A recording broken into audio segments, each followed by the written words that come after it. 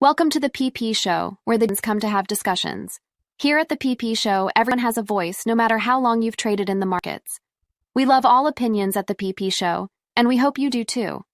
Always remember this show is mainly comprised of opinion, speculation, and entertainment. So sit back, relax, and enjoy the show, you dildo enthusiasts. God bless Teddy and G-Merica. One last thing, always remember, talk is cheap. It takes money to buy whiskey.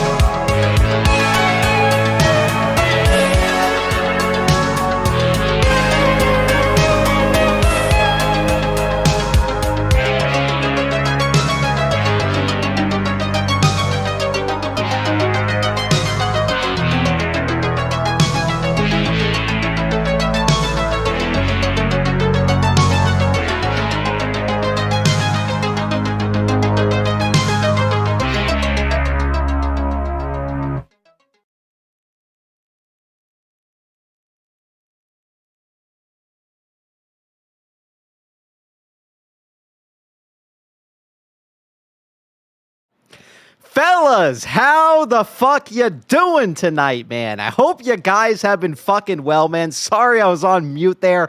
How the fuck you guys doing? We got a lot of stuff to dive into tonight here at the PP After Dark show, man. So yeah, I've been drinking a little bit, man. Sorry for the muted fucking mic there. So a lot of stuff to dive into tonight. It's honestly fucking impressive every single goddamn day how much shit there is to discuss, man. We have a lot of tinfoil, a couple of posts, obviously, from a few individuals. Tonight, we will be hearing from Jake2b. I think Whoop-Ass is also going to be making an appearance here tonight as well. And I'm trying to think. Spurious also has some really good DD that he wants to showcase as well here tonight. Originally, I think Jake was supposed to be here when we opened the show, but he is being pushed back a little bit just due to some family stuff. So he will be here tonight. So rest assured, we will get an update from Jake. And Jake has some interesting stuff to share tonight, too. So it'll be definitely worth taking a listen to, man. So with that being said, let's dive into it, man. Let's not waste any more time here tonight. A lot of interesting things to discuss. IEP in full recovery mode, hopefully, man, as the ATM kind of starts to dry up and they finish this off. So let's get in the legality. We won't waste any more time here, and we'll jump straight into the show tonight. So keep in mind, man, I am not a financial expert, nor am I a financial advisor. So please seek the avenues to do so. You're not going to find it here. A lot of this is opinion. A lot of this is speculation. A whole bunch of it is entertainment, if you haven't guessed it already. We like getting together. We like talking about the stock, and that's really all there is to it, man. So keep that in mind. Keep in mind, any guests that come to the show, man, nobody here is a professional. So if you hear any opinions, speculation, TA, things like that, keep in mind, man, nobody here is a professional. We like getting together. We like talking about the stock, and that's really all there is to it, man. So let's fucking dive into it. I drank a bunch of goddamn water, and I'm shivering my fucking ass off, man. I gotta warm up a little bit. So if you got a fucking drink out there, man, we're drinking the Don Q here. We're gonna polish off the bottle. Vegas Fritz hopefully will get us one of those fancy bottles again soon. So with that being said, let's enjoy the Don Q. If you're having a drink tonight, man, cheers to all the fellas out there still with us here to this day, man. This one goes out to you. Cheers.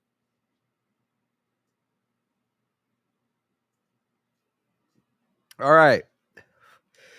The Don Q is finally polished off.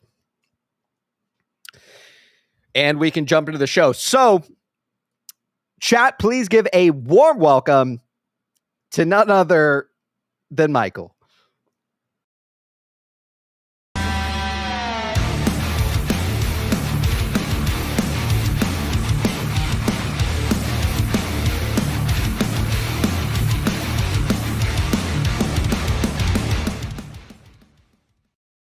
All right, Michael, how the fuck are we doing tonight, my man? Great to see you here tonight. How you doing on this fine evening, my man? Well, if today is drinking, then I should probably pour one out for all my options today. Oh, no. So the GME options didn't work out this week, did they? I mean, I have some for the 20th, but I don't know. It was just like, it's just crazy. Like I bought deep in the money, and I was like, oh, I'm fine. Yep. They're deep in the money. If it, like, worst case scenario goes down 2 or 3%, who knows, 5%. Right. Was not guessing like 15%. So that just yeah. Yeah, I don't know if you saw, all week this week, actually, it was very hard, man. I mean, honestly, I think I might have a little bit of a problem. It may be a little bit of a gambling problem. It was very hard not to buy options, but I stuck with it. I said, no fucking options this week. I don't give a shit what fucking stock is running. And you know what's funny? It's like, today you saw the DJT rip upwards $21, right? It's like FOMO, my God, did not play it, did not touch us. I said, nope, not doing it.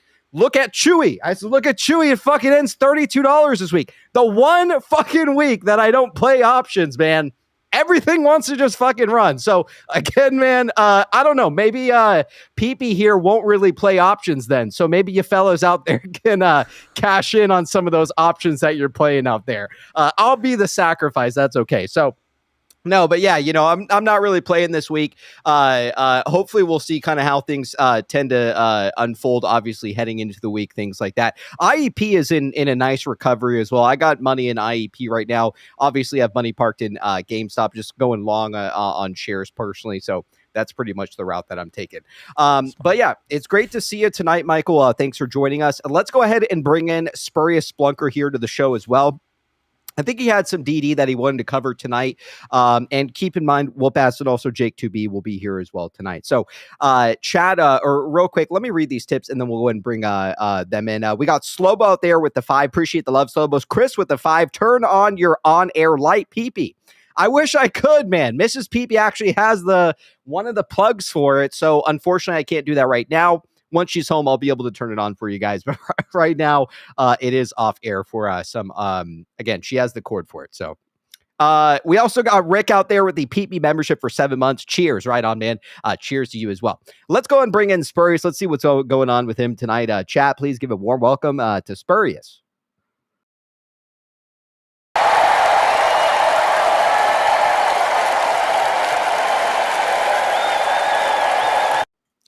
All right, Spurious, how the fuck you doing, man? Welcome to the PP Show tonight. How the fuck are we doing this evening?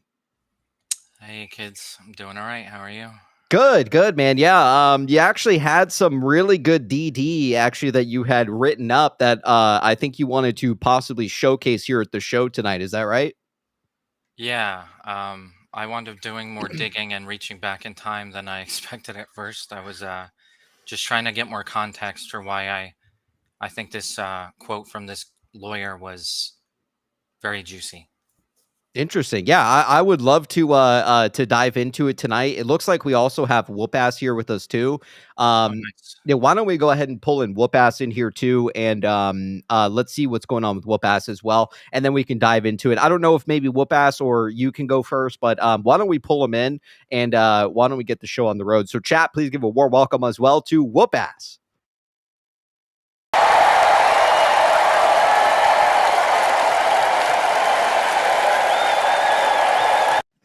All right, Whoop-Ass, how the fuck are we doing tonight, my man? You are bringing me right in from the top here, just loading it up, eh? Right on, man. Yeah, I don't know if maybe you get anxiety. We got to just zap you in here, man, and just get the show rolling. It's good to see you tonight, man. Wow, looks like all the fellows are showing up here. We also got ABC here with us tonight. Whoop-Ass, how you doing tonight, my man? Good to see you again on the show. I'm good. I'm excited. It's nice going into the weekend. Can't complain. Excellent. Right on. Yeah, good stuff. All right, cool. So I know Whoop-Ass, you had something to share as well. We have ABC with us tonight. ABC, great to see you on the show, man. How the fuck are we doing this evening? I'm great to see all you guys there. How are you doing? Good, man. Yeah, a lot of people have a lot of stuff to showcase here at the show this evening on a Friday night. So I'm glad you're sitting in with us here tonight, ABC. So it's up to you, fellas. I mean, we could start off with Spurious. I know Spurious isn't that. Okay, sounds good. Let's go ahead and go with Spurious first. Spurious, are you able to share your screen and then we can cover the DD that you have for us tonight? Yeah. I don't remember how to. Oh, yeah, that's how. One sec. Let me make sure I don't have anything self-doxing. Let's see. I can go to my second monitor, right? I can do it actually if you want. Michael? I don't know. Yeah, maybe Michael. I guess you're gonna read it, right, PP? Yeah, I'll read it. All right, cool. We got SC out there with the 10. Appreciate the love, SC. Lemon character doing a victory dance with maracas in his hands. Right on, man. Right on. Yeah, it's going to be geared up to be a fire show tonight. Once we have Jake here, we'll have a lot of the heavy hitters here tonight. So, all right, let's start off with this DD here from Spurious. It says, as I said on the hearing day this week, I wanted a few days to go back through dockets and piece together why what I believe was a very interesting and significant quote from the 9/10 hearing might actually be significant. Spoiler, I'm now certain it is. Thanks for everyone's patience. Context as often happens, a few other cases on the judge's schedule came up before Bed Bath. So I sat through them as usual and listened. I'm so glad now that I listen and take the notes, even on the other cases, to learn anything I can in general, because I caught a very interesting string of sentences that does relate very much to the case we care about. Remember, this statement is about a totally different case and company. That case as a whole has nothing to do with Bed Bath. Judge Papaya was asking a certain lawyer, Morris Bauer, who represented Key Bank in that other case, why he should make a call/ruling on whether the debtors there should be entitled to D&O coverage. And then Morris Bauer answered, Your Honor, the majority of cases pending before Your Honor through the years do not have D&O insurance to begin with. It's not a customary ask. This case is being ran as if it were Bed Bath & Beyond or one of these major companies. That's not the case here. This is pure liquidation, very different case from any other matter. So expand upon this a little bit for us, Spurious. Yeah, just a bit, because it's so, I never heard that case before. These are just, random other cases, other companies that, are on the judge's schedule, and sometimes they just line up like this, and you hear some others before your own. So the context of this one is, I can't go too much into it because I haven't ever seen it before. But basically, the judge was just questioning, why are you arguing that maybe the estate here should not have D&O coverage for the executives? Like, that doesn't seem to make sense. Wouldn't the estate want them to have it? And this lawyer, to explain why this was like an odd scenario, said, Your Honor, this is this is not like Bed Bath and Beyond. This is a pure liquidation. Like, I mean, it's pretty plain as day, even without extra context around that quote. But obviously, to understand better why he would say that, I had to look him up. So you can go on. Okay. Oops. It says, whoa, now why was this lawyer bringing up Bed Bath at all? He said this was with a nonchalant tone, like he was making a simple matter-of-fact statement, not an assertion he was seeking to persuade the judge on. He said this like it was a known fact that the judge already knew, just a reminder to draw a distinction between these two cases. To contrast the present matter in this case, in his case that day, he said that unlike Bed Bath's case, his case he was handling in that moment was a pure liquidation. Why would he make such a statement, and what could it possibly be based on? So I went digging. The same Morris Bauer comes up in 9 dockets throughout Bed Bath Chapter 11 Structuring. What was he doing here? He was counsel for 6th Street, the firm chiefly controlling Bed Bath & Beyond's fate through these restructuring proceedings. When was Morris Bauer involved with the restructuring? From April 23rd, 2023, day 1. And we have listed here under Dwayne Morris LLP, Morris S. Bauer. Okay, let's keep scrolling.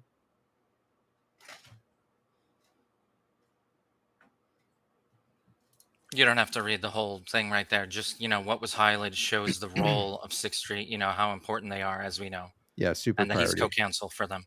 Gotcha. Okay.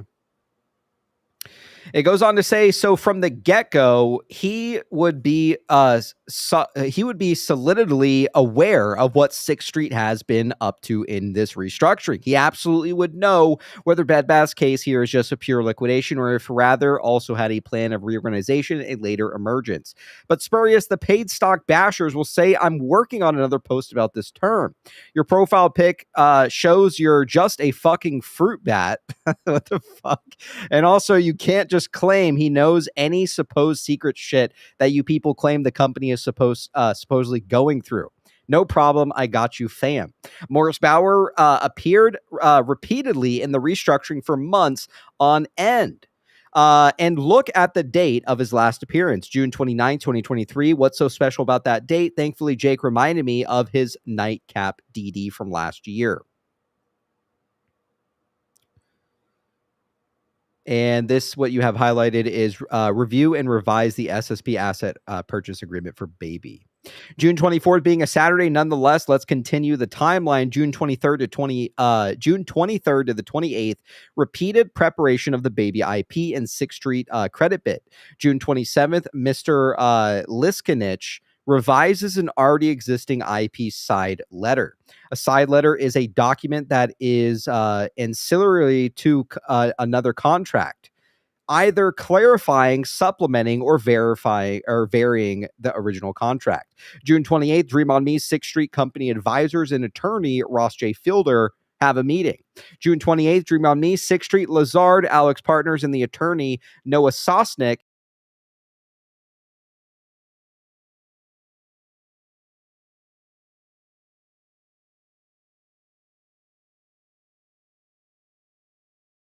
with Dream 545 Weston Canal Road LLC as the winner.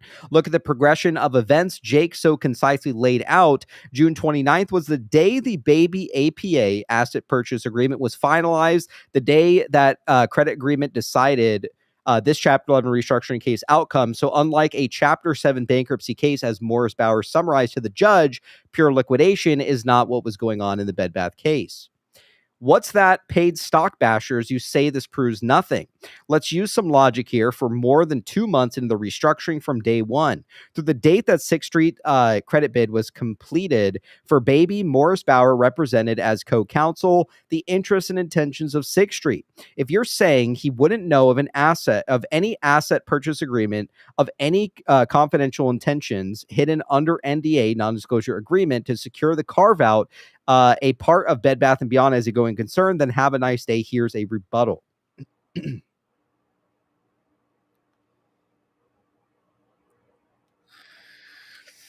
do have the carve-out APA, and we do have the carve-out purchase agreement, okay?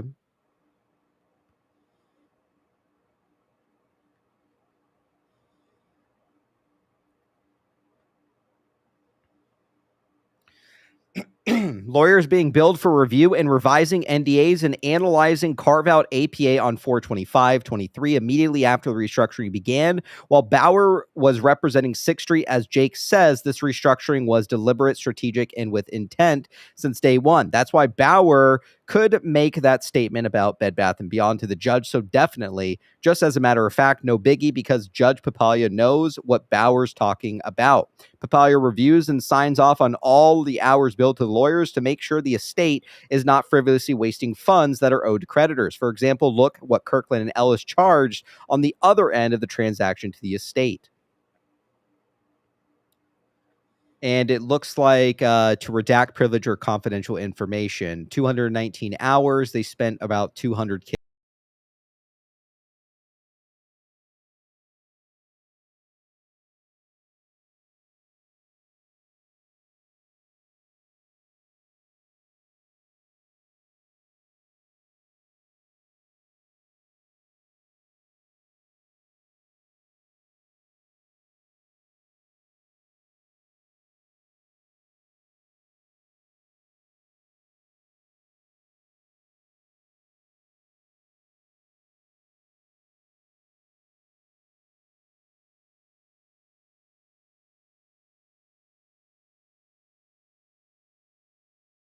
DD that you have showcased here tonight. Let's hear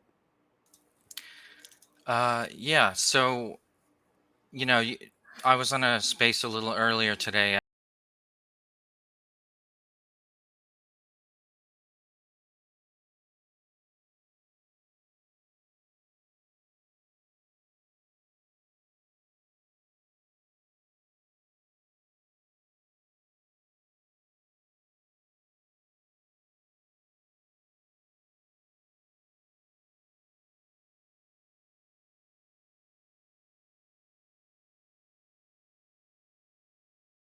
Kind of a special occasion.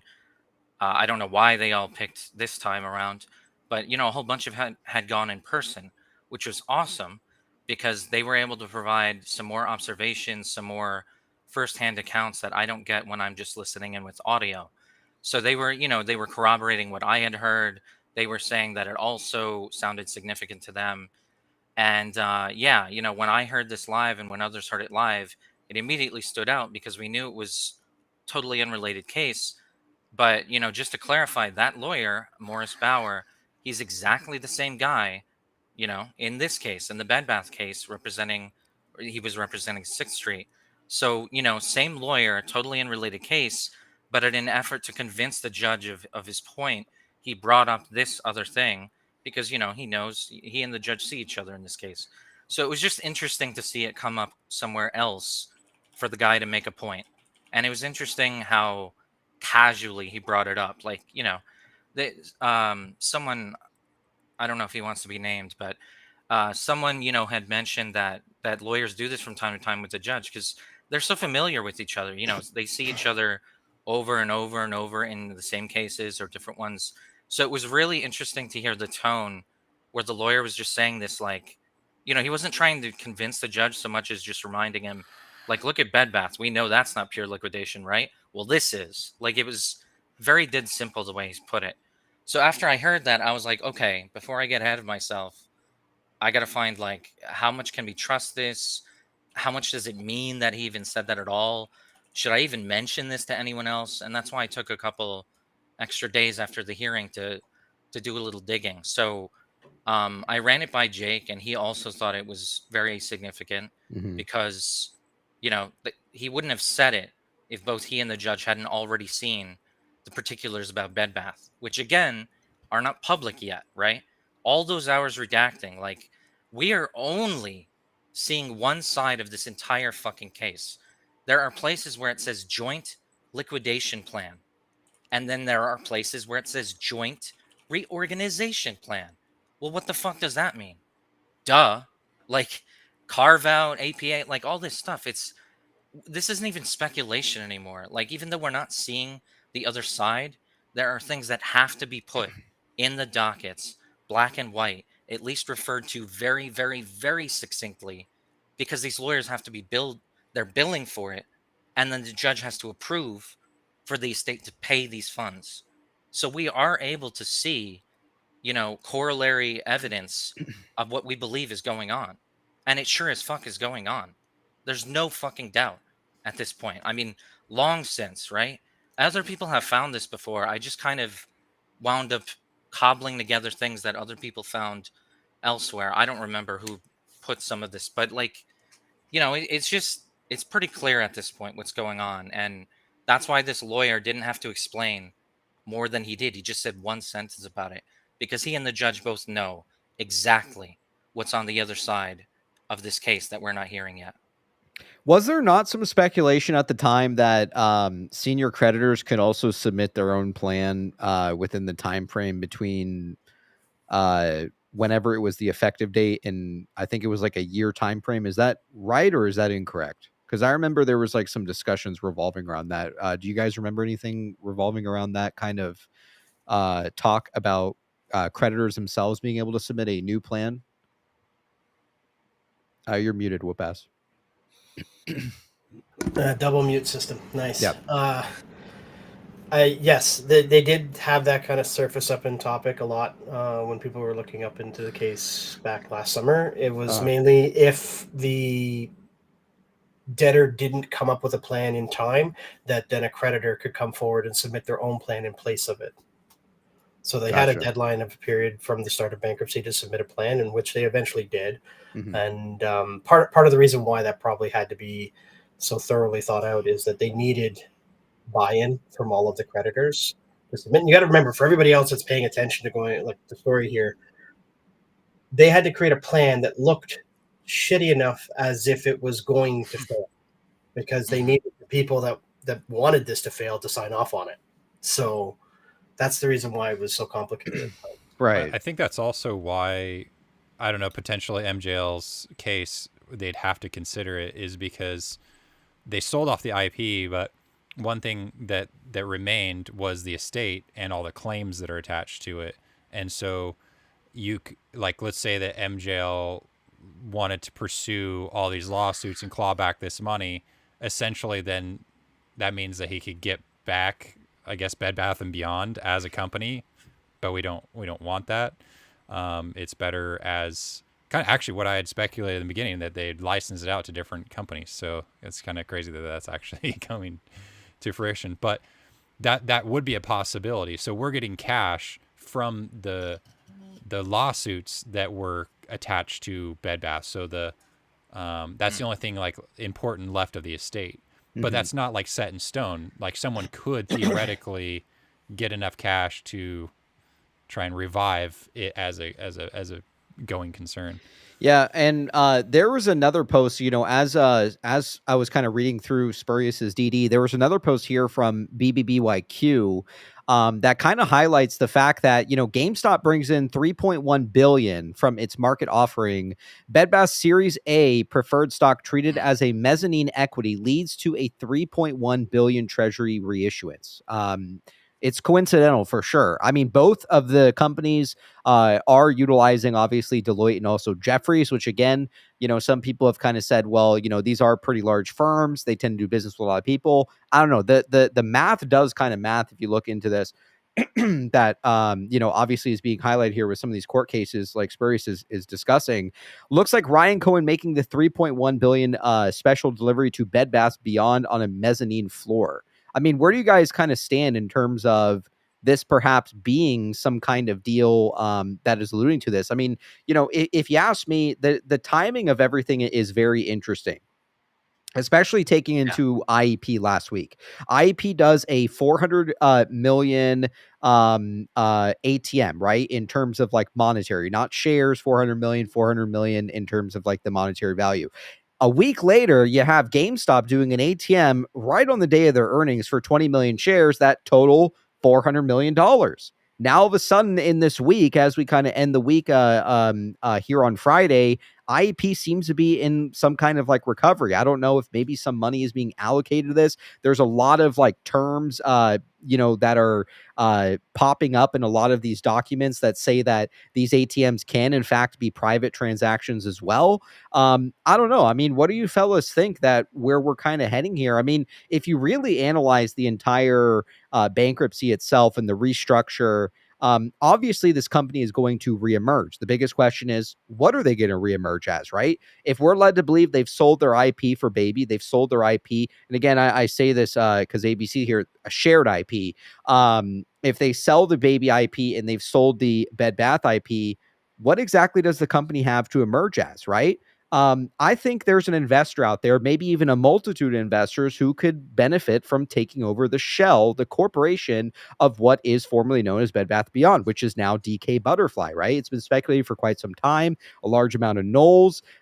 It really comes down to the creditors in terms of what they plan to do with this company. So I don't know. Let me hear your guys' thoughts. I'm curious tonight what you guys think about this. I have a lot I could say on it, but I'll let other people go first because I think there's a series of things here. Of course. Go ahead, I'll ABC. just say... Michael and then ABC and then we'll pass. Just real quick, one thing I just realized is the idea of undoing the transaction with Overstock, right? Because if fraud was exposed on the board, the plan was made because of fraud, like all that would be susceptible to being reversed. And so the fact that that's like not even talked about, not even considered, means that they must have already gone into the bankruptcy already knowing the fraud. And so that was all just part of it. Yeah. Go ahead, ABC. I like it, Michael. Yeah, and the key thing is I say it's a shared IP. When you have shared intellectual property as such, there's two beneficiaries to it. There's the one that you license it to that obviously can leverage the domain and the brand and everything, the customer data list, and make a money and a business model out of it. But then on the other side, because it's shared, that party too gets to do something with it. Whether it be a brick and mortar presence, just like Toys R Us, they literally sold off their IP to different countries with different access to certain levels of intellectual property, whether it be solely e-commerce driven or whether you get brick and mortar licensing.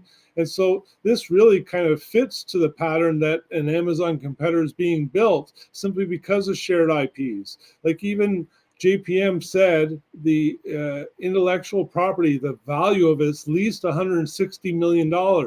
So when you see an IP purchase or a shared IP agreement, a sales agreement for $21 million, that's proportionally right in terms of them just being able to leverage that brand. And so we saw an announcement with Overstock or Bed Bath & Beyond basically said we're looking at popping into the brick and mortar realm again. and they're just simply going to partner up and license with other retail stores and have stores within stores. But I don't want to go off track because I know Whoopass can certainly talk a lot about the unit offerings, and what I believe could possibly be happening is you're getting a co-investment into each one. And these ATM offerings, they're actually, if you look at the verbiage in them, they're not even shelf offerings. It's like Jeffries even has the trademark of it's a sales agreement. Mm-hmm. And so these sales agreements are privy to certain rules like Rule 144, which means it doesn't have to be reported in a similar way as, regular at the market offerings.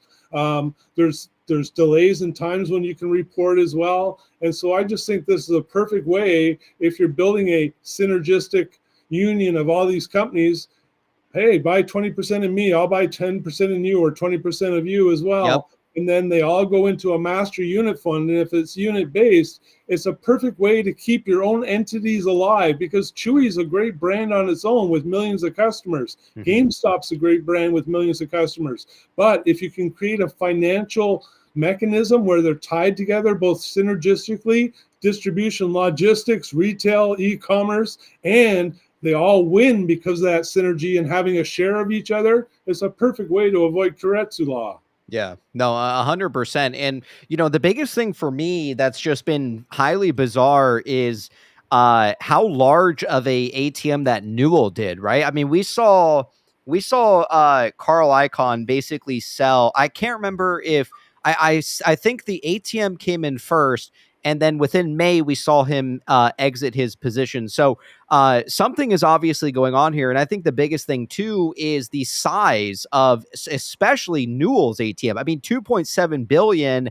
I mean, it's very bizarre, right? Like it's nearly 80% of their market cap that they're trying to raise in the ATM, and it's always been very questionable to me why they're kind of heading this route. Go ahead, Whoopass. Let's hear what you think about this stuff.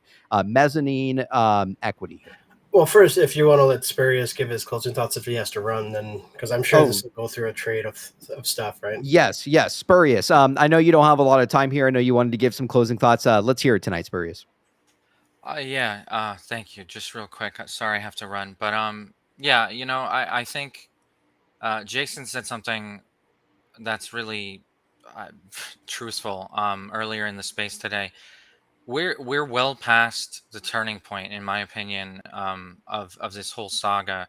We're way past the swaths of time where everything is unknown and everything is just doubt, and FUD is being spread everywhere, and it makes a lot of sense to buy the FUD, to believe in the FUD. At this point, there is so much evidence from every direction that you look that these companies are coming together. I don't want to speculate too hard at the moment. UIT, there's so much clearly going on. The timing of these share offerings, and it looks like they're worded in such a way there could be a lot of private exchanging of shares going on, maybe going into units. Like there's such fun stuff ahead, and we're well past the point where we have no idea if we're going to get any return at all on all our investments we put in. We are now at the point where everything on the horizon ahead is beautiful and amazing, and all we're doing is speculating at which way, which flavor, which interesting possibility will be the one that pans out. It's really, really fun at this point. So I think everyone should, kind of be glad and recognize it's just good times ahead. Cool. All right. Well, you heard it from Spurious tonight. Spurious, appreciate having you on the show. Love the DD, man, and enjoy the rest of the night, man. Take care. All right. Thanks. See you guys. See you, man. All right, let's take it over to Whoopass. Whoopass, I mean, what are your thoughts, man? And I know you had something that you wanted to showcase tonight. I think it was like more like broad, like market stuff, which I would absolutely love to hear tonight. But yeah, about mezzanine equity. I mean, do you think that we could be in a scenario here where this is in fact what's going on behind the scenes? So I've taken notes all the way here because you got like 4 or 5 different topics that I'm gonna hammer all of them for you. Don't worry. Perfect. First and foremost, let's remember when 6th Street came into the scene back in August 2022. Okay, that's when they came in and first gave their FILO loan. What most people didn't really pay attention to is it's not 6th Street Partners, it was 6th Street Lending. And if you take a look at their profile, like their website, 6th Street Lending specializes in mezzanine loans. For people who aren't familiar with mezzanine loans, they're a type of debt association where the end goal, or usually one of the transitions of the debt, is to turn it into some conversion of shares or some sort of equity associated to an asset. So the whole point is they're giving you the liquidity so that you can proceed to handle the debt situation and then migrate into a state of profitability, maybe an opportunity, especially if you're trying to launch a new product or new service, stuff like that, and come out with benefits to those investors that are looking for a return over a longer period of time. So that was one of the things that early on when 6th Street came into play, people started to hit into. Now, with this particular post that you're showing here with GME from BBYQ on X, the thing I would probably just kind of throw out there and say I have a challenge is the fact that GME would have been involved right from that moment in August of 2022 as well. And they probably would have been contributing small amounts of money, probably in the range of about 150 million max, 250 million, somewhere in that range. And then they, if they are indeed involved with this, they would have also probably been partnered through with Ryan Cohen on the HBC stuff, pumping in a lot of liquidity because BBBY needed that in order to through. Now, this kind of leads into the whole situation of the topic on what Spurious was introducing, and how we can kind of have some reassurance on the stuff that transpired from all of the conversations from earlier this week. The reality with the start of the bankruptcy in Chapter 11, so this was April of 2023 with the Judge Papalia was confused. There was a lot of stuff coming at him very quickly, and it was hard for him to process a lot of stuff. Now, I know from some of the inside channels and sources that part of the reason why that was is because he had to have two sides of conversations. One that was like behind closed doors and redacted conversations. Like they weren't even involving the other parties. It was strictly just the top tier creditors and particularly 6th Street as the agent and Philo, along with Bed Bath & Beyond's representation of legal. And they were trying to basically sort out what the plan was. And part of that is understanding that they were going down this road of both a liquidation plan as well as a reorganization plan. That's the reason why it was in Chapter 11. And a lot of people choose to feel like, oh, well, they were attempting for reorganization and then they're supposed to shift to liquidation. And while that is a form of transition for a lot of the bankruptcies that tend to happen, that wasn't necessarily the goal here, because I think they were trying to separate some parts of this process in order to be able to process what Mike was saying, the fraud situation that they had already been building up a case probably over the last several months leading into bankruptcy. There were a couple challenges that were handcuffing them. First off, they had the stranglehold of the 2024 bonds. So the bondholders there that were kind of putting and blocking stuff that was going on. And let's be fair, that's not all 2024 bondholders. That was legitimately just a small amount of them. And I find it really interesting that among that listings are people who were responsible for delivering and securing the bonds, which we've now since come to learn with market mechanics that bonds can also be shorted as well.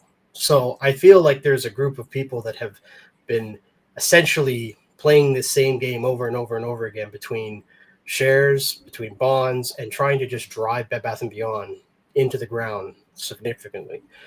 Now, the other thing that really was the turning point is at the start of the bankruptcy, there was the establishment of the DIP, which was an additional 40 million that needed to be sent over from 6th Street Lending. Correct. Yeah.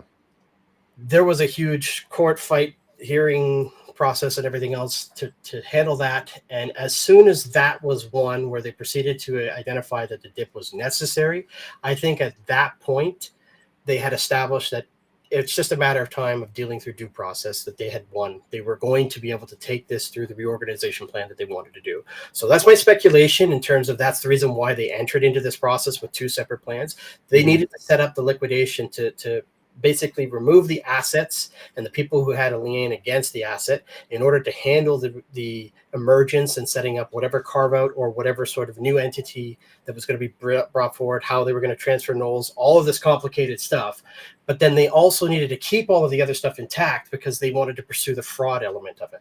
So like, this is a very complex and massive case when you start to divvy up every aspect of it. And I think that's part of the reason why you're seeing a lot of the things that happen. Yeah, and it's funny that you say that, because right around the time that the effective date, the effective plan kind of goes through, all of a sudden following that, we start to see none of the board members of GameStop buy the security anymore. I mean, we're talking a large gap of time from October until April, 1 month before DFE returns. All of a sudden Larry Chang is making his first purchase. This is nearly 6 months after the plan has been basically effectuated. Everything's pretty much good to move forward. Board members stop buying. Now, again, it could be coincidence. Maybe it isn't, right? I like to think that a lot of these things are, in fact, most certainly connected, right? When you kind of start to track the board members buying, who isn't and who's not. And still, we're coming up basically next month on a 1-year date where no other fucking board member out there is buying GameStop besides Larry Chang. I think that they're all under most likely some form of like a blackout period. Really, my question is that, let's say that this is true, right? They bring in $3.1 billion for the at the market offering. Series A preferred stock is treated as a mezzanine equity. It leads to $3.1 billion in the treasury reissuance.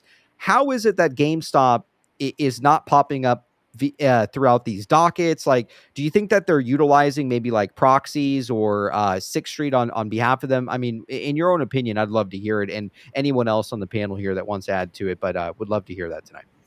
Does anybody want to take a stab first? Yeah, I could give you a quick, let me give you my 30 seconds, but definitely the floor is yours, brother. It's possible, but I highly doubt. I think for me, GameStop is GameStop. It has its own product and vertical to go after. Any acquisitions are going to be in the field of gaming, esports, cards, trading. In my personal opinion, the market is so niche right now. Major acquisitions can be done, and if you are, what Ryan is doing is building a cash cow, I think he's got his focus on that. I also think he has a focus on pet food and what he built with Chewy, and I also think he has a focus on baby. He's literally said it, and so I kind of view the idea of GameStop acquiring, not necessarily. I think it's more of an RC acquisition as opposed to a GameStop. So I have my troubles wrapping it around, trying to see how GameStop's involved in Bye Bye Baby. But that I'm more from the ICANN side, where he would carve it out to Ryan afterwards, or whoever's acquiring the shell. But I just don't see a transaction where GameStop was the stalking horse bidder for this acquisition. I think it's actually a little bit bigger than GameStop. I think, you've got quite a magnitude of big companies involved in this, and GameStop's certainly part of the bigger business model. But I don't think GameStop is the catalyst to acquiring Bye Bye Baby, in my opinion. It's just the inciting incident is what it is. Go ahead, Whoop Ass. Let's hear it. Okay, so I the more that information has come out, I'm inclined to believe the same context, in that it's not necessarily that GameStop is after Bye Bye Baby or even Bed Bath & Beyond as an entirety. However, in line with a lot of the information that's been shared over the last several months in the meme content, the Kansas City Shuffle that requires a dead body for that, that's definitively the Bed Bath & Beyond element, like the dead body's there. But what if, and this is pursuant to a lot of the language that GameStop has put into their filings, they say they aren't pursuing an acquisition. So what if they're setting all this up? What if they're paying in to set up units and everything else to handle a merge? Because then all of a sudden they don't have to be the representing entity that is buying whatever needs to be bought. And a merger situation will try and set it up so that two equities become one or some form, and that would cause a pressure point, especially in a short situation, where they're going to have to figure out their positions and likely close out in order to settle those shares. They can't just immediately transfer to new, because they could have two separate positions.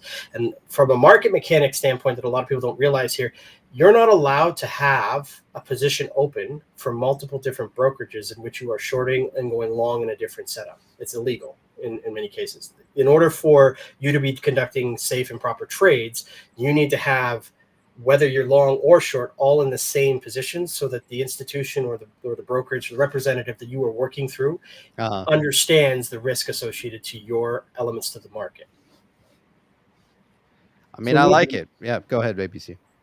Would you more see a proposition where all these entities, Chewy, GameStop, are co-investing in each other through units where, perhaps, GameStop does have a 20% stake in Chewy now. I see the way Chewy was carved out from its parent company is almost integral to what's going on, because they were literally doing share buybacks by going to that company in BC and not only taking those shares back, but making it a viable option to trade them privately thereafter. And so I just see this kind of co-investing in each other as opposed to more of a merger and acquisition where they blend into one. I'm wondering if the unit aspect with the short interest in the QSIPs could be still a callous enough if all those units were fed up to a master unit which held all these short positions. You know what I mean? Yeah. I mean, wouldn't it be ironic if they start doing the same type of activity that results in, well, I'll give it a shout out here to Ian. I forget his last name on X and all the work he does, especially with the findings in the megacorps and the breakdown of who owns what stocks and companies throughout the market, right? Wouldn't it be ironic if all these companies that have been distressed and being bullied by short sellers and institutions that have been part of the megacorp system all decide to become a conglomerate together, setting up their own, I own a bit of you, you own a bit of him, he owns a bit of that guy owns a bit of me, and we're all just in a circle. And now when it comes to closing a position, you just end up in this circular, well, you got to pay him, who pays him, who pays him. And that's an infinite money glitch too. You get a choice. You can either try and close out, or you're just perpetually going to be paying the next person along the line all the time. They have been doing stress testing for over a year now. And I remembered it distinctly. I remember watching the interview with the SEC, and I just thought, like, I didn't think to like look for actual evidence. I mean, since they have to do it publicly, and it actually like logs it. They're like, oh, test 1 was like, August, and then September, and these are like after our shares are canceled, and it shows Bed Bath on there as being tested, and it makes sense that they would, like you're saying, do it all together, because there's also at the same time there's the MasterCard Visa case, which is against all retail, or is all retail against MasterCard and Visa, and that hasn't actually finished yet, and that's probably in conjunction, is that was part of the way, because Visa works with Amazon pretty closely, and it's probably likely that was one way they were trying to take down retail, is to get them with all these fees. I mean, American Express, like, I think they charge like 6.5% to the actual vendors, or to the retail stores and whatnot. So if there was like this mass attack, it would make sense that they're like, okay, well, we have to address this. There's the credit card companies are involved, the hedge funds are involved, everyone's involved.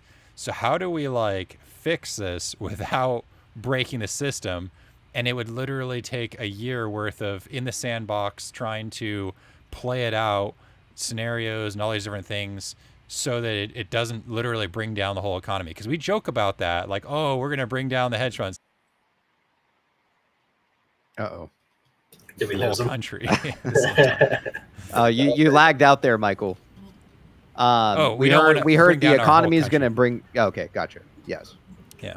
No, I mean, Michael's correct. I mean, it could be like more of like a contained scenario. I mean, I don't know. Nobody really knows. I mean, like, when you really base into the economy itself, this economy is basically teetering on the edge of basically crashing, if you ask me. I mean, everything kind of in account, inflation, all of this stuff kind of happening behind the scenes. To be honest with you, I truly believe that just the same way the market crashed in 2008 with the housing crisis, the only issue is now all of these banks and short hedge funds are essentially like in this position where they've just shorted everything across the stock market. And now they're sitting here holding the bag. I mean, look at all these swaps, all these toxic swaps. I mean, these banks going under earlier this year, right? I mean, these are all interconnected, if you ask me. And do I think that the economy could crash? I think there's a very good likely that it could, right? Nobody really knows if it will or not. But just to highlight a little bit of what Michael was saying there. So what are your guys' thoughts then? And I know that I don't know what happened to Michael here. I think he might have glitched out. So did you guys see that there was 80 subsidiaries here in terms of DK Butterfly supplier? I don't know if you guys saw this today. Tier 1 connections, we have 877 listed here. There's 80 subsidiaries. What do you guys make of some of this stuff? And then we can go ahead and let me fix this, Michael. And then we can go ahead and dive into what maybe Whoop-Ass wants to show us tonight. I don't think I've seen the one. Is that the supplier list? Yes. Giving an indication that for a dead company, why would they have so many suppliers on board and conducting business? If that's the one that I saw, that's suppliers, right? Yes. What's very bizarre is that it says is actually being funded by both the Department of State and Defense. It has 80 subsidiaries and 877 tier 1 connections, meaning the suppliers and the customers. The Keiretsu is becoming operational. Death Star, we're going to be one massive conglomerate bursting out of the gates on day one. I mean, this user could be onto something here. I will say, 80 subsidiaries for a company that supposedly sold all their IPs, plan to reemerge. I mean, again, I think that one of the biggest things that need to be questioned is what is the company going to reemerge as, right? I mean, if they have no IPs, things like that, I like to think that someone will most certainly utilize the shell to their benefit. And if I had to make a good guess, I would assume that it would be Ryan Cohen. So. Yeah, but I think the key thing here that's really got me off guard is the top funding offices are the Department of State and Department of Defense. Like, what the fuck are they doing in the Bed Bath or the DK Butterfly shell? Mm-hmm.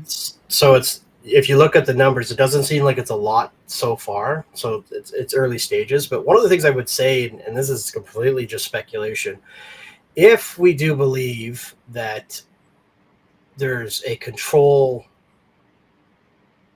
situation here going on in terms of a deconstruction market, and I'll go more on those indicators you were just talking about there, PP, because you're right. There's a lot of TA that supports some of the crap that's about to come and hit. But if we believe that, then it's not out of the realm to believe that they would turn over the regulation aspect and the monitoring, because of how much operation and procedure is involved with any sort of military funded and supported type of process, especially if they're a supplier to anything, that they would be like, here, we'll take care of this on the side. Nobody's going to question where the funding's going. Nobody's going to question how the actions take place. But we'll also make sure that if something happens to the economy, if something happens based on the elections and the other stuff that's going on currently in the States, that, hey, they're going to be able to continue to process this because the military operates whether you have a government in place or not. Mm-hmm. That would also lead to the timing of Cat showing up, the reemergence of DFE, who was in front of Senate, the notion that Ryan Cohen himself has worked closely with the SEC. This could very well be from top to bottom, like you were suggesting earlier, Whoop-Ass, not only an operation to have a reemergence of a business, and I suspect a much bigger business model, but fraud, RICO, and when the tide goes out, seeing who's standing naked. Wouldn't it be interesting if literally 5 years ago, Keith Gill, Warren Gill, D-fucking value, whoever you identify with him, is actually part of a larger sting operation? It is intentionally trying to go through and piece together the evidence, do the process. And it was something in which they were hoping would actually run its course back in 2021 after the pandemic. But because of the injection of cash flow due to the stimulus that was happening, and it was worldwide, because you had many countries that were pumping, basically pumping up the money supply across the region, and the amount of savings went up like substantially for every household and individual. But that all of a sudden made it so that if they proceeded to allow that crash to take place at that time, which it realistically should, because the inflation piece and a recession was probably warranted back in 2022. It didn't happen. Maybe it was because they looked at this and said, there's just way too many people with way too much money that this is going to snowball out of control. So, yeah, well said, Whoop-Ass.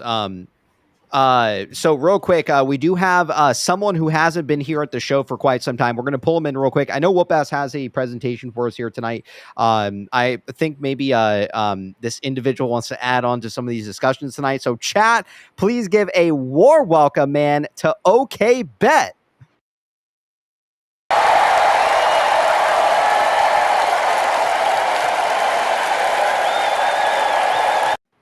All right, OK Bet, where the fuck you been at, man? I mean, it's been nearly a year since you've been on the show, man. How the fuck you doing tonight? It's been a while. It's been, I apologize. There are just certain things in place, and Sure, this is what it is. Okay, I've messaged you before, and you have. We've stayed in contact, so there's that at least. This is what it is. Yeah, right on.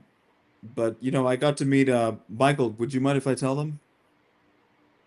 You're okay? Yeah, go for it. Yeah. Yeah. What? I got to meet Michael in person. Okay. Oh, really? Yeah, when? I got to meet Michael in person. So what? Michael, you didn't tell me this. What the fuck, man? No, I was in Sacramento for a consult, and I texted him out of nowhere. This is one of the most hospitable. I mean, I don't know how to describe it. One of the most wonderful people. Okay, he came in. He drove down 45 minutes away from where I was. I think right around right. Yeah. Oh, we had a great time. We had a wonderful time, and so this community has a lot of good people. So I'm happy, and Michael is different in person than offline. Okay. He's a lot more normal offline. Got him. My wife was what came to. It was actually the day I was late for the show because we were talking, and then he's like, "Don't you have like the PB show or something?" I was like, "Oh crap." That's crazy. Yeah, that's wild. That well, that's fucking awesome. No, man. He's super cool. It's all good. So, so what do you think? Okay. I mean, we've kind of been going back and forth, there's a lot of speculation whether or not this could in fact be going to some form of maybe a T0 type of scenario. Nobody really knows, and it's all up in the air where we're going to kind of get our equity from. Are we going back to the market? Are we getting, just like a private cash kind of buyout? I mean, there's a lot of scenario here that obviously are being thrown around. I mean, in your opinion, where do you kind of think that we're at today? And please, if you want to add anything to some of this mezzanine stuff or any of the stuff that we were discussing with GameStop, would love to hear it tonight. Sure. Okay, Bets. The 2034 and 2044 bonds will be converted to equity. The 2024 bonds will be converted to cash. The cash portion that we will get as equity holders will be from JP Morgan. And that's all I have to report. There will be equity assigned to those that have what is it called? They own shares of Bed Bath, and that's about it.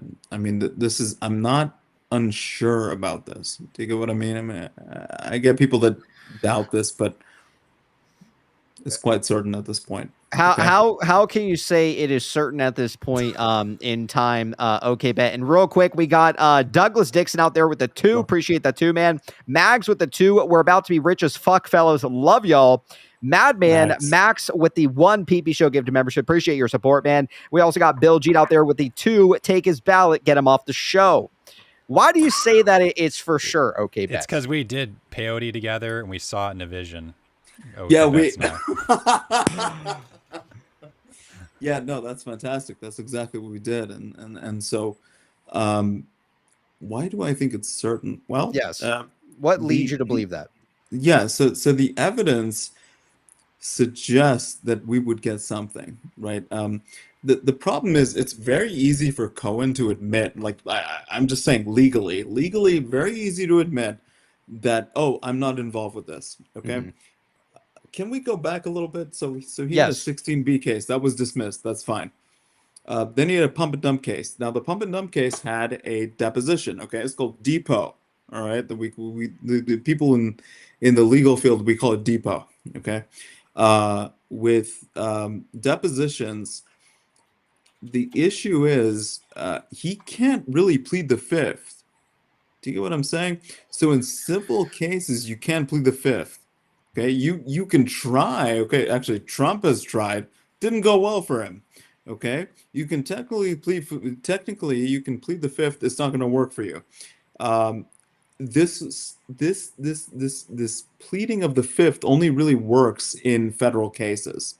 Okay, so the fact that he was willing to go in front of a civil deposition and then say, uh, so on and so on about GameStop, it's fairly significant, don't you think? I mean, it's fairly significant, no? I mean, I've been looking at this. Like, look, I've been involved in this Bed Bath play as well as GameStop for a multitude of years now, and I most certainly think there are connections, right? My biggest thing Sure. is how they're essentially going to do this. Maybe there's been a lot of speculation why HBC, all of their dockets are all redacted, right? Like, we can't truly know what kind of transaction was True. taking place here. I mean, I agree. there's large pages of just straight black text that says nothing, right? There's no way to know, and I don't know who it was who came onto the show and kind of highlighted it too. They had Sure. pointed out that those could in fact be maybe bank accounts they were using and things like that, which would be redacted. I don't know, right? You have another scenario where it could in fact be the senior creditor who is Sixth Street. I mean, we can all agree on one thing, right? Which is fact, is that the company got a lot of money, a lot of cash, and they allocated $500 million towards this ABL months before bankruptcy so that they could free the lien on baby, right? So that they can kind of get rid of I agree. JPM. So I don't know, like if you analyze it, I would agree, it does kind of seem that way. I'm just more curious, whether it will be on blockchain or not, or maybe it will be, obviously being traded No, it back on will like be. NASDAQ and things like that. No, it will be on blockchain. You go back to July 7th, okay? You have to understand, PP, when I showed up on this show, I had to get clearances from my attorney, okay? I recall that. Yeah. I have two attorneys, and I had to get clearances from them. And I had notified you guys that there's gonna be two squeezes, okay? One decentralized, one centralized. I said this 1 year ago. This was July 7th, 2023. You can go back and PP and at the time ABC. Actually, Michael was there as well. They facilitated a phenomenal show. Okay, we have to listen to them. Okay, and so I notified you guys that, hey, this is what's going on. The attorneys had instructed me, hey, don't talk about crypto, don't talk about T0, don't talk about, anything relevant. And that's all I came up with. That's all I talked about. Okay, if you've noticed, I said, fuck it, don't worry about it. We're gonna get it done. Okay. And so that's all I've been talking about for the past year. It's been ad nauseum at this point. No. I mean, I enjoy it. I like hearing your opinions. I I like it personally. Yeah. Absolutely. Yeah. So and Michael and I also talked about this extensively, where it was like, it has to, a portion of it has to be decentralized. And I believe it is based on the T0 patents that have been released as of the end of March. There is a self-regulating ERC20 token. It's not the best. And I said this last year. I said it's not going to be ideal, but it'll be close. It'll be good enough. Okay. And so that's kind of what we're looking for. Is it good enough? And I believe it is. Okay. There is a self-regulating ERC20 token, and that's what I was looking for. Is like, are they going to be able to release this patent? And they were. It was at the end of March, so that was it. The AT.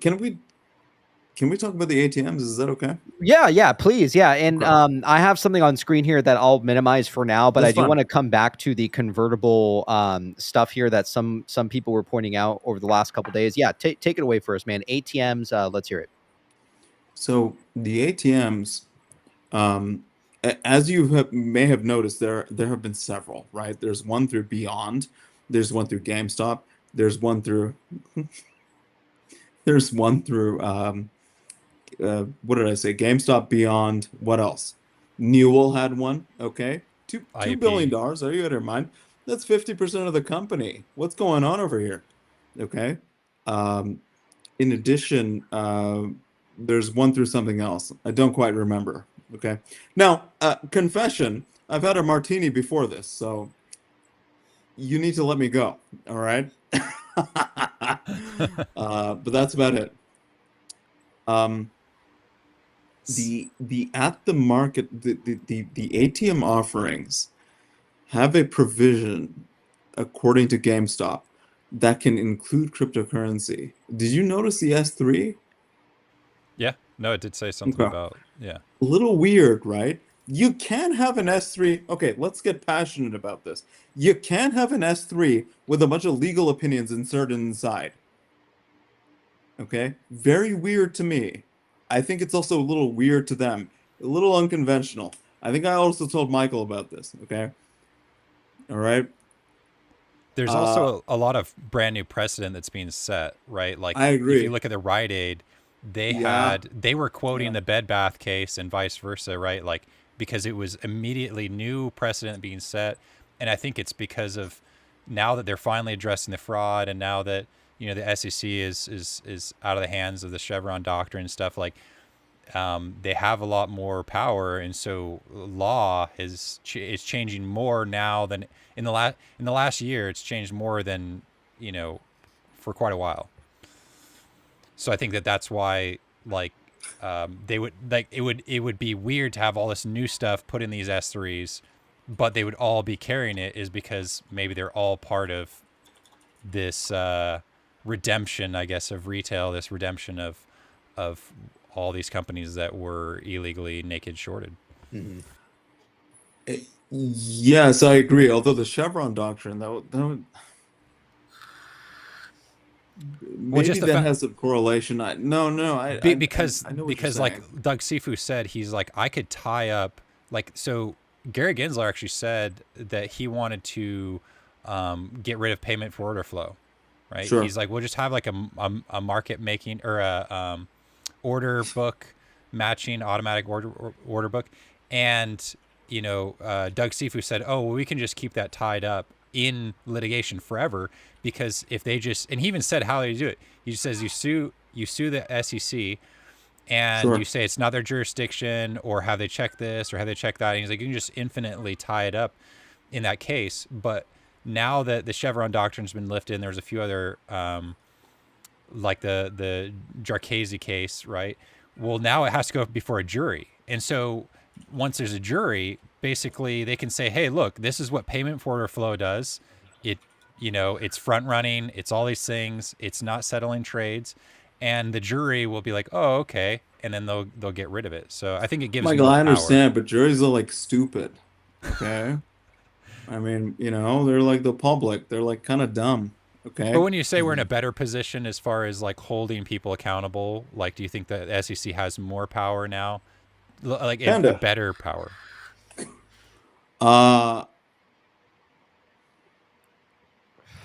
Maybe. I don't know. We're very, like, in the US is very liberal. I no longer live in the United States. But what I will tell you is that it's awfully liberal over there. Okay. What's going on? Yeah. Michael, this is your fault. Real quick, we got Hugh out there with the PP membership for 60 months. I will make OK bet my license plate. We got Dr. Chaos out there with the 5 OK. Hank's hair is better than Jake's. I'll die on that hill. Well, Jake will be here. He said momentarily in just a moment. Would love to hear some of his opinion too. And also, I think Whoop has his presentation that we'll lead into. Would love for OK Bets to stick around and maybe add some of his own opinions to it. Gravitron out there with the 2. Hank, you can have my tube steak. We also got Corporate Walnut out there with the 2. They are eating the shares. Quantum Mechanic with the 5. I wish I had 4 hands so I could give Bill Jeep 4 thumbs down, with 4 thumbs down followed by. Appreciate the tip, man. We also got Watt DC out there with the hard PP Show membership. Right on, man. Good to see you again, Watt DC. And again, enjoy those PP emojis, man. Haven't seen Watt DC in a while, so it's good to see you, man. All right. I mean, it's up to you guys. Wherever you guys, or you know what? Let me pull this up first, and then I know that Yes, Whoop-Ass has a link back here. So it says that Bed Bath Q bonds are 615 convertible on E-Trade at a market cap of 782 million, but that cap is reversed to the 116 million shares. That would mean the new convertible would equate to roughly around 44 per share. Could we be looking, okay, Bet, at a scenario here at $44 a share? Because ABC also added backstage the box of Cheerios. ABC, what was the box of Cheerios price at? 45, right? 45.59 or something like that. So I was told okay. So I was spill it. Okay. Okay. I was okay. I was told by my attorney. I have two attorneys. There are two securities attorneys. Okay, they had to give me clearance to appear on the PP show and so on. Not this time. I just kind of showed up on my own. And most of the time you ask for forgiveness and not permission, right? And so essentially, I was told it was for the bond conversion, it was 1 to 180. Okay, turns out I was wrong, or they were wrong, whatever. It was 1 to 162, so it's even better. Okay, so it was around one share for 162 shares of Bed Bath & Beyond, right? And in addition, I believe the cash payout is from JP Morgan. Okay, it'll be around, I was told, between 20 and 60. And for what? The cash portion, PP. Really? The cash portion. Okay. All right. I'm following you. Yeah. Okay. All right. The equity portion is a different conversion. Okay. I don't know what it is, but I was told that for the bonds it would be 1 to 180, but clearly they were wrong. It was even better. It was 1 to 162. So you're saying for every one share, we would get back whatever this new corp is at a conversion? No. Hold on. For every if you have a bond, for every 162 shares, you get one share of the new portion. The 2024 bonds. So okay, give me a second. So 2024 bonds. Okay, they're in a separate tranche from the 34s and 44s, right? Okay, the 34s and 44s are, as far as I've been told, they're under the same agreement. The 24s are under a separate agreement. I believe that the 24s are just being paid cash. I don't know why they would allow that. I want to be paid equity, but whatever. The 34s and 44s are being paid equity. You get what I'm saying? The equity conversion that I was told was 1 to 180, but turns out it's even better. It's 1 to 162. Which actually turns out to be a $6.17, which actually the fact that these are 615 convertible is quite interesting. Also, it will just be hilarious if it opens up at $6, because when I first came on the show, everyone was mad when I was like, I did my calculations and it's worth at least $6 to $7 per share. Wait until you see this. So the third last sentence. Now read that sentence entirely. It says it right here. During the year ended February 25th, 2023, 109 million common stock warrants were exercised and shares were reissued out of the treasury stock at a weighted average of $44.27 per share for a total cost of $3.1 billion, which does line up to what was going on with the raise with the ATM with GameStop. The difference between the tweet. This is one. Yeah. The difference between the cost of the treasury stock and the fair value of the common stock issued upon exercise is recorded as reduction to retained earnings on the consolidated balance sheet and is included within the equity roll forward. On March 7th, 2023, 9,212 preferred stock warrants were exercised, resulting in an increase of 37.3 million shares of common stock issuable upon exercise of common stock warrants. See fair value measurements note 5 for the fair value measurements related to the common stocks and preferred stocks. Go ahead, Bed Bath & Beyond. I was just going to say, this is Bed Bath & Beyond. This was their 10K. This was filed late, but it was filed in June, which would have been after the dip settlement, I think, figuring out that stuff. So I think this was all like, okay, everything was a done deal at that point. And that 4427 number is in line with the X tweet from BBBYQ, where it also represents the 3.1 billion. Surprising that the number matches identically to what's in reference to GME. So, like, I mean, if it is tied and you're seeing it from two sides of companies with their 10Ks or 10Q filings, I don't know what to tell you. It just lines up. Yeah, also someone out in the chat, Zia says, laugh out loud, Kevin Gill on Instagram just shared an hour ago a Ferris wheel. I looked up those tickets, 45. Maybe that's just a coincidence as well, you know? I mean, what are your thoughts on this being listed here? I mean, they're basically saying that they were exercised and the shares were released out of the treasury stock for $44.27 per share. This was obviously in 2023. I mean, what are your guys' thoughts about this? Obviously, we heard from Whoopass, Betts, or ABC, or Michael. If anybody wants to add, would love to hear it tonight. No, go ahead. What I could add a little bit more. So when I was originally digging into that, my understanding was it was supposed to be, or it could be interpreted as a representation of the way the Bed Bath board was valuing their shares associated with the value in treasury compared to when they got sent out in the market. But when you line up based on the 2023 fiscal year, which is what this 10K is referencing, they didn't really conduct many buybacks in that time frame. Like, the buybacks were done in 2022 and escalated through at that point, right? That's why Ryan Cohen exited. So they weren't conducting that stuff, which means they can't say that what was accumulated in treasury at that point is why they believe it was at that price. So this to me reads as they were actually getting that value, which that number lines up with exactly what was reported in the amended prospectus from the termination of the agreement with HBC back in the early March or whatnot late March in 2023.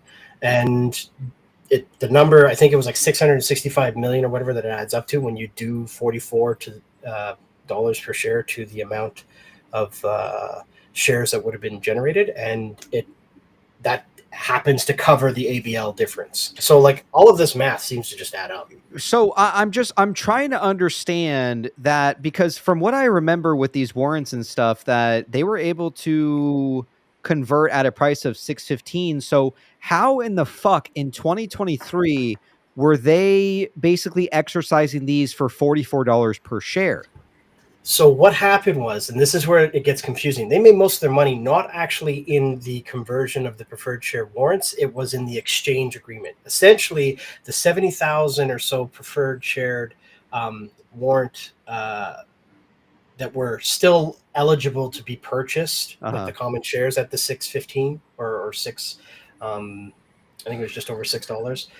They basically said, here, we're going to terminate that agreement. We're going to give you the 10 million plus 5 million shares in exchange for the money that you paid for the price of those preferred shared warrants. But when you calculated the cost that they paid, because they were paid in lots of like 9,000 per or 10,000 per, it works out to about 665 million. It's crazy.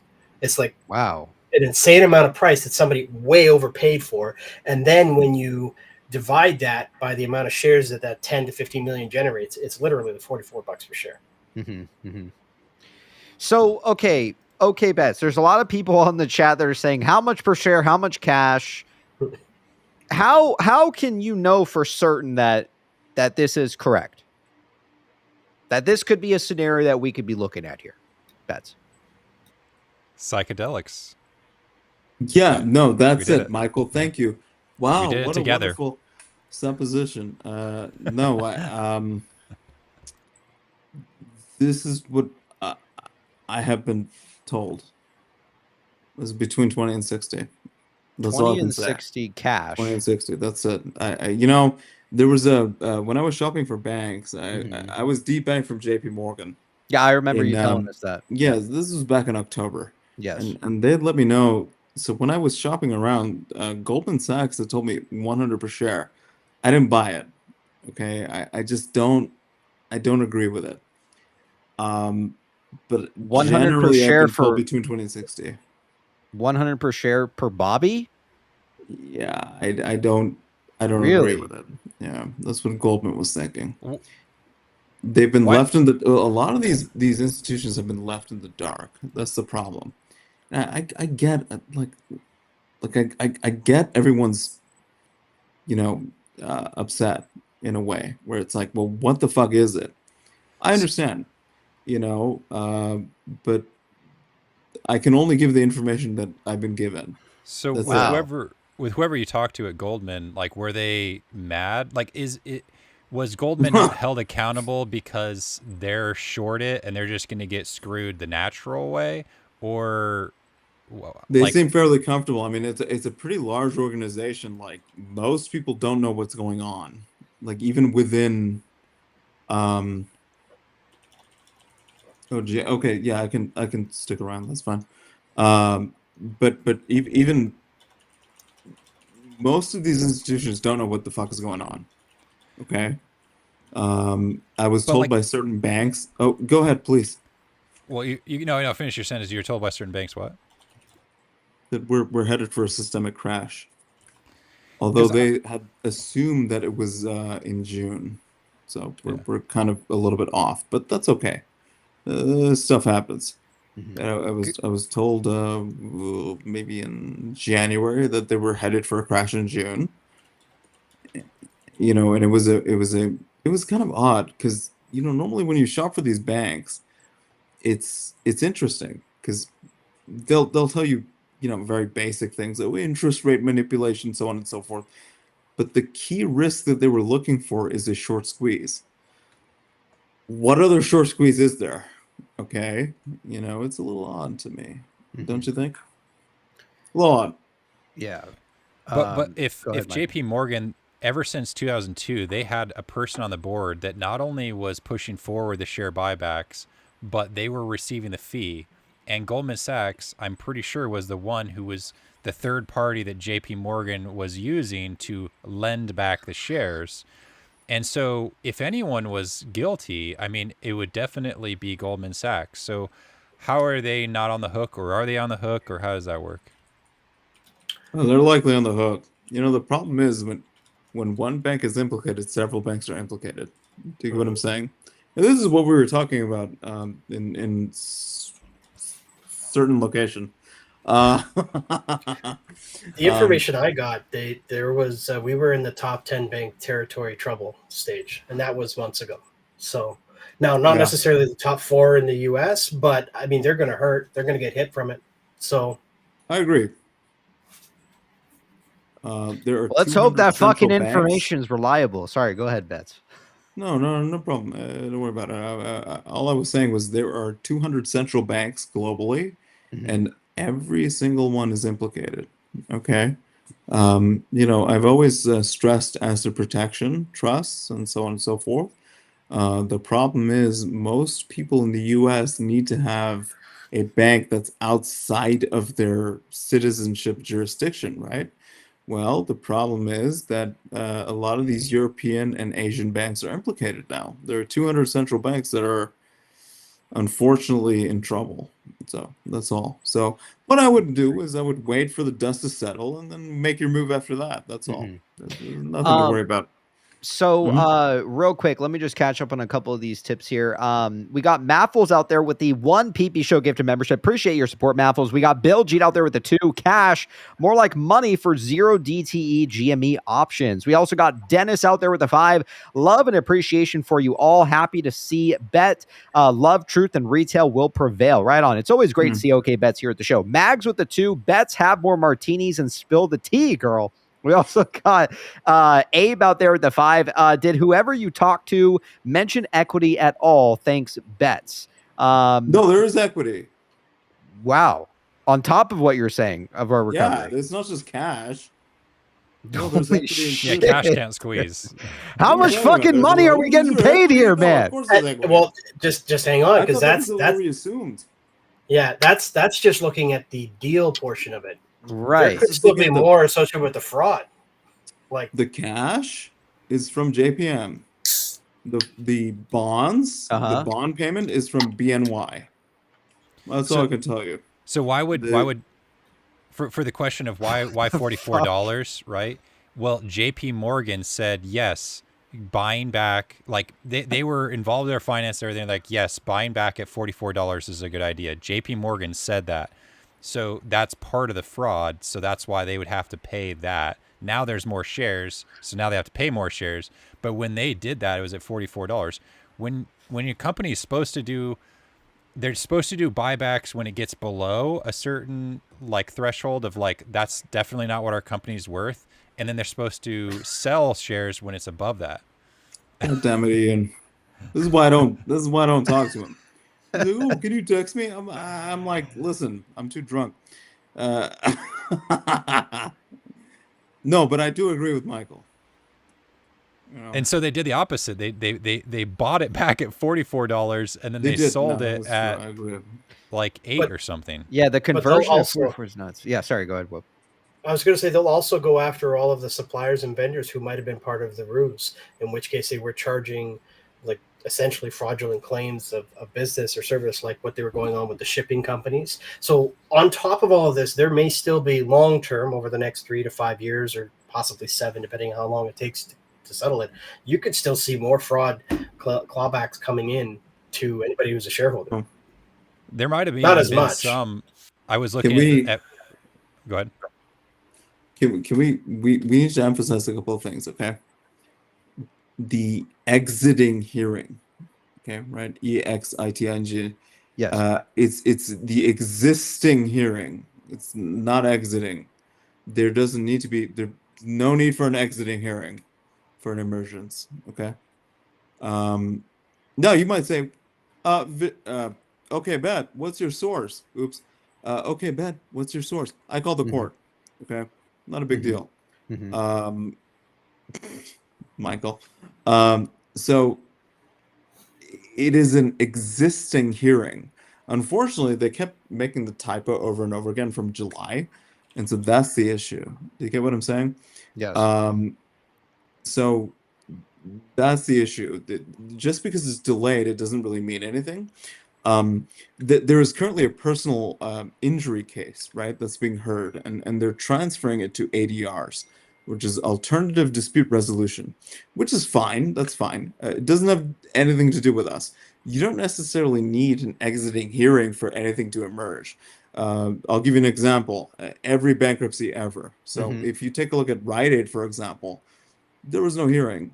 They had submitted something on 8/31, and then they had emerged on 9/1. I think Hertz too, right? Like Hertz is still in the process of claims bankruptcy, but they have fully emerged and they've been for quite some time now. Are claims still going on with Hertz? Here's a trivia question. They are. I'm pretty sure. They are. Yeah. Hey.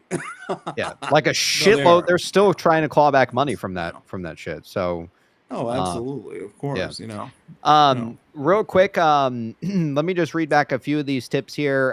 Emotional damage to the 5. He says, if you didn't sign an NDA with these banks, you can tell us which bank it is. This trust me, bro shit sucks. We also got Jake's side chick out there with the 2. At Hank, say something racist or I'll report you. Don't do that. We also got Harry with the 2. Is okay buying the IBKR bonds. We also got Javerick out there with the 10. Not allowed to buy the bonds. We also got Javerick out there with the 10. When okay, when months, weeks, years. If I had to guess, it'd be this year. But I would guess this month. But okay. Wow. All right. Okay, bet. Poor man with the 5. I love drunk Hank. I do too, man. We need to do this more.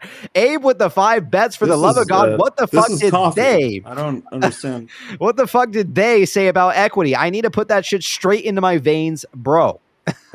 No, do I sound inebriated? No, this is just coffee. No. You sound, you sound fine, man. Yeah, please.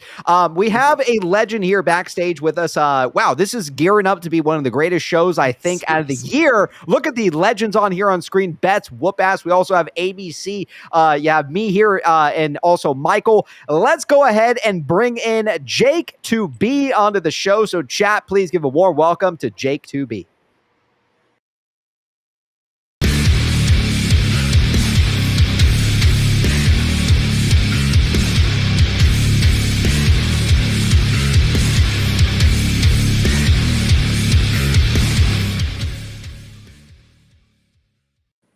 All right, Jake, how the fuck are we doing tonight, my man? I'm great, man. How are you? It's good to see you. It's good to see everybody. Holy cow, look at this cast, man. Great to see you, man. I gotta go back down to the chat. How's the chat doing? Fantastic, man. You know, yeah, everyone's doing good. We've just been sitting here discussing a little bit of the mezzanine equity. The thing that we just covered, what Whoop-Ass pulled up in the 10K was phenomenal, man, in terms of essentially the company, or I'm sorry, the warrant deals where they were converting these shares to $44 per share out of the treasury, which is highly interesting. Jake, where let's hear it, man. I mean, what have you been up to? Do you have any updates for us here tonight? We obviously have OK Bets here with us tonight, Whoop-Ass as well. Let's hear it, Jake. What would you like to add on or update with us for this week? Well, I feel pretty excited. It's nice to see a lot going on. A lot of things are kind of coming to conclusion at the same time. I'm really sorry that I'm late. My daughter's hockey went into like double overtime, so it took us a long time to get back. But yeah, no, I feel really excited. Like we saw the big thing that was really happening for me was seeing the old Texas tax claims get settled out. So they had it was quite. If you go back to I think even like October 2023, they had been arguing back and forth that Texas was saying that you couldn't argue the 2022 amounts anymore because it was too late. Like they missed their window of time, but the judge allowed it, and the judge said, you know, the debtors or their successors are allowed to negotiate these taxes, and lo and behold, they kind of got settled up, and so this was the last outstanding tax thing, I think. So they reported earlier that Texas 2023 was good to go, and California was good to go, and now this is the last of it. The 2022 Texas tax was it. So that was kind of like another thing in a long line of like really cool things that have been happening since Brandon Meadows got taken out of the pole position, right? So many things just kind of been falling into place, and it's just excited to see. Like I think it's going to be pretty cool. Yeah, right on.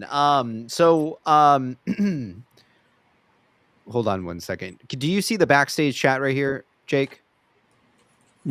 Yes. Oh, Bets is here. Hey, man. Bets is here, bitch. It's always good. Sorry, you just blend into the background, buddy. Just because I'm dark. Okay. Do you see that message back there, Jake? Yep. Do you want to expand upon that? Oh, so I wanted to share one cool thing. Yeah, so I went out to New Jersey this week for the hearing, and it was pretty surreal. Like it was kind of cool to see Papalia in person.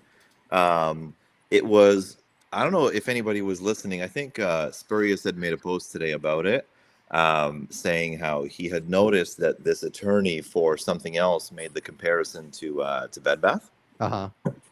And so he had said it was kind of funny because looking into the attorney's perspective, you're going to try to frame your argument in a way to get a judge to agree with you, right? That's their job. And so he had said, like, you know, Judge, they were talking about some like neurosurgical practice that was in Chapter 11. And he's like, hey, you know, Your Honor, you know, they were arguing about whether it was actually really funny. And I'm going to look back and see, because they were arguing that shareholders should be covered by director and officer insurance.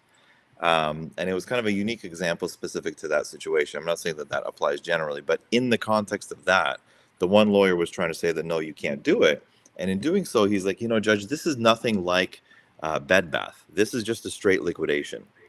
And so immediately, like, my ears perked up to that. And I thought, well, why the heck would this guy be quoting Bed Bath? But then I realized that it's Judge Papalia, right? So again, in the context of being an attorney and wanting to get the judge to side with you, you would want to, you know, bridge that gap and bring like a familiarity in and say, you know, this isn't like that other case, so you shouldn't vote in favor of this thing, referring to the shareholder, you know, reservation of rights under the D&O insurance. And so I thought, wow, that's kind of cool. Like, why would he make that comparison, right? Then I looked back at who he was, and he had, I believe his name was Morris Bauer. Correct me if I'm wrong, but he had been involved actually. Yeah, it was him. Yeah, that's his name. So he had been involved in the Bed Bath thing at the beginning. And so when I saw that, like when I made that connection, I was like, oh yeah, of course, like this guy just knows. So it's kind of cool. It's cool to be there, cool to see it happen. I mean, I think everybody's talked about it now, but with the whole MJL thing, it was interesting to see how he was trying to frame his arguments. And I think what ended up happening is the judge just said that, from now on, if you want to submit anything, you have to, it's got to come through us first, and you got to ask for permission. So, I'm not sure if anything was being slowed down, then it won't be slowed down anymore. And at the very least, at least Judge Papalia made it sound like he was having a lot of conversations with MJL to try to get his understanding to be kind of, a lot more clear about what his rights were like at the time. So Correct. It was really cool to be there, really cool to check it out. And again, seeing that they have these personal injury claims that they're resolving and getting out of class 6, that's going to be major. And then like this tax one, for example, it's a great example because this 2022 taxes, they had adjourned for another 30 days and it wasn't due until like October 17th. And always like how the taxes come out, it's like they adjourn to this later date, but then a few days later they make a settlement, which of course is what happened here, because originally it was going to get heard on the Tuesday. So it was like, that was a major one. That was a major one to get out of the way. Yes. And then like once we see these 2 personal injury claims get wrapped up and they're removed from class 6, I think that's it. Like if there's anything, if there's anything holding it up, that would be the last thing. Okay, so that's what I was going to ask, is that, if you're confident in believing that could in fact be the last thing holding up. And I know that the Bratya case is still going on with RC, correct? As far as I saw, yeah. Okay. Yeah. Yes, All right. nothing's been updated. And we need the Bratya case to end. I can't remember if it was Jake or if it was OK Bet who I don't know anymore had a if we stance. do. Okay. It You can don't just think be that- dismissed randomly. It's not a big deal. Okay. Wait, what were you saying that was hold up? Jake, did you get a perm? What's going on? Do you want to fight? Oh, I'll fight you. Okay, we're both in Canada. I'll fight you, eh? Yeah. I'll be the You're in first to Ontario, Both of your right? guys' You hair must have looks moved excellent there. tonight.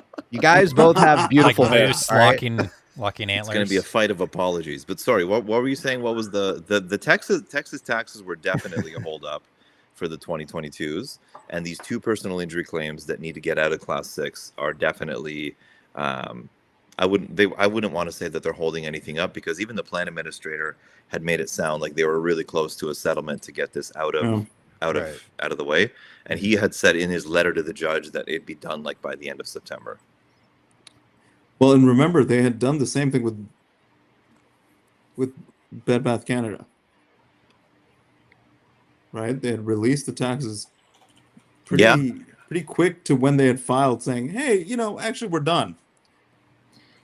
Yeah. Remember I don't remember that one that well. I'll have to look back, but yeah, It was June it's 20th. really cool. And even with the Texas taxes, and with a lot of the California ones, like since like February. Oh no, it was in March. That on April 2nd, there was this docket that came out that the guy's like, yeah, like we kind of figured out the California taxes. We figured it out on March 12th, but he didn't share that until April 2nd, right? And then there was another one that they were supposed to hear, and then he moved it like the day before the hearing or the day of the hearing. They're like, we're going to adjourn, and then the following day resolved, and they updated. I remember that. Yeah, it was very and so quick. they've been doing that pretty consistently. Mhm. And so this happened again, right? So it was nice to see the 2022 taxes get out of the way, because that one was like the big one. And then like aside from these personal injury claims, I don't think anything else is really in the way. Like they've made it clear that the claims are going to continue on past emergence. So that kind of with the butterfly transactions and the divisive reorganizations, you kind of get they make multiple entities, right? And so one entity exists to like do the lawsuits and claims. Mhm. One entity exists to transfer the assets. And they, like we saw Hertz, for example, they had their equity come out, and like they had claims happening for like another 2 years or something, like we talked about, right? Mhm. Mhm. So I'm sorry, I don't even remember what you asked me, but I hope I answered it. It looks really good. A lot of things are getting out of the way. We're in pretty good shape, and yeah, man. And then tax was paid 20 of the 2022 back like a day ago, I believe. Yeah. It was yesterday. And the other I portion think it was yesterday. paid April 30th. And this was per the plan man, right? Why am I calling him the plan man? Jake, Because he's the man with the plan. Yeah, he is. Real quick, we asked the chat out there. We said, who has better hair tonight? 60% say okay bets. 40% says Jake2b. All right. Jake looks find that. Jake looks like one of those. Perfect. There you go. You know those guys with the perms? Okay, have you seen this on TikTok? I've seen this. That I'm a 40-year-old man. Okay, I'm not like 19. I know. No, I know your Like age. I got no K-pop business doing that. singer. You're old. All right, enough about fucking hair. All right. Both your guys' hair is beautiful, by the Give way. the I people what they love want, both BB. your hair. All right. I'm curious. Okay Bet says that there is a likelihood of anywhere from a $20 to $60 range of possible recovery. What is your opinion tonight, Jake2b? What is because at some point, someone's going to be right? Whether that be conversion rate, whatever it may be. What are your thoughts, Jake? I mean, where are we kind of at in terms of what you think our recovery could in fact be? Potential with, when we factor in the fraud, when we factor in all of the stuff that's going on in terms of the conversion rates, the warrants and the nulls and the shelved company. In your own opinion, what kind of, if you had to give in your own opinion tonight, what kind of recovery could we be potentially looking at? Yeah, and you're speaking of cash, not price per share. Let's say both. Yeah? Sure, both. Well, the cash side, I don't know. Like it's hard to say because so much of it depends on like how they value the business, right? Like you have to do this business valuation, and we saw that Alvarez and Marcel especially was doing a lot of this in like August, right, where they're like comparing to publicly traded company 2, 3, 4, 5, 6, 7. But like, let's go by like the number that Holly Etland said, right? Like this is a $5 billion company. And then, RC himself said that, if you compare this to a digital first e-commerce marketplace business, some of them are trading at like 15 times PE multiples, or, so their valuations can kind of go really high, right? Considering all that, looking at what you may want to acquire, because then again, when you are the acquirer, some of the cash will come from what that person is paying, right? So my best guess would be like, if you had to do a cash, and you're considering all the fraud, I can easily see this going like JP Morgan's other settlements. They themselves have done tens of billions per settlement. You could easily see 20, 30, $40. So like, if I have to do a range, I would say between like, I don't know, how close do I have to be? Like within 20 $10? to 60, why not, Okay, I'll say between. How the fuck do you know it's 20 to 60? It's, Oh, are you knowing or like you guessing? Because that's not fair. I'm guessing. Okay, then I'm gonna say like I'm gonna be the price is right. I'm gonna say 19 to 59. Yeah, it's 15 per share. Wow. What do we do with $15 per share, Jake? Come on. Well, I'm gonna get a lot of swear jars, and I'm gonna divide it all by 4. You don't swear.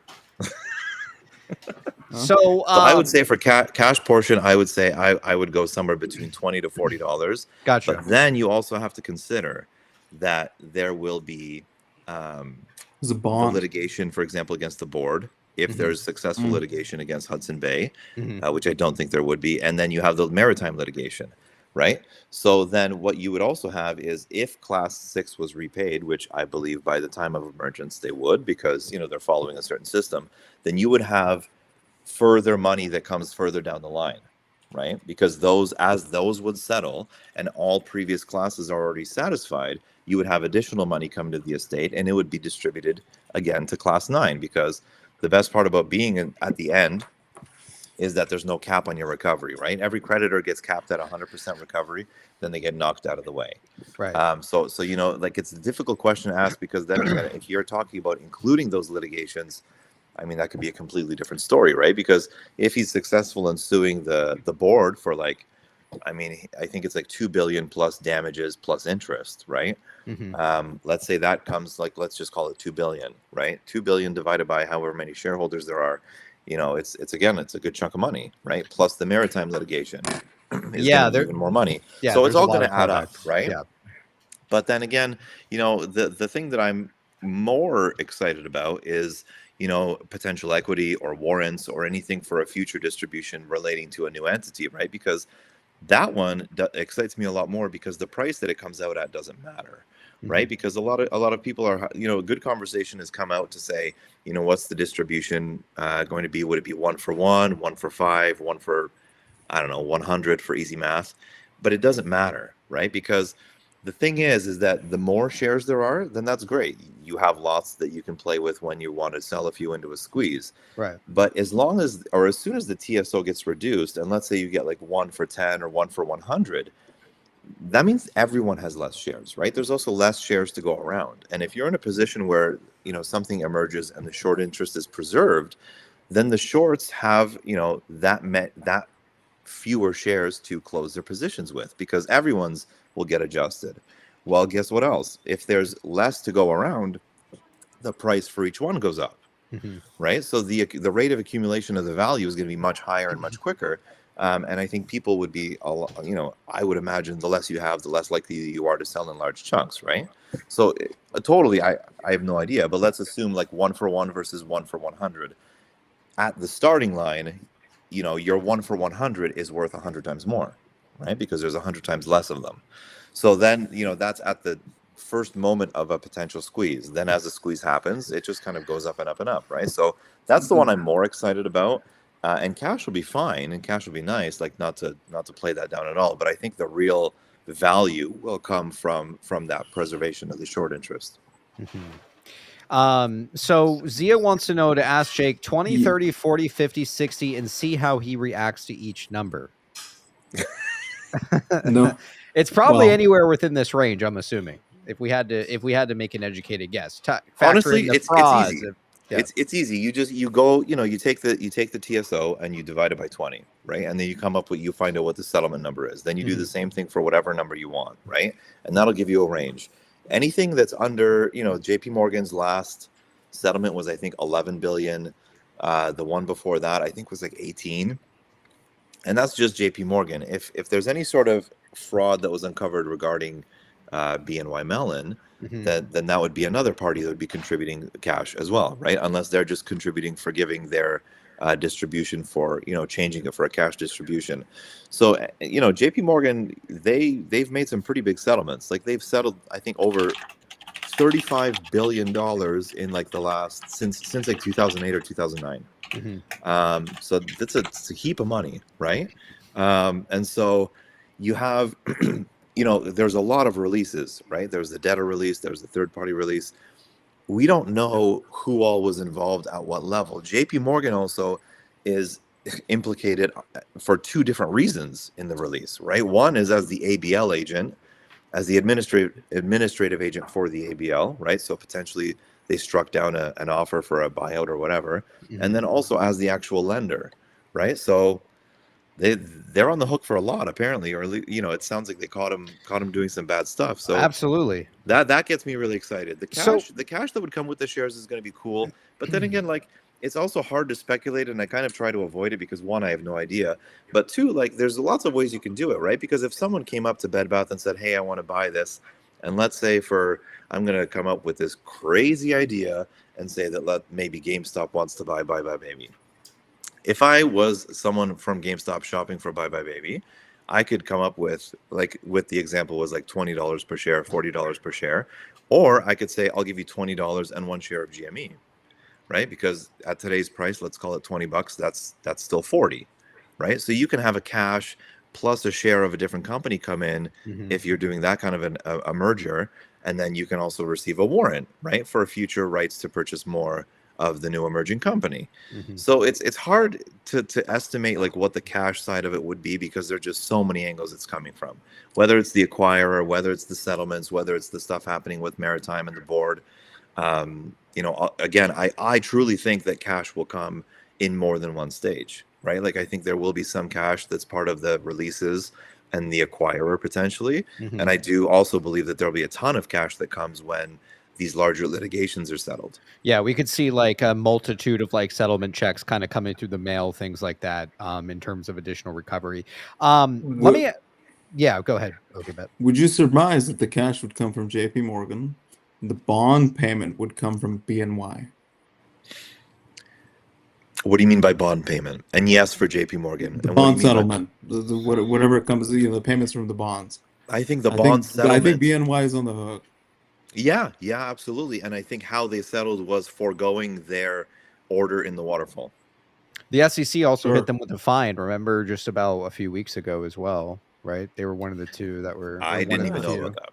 Yeah, I they were think hit that's with a. connected to them. How much was it for? 40 million, right, or something like that, or maybe it was less. Yeah, I can't remember how much. But I think it was because they might have been caught with their hand in the cookie jar of forging, so selling naked bonds essentially. Naked shorts, yeah. Yeah. Mm-hmm. Yeah, so Jake, I mean, did you get a perm? What's going on? no, I didn't get a freaking perm, man. I've been wearing Well- a hat all day. It's You cold almost up got him here. to swear. It looks great. Oh yeah. And you're- What I was going to ask you fellas, because I am curious. So okay, take into account all the fraud things like that. We know that if fraud has occurred, why have we not seen any revision of this current plan? Right. I mean, I would like to think that we would see some form of a new plan here. I know earlier here at the show we were discussing that. I was under the assumption as well that that senior creditors could also like drop an amended plan as well. Like there's like a time frame maybe that they can do that. Maybe I'm incorrect. Maybe I'm forgetting that, or maybe I'm remembering it incorrectly. But I'm just curious, with all the fraud taken into account, everything, why haven't we seen a revision of the plan thus far? I mean, where does that kind of land us in terms of, yes, we're getting this recovery.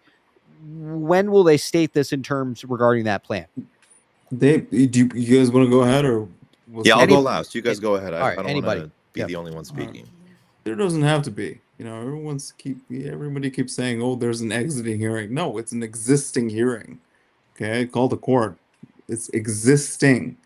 You know, it was several typos, and they had continued it from June or July. Not a big deal. You don't have to have an exiting hearing in order to emerge from bankruptcy, right? Here's my proof. If you take a look at Hertz or American Airlines or the most recent one, Rite Aid, you don't need an exiting hearing. They could just post their amendment to the plan and then subsequent emergence, you know, like, hey, by the way, we're emerging. Not a big deal. We will likely do the same thing. Okay. That's it. No? Yeah? No? Well, I don't want to speak over anybody. I want to hear some other guys, and then I want to take it all in first. All right. What else you fellas think in terms of that? I mean, Jake, ABC, love to hear it. We heard from the courts that they don't need to file anything with the SEC. Mm-hmm. They can drop a supplement at any point in time, whether it's through a credit bid, whether it's through a debt through equity. I'm not sure how it's going to all go down, but really, I think the only thing really is required is 10 minutes notice to the media and let her go. Holy cow. Whoop ass. You have a really nice living room. Yeah. Yeah. Good. You know, that's you should see what. Yeah. Wait till you see what it's like. That's his casting couch right there. I like your hat already. Look at that. Yeah, I know. He's loaded. Hey, listen, I must be a masochist because I just love the abuse. I got into Bed Bath willingly, and I'm a Leaf fan willingly. So. I mean, I like the Flames, but you know, you can like whoever you want. Yeah, I like the Flames. They're second. They're like my second favorite. Yes, like I do. that? Oh my gosh. Yeah, I do. So, in Calgary. Anyway, so yes. I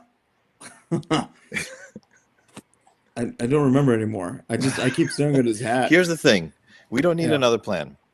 We What's don't. going to happen? Well, I shouldn't say that. I think we don't need another plan. I think Okay. what will happen is that we will have another plan supplement come, and the new plan supplement will have the remainder of the transactions included in it. What's an example? I think Hertz had a few plan supplements. I know Rite Aid had like 11. Same with American Airlines. American Airlines. Hertz, had, it took them nearly a year before we saw an amended There plan, was 17 supplements that dropped. No, but they emerged in 2021. There was no hearing. Right. No. And so I'm trying to make And these, the claims have I'm trying to make it continued clear onward. that these So are two separate I things. get that everybody's like pissed off, right? Oh, with all these claims, they can continue onward. Do you understand? There was a stupid Reddit post, okay? And listen, Why are you I'm yelling? not violent. Huh? I'm not a violent person, but you know.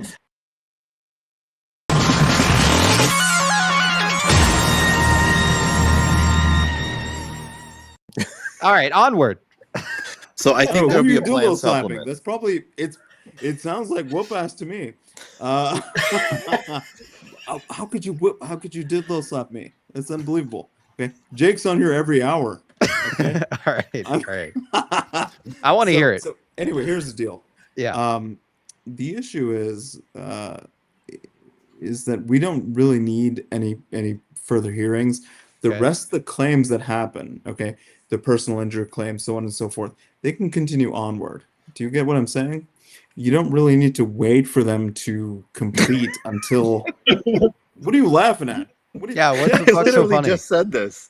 Isn't it that He's they're stealing your waiting? DD. They have the money from before the bankruptcy. It's there. They just don't want the waterfall to get messed up, because some of the cases, like one of the cases that's coming up for the 24th, September 24th, which it's not the exact same hearing, but if things do need to be tied up, is that basically the plan admin can switch the priority of the classes, because he's allowed to just get rid of certain claims. Like there's some credit card claims. I don't know if they, or gift card claims. I don't know if they just like gave them out. They're like, oh, you're like managers or whoever, like a bunch of, like right before they went into bankruptcy, they gave out a lot of these gift cards, and there was like 1,100 like claims to do with these gift cards that they had gotten. Yeah, that's one of the things that's left outstanding right now. Actually, Michael, you bring up a good point. I don't think they're waiting for the company, the Teddy and so on, to emerge because of some fakakta gift cards. Okay.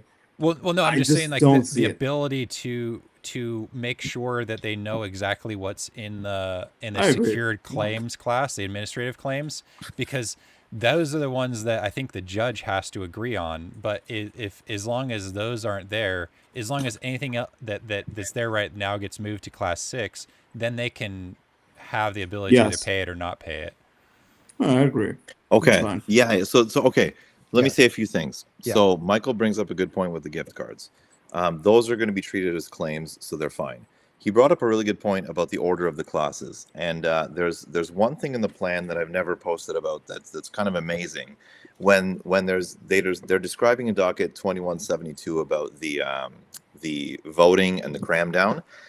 There's a provision in the plan that says that the order of the classes for the plan exists solely for voting.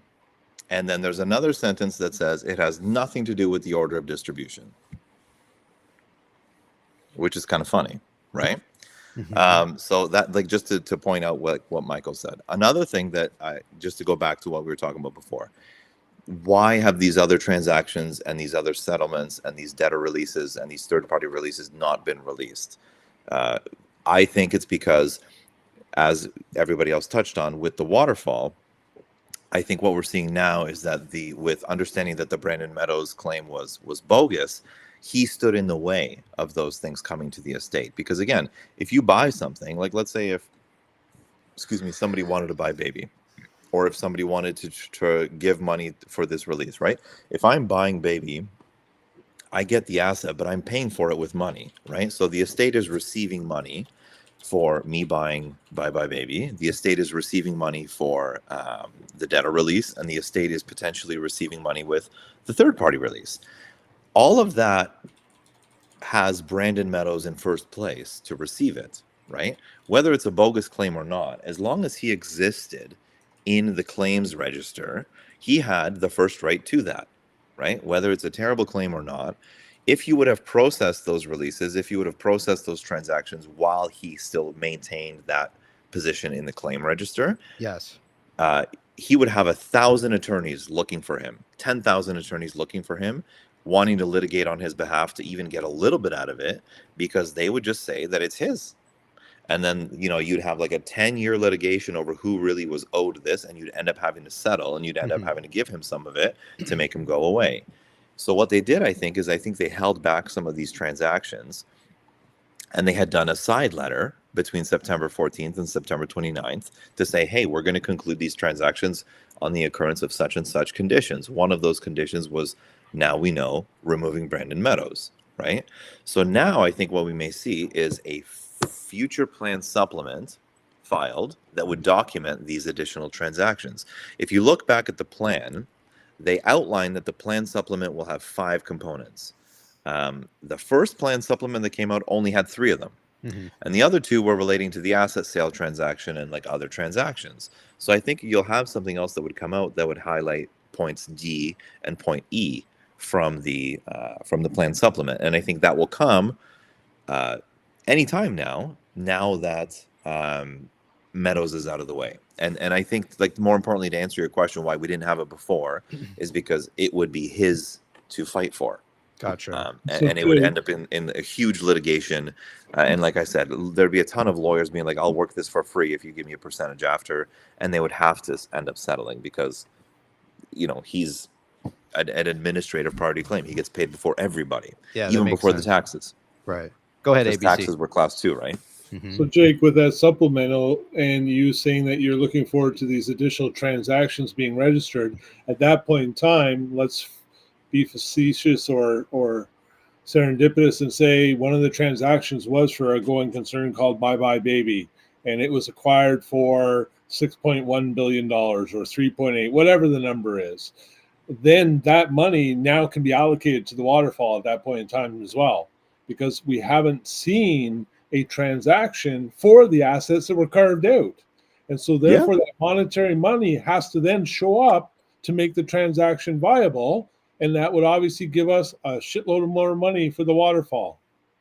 Yeah, and I think this is even discussed and mentioned in, I don't remember which one it is right now, but in one of the court hearings, there's a transcript, and it's a conversation between,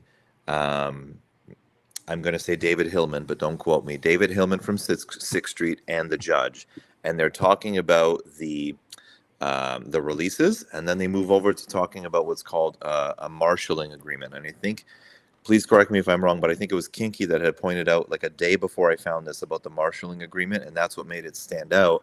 Had he or she not made that post, I would have just read right over that. But what ended up happening is a marshalling agreement is when you do a reorganization of the priority of who gets paid first. And the marshalling agreement was that they told the judge was that we're going to let class 6 go in front of us, 6th Street, right? Which again, if this is a liquidation scenario, that makes absolutely no sense. So that puts the liquidation kind of idea to bed pretty much, because a senior creditor is not going to just allow a more junior creditor to get paid first if this is a liquidation. Now, so also understanding that they're getting paid interest, right? So that's good for them to hang around for longer, but they are allowing 6th Street class 6 to have recovery before 6th Street. What he also says in the next sentence to the judge is like, along with this marshalling agreement, we are going to allow class 6 to be repaid from the proceeds of the asset sale transaction rather than waiting for proceeds from the waterfall, because the waterfall is outlined pretty clearly as the money coming to the estate from this litigation of the board, of the maritime, of Hudson Bay, and anything else that will come up in the future. It describes that in pretty good detail. And so there's two components to it. They're letting class 6 get paid before them, and they're letting class 6 get money from the asset sale transaction instead of anywhere else. So they're changing which pool of money they're getting money from, and they're changing the order.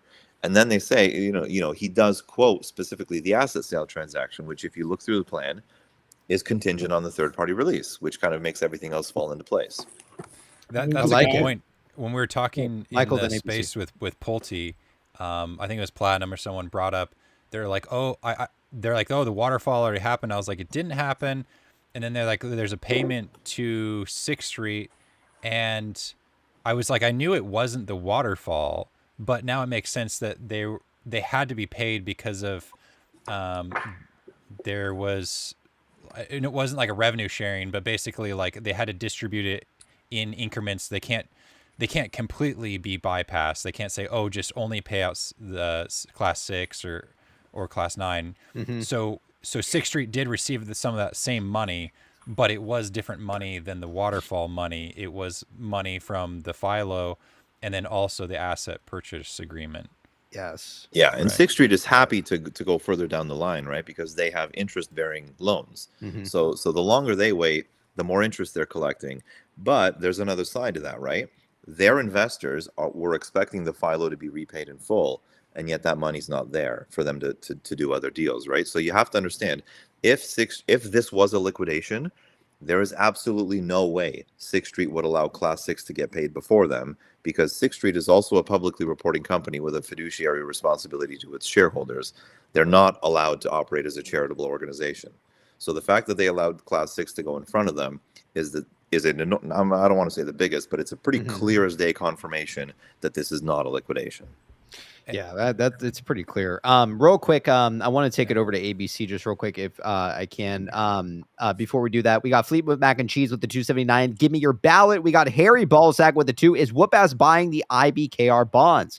Mags with the 2. If Betts is correct, I'll get a fuel efficient, inefficient car. Robert Manson out there with the 5. How many shares per bond do you think all think they will issue? We got Salty Liz out there with the 5 PP Show gift of memberships. Appreciate your support, Salty. Again, if you got a membership out there, be sure to give it thanks to the chat, fellas. It's the least you could do. Dr. Sprinkles with the 2, sipping bourbon on a light to Calgary.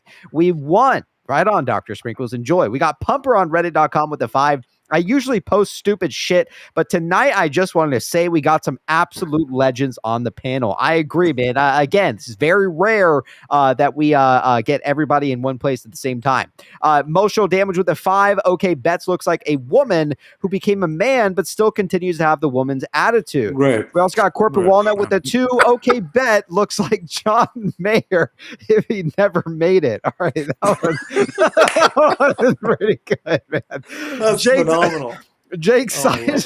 Jake's side. I was gonna say it was a K-pop. 2 out of 3. I'll mute myself. If you need me to. 2 out of 3 Bagateers checking in. We got Platypus with the 2. Whoop-Ass's IKEA casting couch is sus. All right, let's. I think ABC wanted to add something, and then we'll take it to Michael. Yeah, I think it's really important to highlight, that idea of 2 funds of money, because we saw the liquidation of some of the store leases, we saw the IP sales, but all that stuff that was kind of liquidated through the 363 rule and everything like that, that created a fund of money. And Goldberg is always being quite explicit to say there's not enough money to go around. There's not enough money to go around. Right. And so that was kind of the fear factor of everything. But we also know, like Jake has pointed out and many others, that there is a fund for the asset purchase agreement, the assets that have been sold off. Several of the debtors' businesses have been spun out as a going concern. We haven't seen any of that accounting. And then, like Jake brought to us and others, the third-party releases. Well, they will be substantial because, like Jake had pointed in one of his calls, is a material amount and a substantial amount has been applied towards the estate, right? In order to make sure of its reemergence. Those are some pretty powerful words. And if you do go back through the kind of history of fraud and RICO, and when the banks come to settle like that, the most, you got an average of $8 billion, $12 billion, $16 billion. Well, if there's several third-party releases, and then there's also the additional funding for the transaction. What did they pay for the company?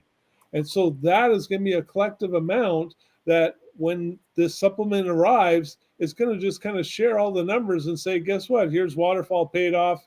Share. This is what you get per share. This is the equity you get. And this is, possibly warrants.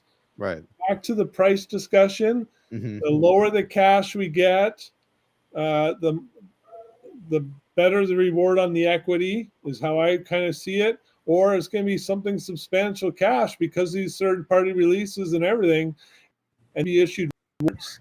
They'll put the obligation. Ryan will put the obligation back on you. I'll give you the option to buy in this beautiful business I'm building here, but you got to get in with these warrants and use some of that cash that you've been lucky to receive. Yeah, and also the fact that, a lot of the ATMs too surrounding what's been going on with obviously the companies that we've been speculating to be involved. Obviously there's a lot of like unit-based stuff, right? A lot of the same kind of language being passed along within these ATMs as well. Real quick, we have Eileen with us tonight. Eileen, how are you doing tonight? What would you like to add here tonight? What's on your mind tonight? What's up, guys? I'm just here to support. All right, right on. Why don't you sit in? If anything comes to mind, please feel free to add. Michael, did you my apologies whenever I was reading those tips there. Yeah, go ahead. So, I mean, you guys can let me know what you think, but what it seems to me is that basically that they didn't want the the money from the waterfall, from the settlement, that was just tucked away. And they're like, we're not even going to open it. No one's going to open it until everything is ready to go. Because if GameStop or Ryan Cohen owns the majority of shares anyway, any of that settlement that doesn't come through isn't going to go to them. So they have an interest in making sure that every penny goes to them. And it seems that they left, basically, they're like, okay, plan admin, you just have this money. Like, let's just pretend, because they're still the debtors in possession, 6th Street are. So it's like, just pretend that you only have this 300 million or whatever it is. Yep. Plus the asset sale, I don't know, maybe 400 million. So you have to like make good with just that. And so he goes through and settles it, and they just wait till he gets below that number. And then they can say, okay, now we can open up the waterfall. But otherwise it would potentially just have a leak. Because what motivation would he have to be able to negotiate if he can't say, oh, we don't have the money, if he's like, oh, we have plenty of money, here's 100% payout, oh, you say you're missing this, cool, here's some money. He could just hand it out to whoever, and it basically limits his ability, because it seems like he's on a short leash. He just has a specific task and a specific scope that he works in. Correct. And yeah, it keeps And it from getting out of control. Yeah, and he doesn't represent 6th Street. He really has no idea, what 6th Street, plans to do at this point in time. He's really just representing the estate in itself, trying to claw back as much money as he can for this estate. And, again, kind of analyzing the entire thing. Look at Rite Aid. Rite Aid files bankruptcy 6 months after we do, yet they emerge earlier than we did as well. Right. I don't know. I think personally, I'd love to hear your guys' opinion. If you think that there's anything stopping the company itself from emerging at this point in time. Everything seems very planned, right? It seems like from the get-go, it just seems to me like everything has always been kind of planned around, maybe GameStop waiting for the stock to, move upwards so that they could raise enough money to complete this deal. I mean, look at Icon. He's been sitting on the $3 billion for a multitude of months now, and still hasn't made really a move in terms of what he's doing with his company. So I don't know. I think everyone's kind of sitting off to the side, just waiting for either this to resolve or for us to emerge. But is there anything stopping our, DK Butterfly from emerging at this point in time? And if there isn't, why are we still, waiting for them to essentially emerge here? I don't think there is. Can we talk about the units for a second? Yeah, please. Yeah, I actually had that. So, let me actually pull that okay. up while you discuss the unit-based stuff. Sure, go ahead. So this comment is incredible. The chat's still as vile as ever. That's the PP way. The chat is the best. If you go back, well, Jake's used to it. Okay, have you seen his perm? Wow. It was a 2-for-1 sale. Okay, you got one for him and his wife. 4-year-old with a perm. Wow. I love it. Okay. Anyway, yes. If you look at July 7th is when 2023 is when I first showed up on the PP show. And I had notified you guys that there would be 2 squeezes. There's a centralized squeeze, okay, with GameStop, whatever other companies that are involved. Right. In addition, a decentralized one. So I believe that the unit investment trust will be decentralized, and the rest of it'll still remain public. Do you get what I'm saying? So just because GameStop conducted an ATM, beyond conducting an ATM, so on and so forth, it doesn't mean they can fully tokenize.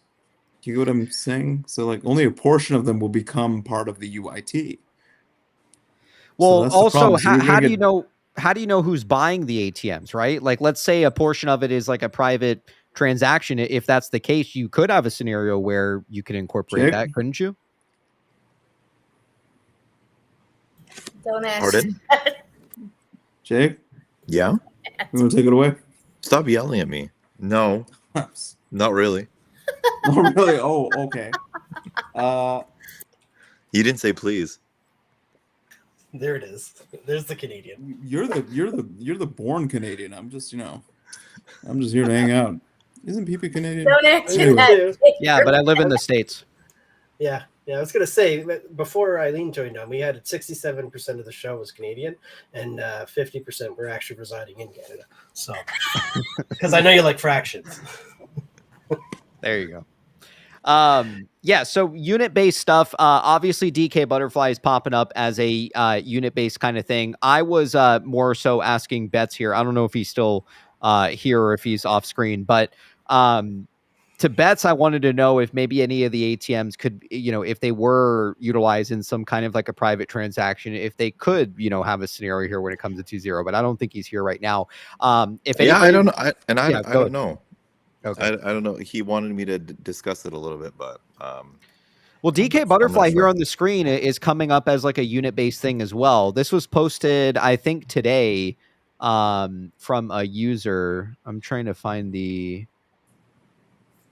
I think one of the things that's interesting too about units, I'm pretty sure because they do this a lot with REIT stocks. And for anybody that's not familiar with them, REIT is a real investment trust, and units trusts are designed where they have to pay out a certain portion of the amount of funds generated back into either dividends or as equity capital to the holders. So it might be a circumstance in which the reason why it's a unit is because majority of the cash valuation is going to be associated to it is actually being paid out to the previous holding equity holders. That's interesting that you say that, because when I was looking through the stress testing that the SEC is doing, which category was in was the same as another one that was a REIT. So that's crazy. Yeah, that would be tested. And the other thing too is like, this is pure speculation, but my thought process on why 6th Street would want to say, go ahead, class 6, be ahead is because they're more interested in getting more of their compensation in the form of the exchange from the mezzanine process of a loan. So more shares or whatever's coming out of it rather than taking cash, because they understand. And this is true for most things that come to market with an IPO, usually within the first 2 years, there's going to be a boom of valuation on the actual stock value, so you can make a decent profit. So they're looking at this from a long-term view. They invested within the last 2-3 years. They're thinking this is a five-year investment return. They pop out into the stock now in the market today, and 2 years from now they cash out big time with a massive profit generation after it launches. So yeah, that's probably what their plan is. All right. Good stuff. We also have MJL's backstage here, man. Why don't we pull in MJL real quick? We can ask him about obviously that sanction stuff. So chat, give a warm welcome to MJL.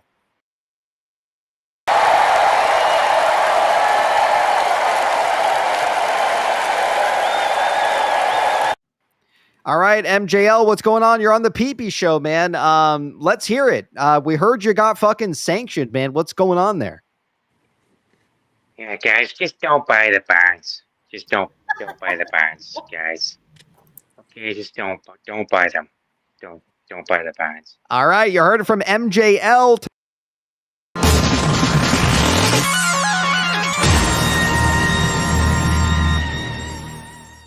Don't buy the bonds. All right. Real quick. I'll give. I don't know if Jake, if you want to give some closing thoughts here. I know that it's pretty late for you there. If you're more than welcome to sit in. I know Whoop-Ass still has a presentation for tonight that we need to get through, and then we're gonna wrap up here. Real quick. We have Jadles with the 2. Suck my balls, Jamie Diamond. We also have Jadles with the 2. Shills can rehabilitate on Joan Ranch. We also got Crushed Orchid with 100. Holy shit. Appreciate the love. Crushed. $25 for ABC's adoptee. $25 for a new bottle for Don Q or Hooked on Phonics. Your choice, PP. All right. I think I'll take the Don Q over Hooked on Phonics any day. We got 25 each for haircuts for them hippies. All right. Right on. Appreciate the love, Crush. We also got Salty Lures out there with the 5. Plur sighting would be the cherry on this OG panel. Thanks, team. Not you, Michael. All right. Right on. All right. Anybody need to give any closing thoughts, anything like that before we go ahead and move into Whoop-Ass's presentation here? Looks like we lost OK Bets. I think maybe he got too drunk, most likely stumbled over and shut his phone off. So he wasn't drunk, was he? I made him say everything, so that's it. Okay, right on. All right. Well, Eileen basically is the mastermind behind babysitting. OK Bet. Yeah. All right. What was I going to say here? Yes, we need to get to Whoop-Ass's presentation here tonight. Jake, I know it's very late. Typically, you're not usually on this late with us. If you wanted to give your closing thoughts, man, we're all yours tonight. So. Yeah. I'll just I'll do a sign off. I don't want to get in the way of a good presentation. I'm going to watch this one tomorrow morning for sure. But I'll head on to bed. I had some thoughts on the units, but I don't want to get into that. If Bet's not here, I feel a little bit shy. So maybe I'll come by on Monday and talk about that. I've got some Next week, yeah. cool stuff we can talk about. So Cool. everyone can think about Bet's unit all weekend, and then we'll follow up on Monday. Right on. All right. Well, you heard it from Jake2b. Jake, enjoy the rest of the night. Chat, let's get some love for Jake on the way out. Jake, enjoy the weekend. Hope to see you next week, man. Yeah, guys. See you, everyone. See you to the chat and everybody on the screen. I hope you guys have a great weekend, eh? Take care, man. See ya. You too, bud. See ya. All right, right on. You heard it from Jake. All right, let's dive into that presentation here tonight. Eileen, you're more than welcome to stick around if you want. If not, if you want to give some closing thoughts, it's up to you. You can hang up here if you want till we end the show. It's up to you. I guess fuck it, I'll hang. All right, cool. Eileen's with us. So take it away for us, Whoop-Ass. If you want to share your screen down there, we can pull it up for everybody, and let's get through this presentation that Whoop-Ass has for us tonight. Yep, let me just get through on this and work it up. So, Michael, can you approve it? I'm going to use the bathroom. I'll be right back. Yeah.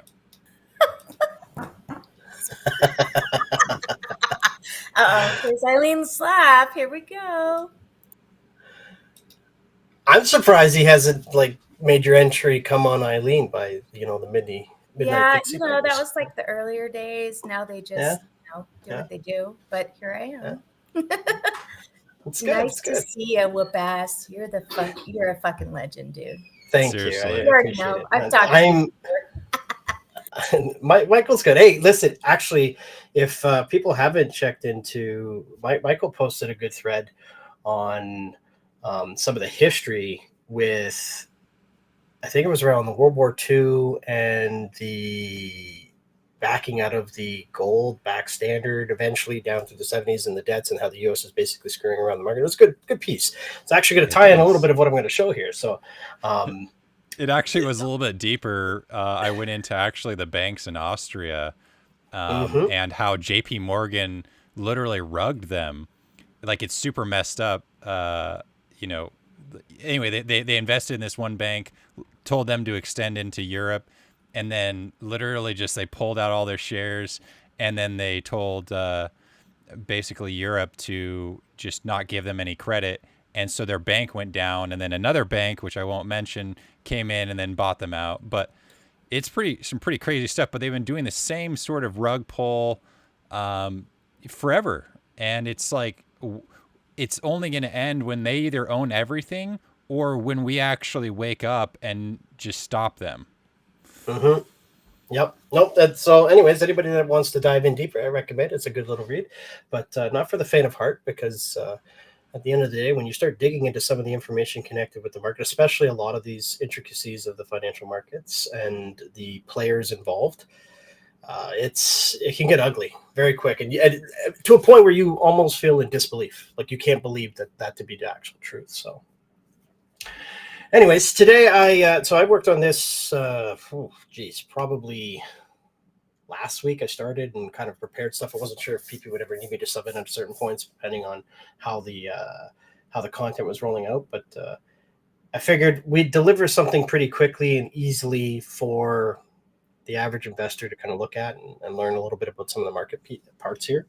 So this is geared towards people who have really very little understanding of how some of this stuff works, and go from there. So as I say, it's a Crayon's eater guide, and don't worry, we got the animations kicking in. Okay. Right on. So first off, disclaimer, this is information presented to you in the form of meant to be a guide to help you understand better the way you're investing into the markets. It's contained as a presentation that you should really consider kind of like a speculation opinion unless you're doing your own due diligence to kind of validate a lot of the information. It's the equivalent to taking a butter knife and scratching the surface of an iceberg, because there's just so much to the financial markets. I'm not a financial expert by any means. This is not financial advice, so don't take it that way. And the markets are incredibly complex with multiple layers. So just make sure that you go through, you do your due diligence. This is meant to be a presentation that helps you kind of understand a bit of the tipping points of where you might want to dig into that and learn. So, all right, for the agenda, we're going to quickly talk about the market itself, like how we think of it versus how it actually works, because I think this is something that's going to resonate with a lot of people. The first part of that is the supply and demand theory, which is how many think it should work. The next, we'll talk about the actual market foundations, which contains 3 elements. And I'm going to save that third one for people to kind of catch up in a bit. And then we'll talk about the 2 fundamental purposes of options. I'll wait for Michael when he gets back for that, because I have a feeling he'll be really interested to know a little bit on it. Then we'll do a very quick talk on game theory, something to do with not really touching much of the basics of game theory, but differentiating between finite and infinite games. We'll talk quickly about the market players. And then I think the biggest part, and this is where you'll come to the conclusion, the realization of everything for everybody here, is the power of retail. What does this do for you when we put it all together? Okay, so the supply and demand theory, if we talk about the markets, we feel like the market should be driven by supply and demand. If I buy a stock, that price should go up because I'm representing a demand. And if all of us are trying to buy that stock, we all believe the price should go up. Low supply or high demand would indicate that the price would go up. And if you had high supply or low demand, the price would go down. That's pretty basic. That's how we think of everything. And it's how a lot of things in consumerism actually works. To give a visualization of this, we think of it as a linear codependency. What that means is as one goes in one direction, it draws the other to the opposite, which drives up the price or drives it down, depending on the circumstance. And how that looks in a visual state is this. On the left side, we have an example of where you have price stability. And that is where the demand and the supply can be met within a certain range. On the right-hand side is an example of where price should technically increase. And that's when the demand or the supply starts to move outside in the right conditions. So for demand to be increasing and supply to be decreasing. You can use this example with like houses on the market. You could use it for if you go to the toilets, the retail store trying to buy toilet paper during the pandemic. Great example, right? Now, if you want to visualize a price decrease, it would be the opposite. So you'd see this particular demand on the left side where it's decreasing or the supply is increasing. That's basically the concept. So if the market isn't driven by understanding the coupling between supply and demand, then what drives it? What do you guys think? Algos? Not wrong, technically not wrong at the complexity level. Yeah, I was being a bit silly, but you know, you're absolutely right. Supply and demand. Aladdin. Sorry? Well, Aladdin is the algorithm. That's what I was saying. I agree with ABC, the Aladdin algorithm.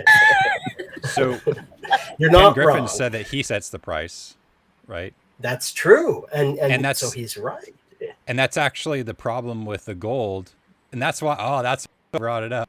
Because that they purposely decoupled from the gold-backed dollar, and they wanted to find a way to not have that be revealed. And so they just like took everyone's gold.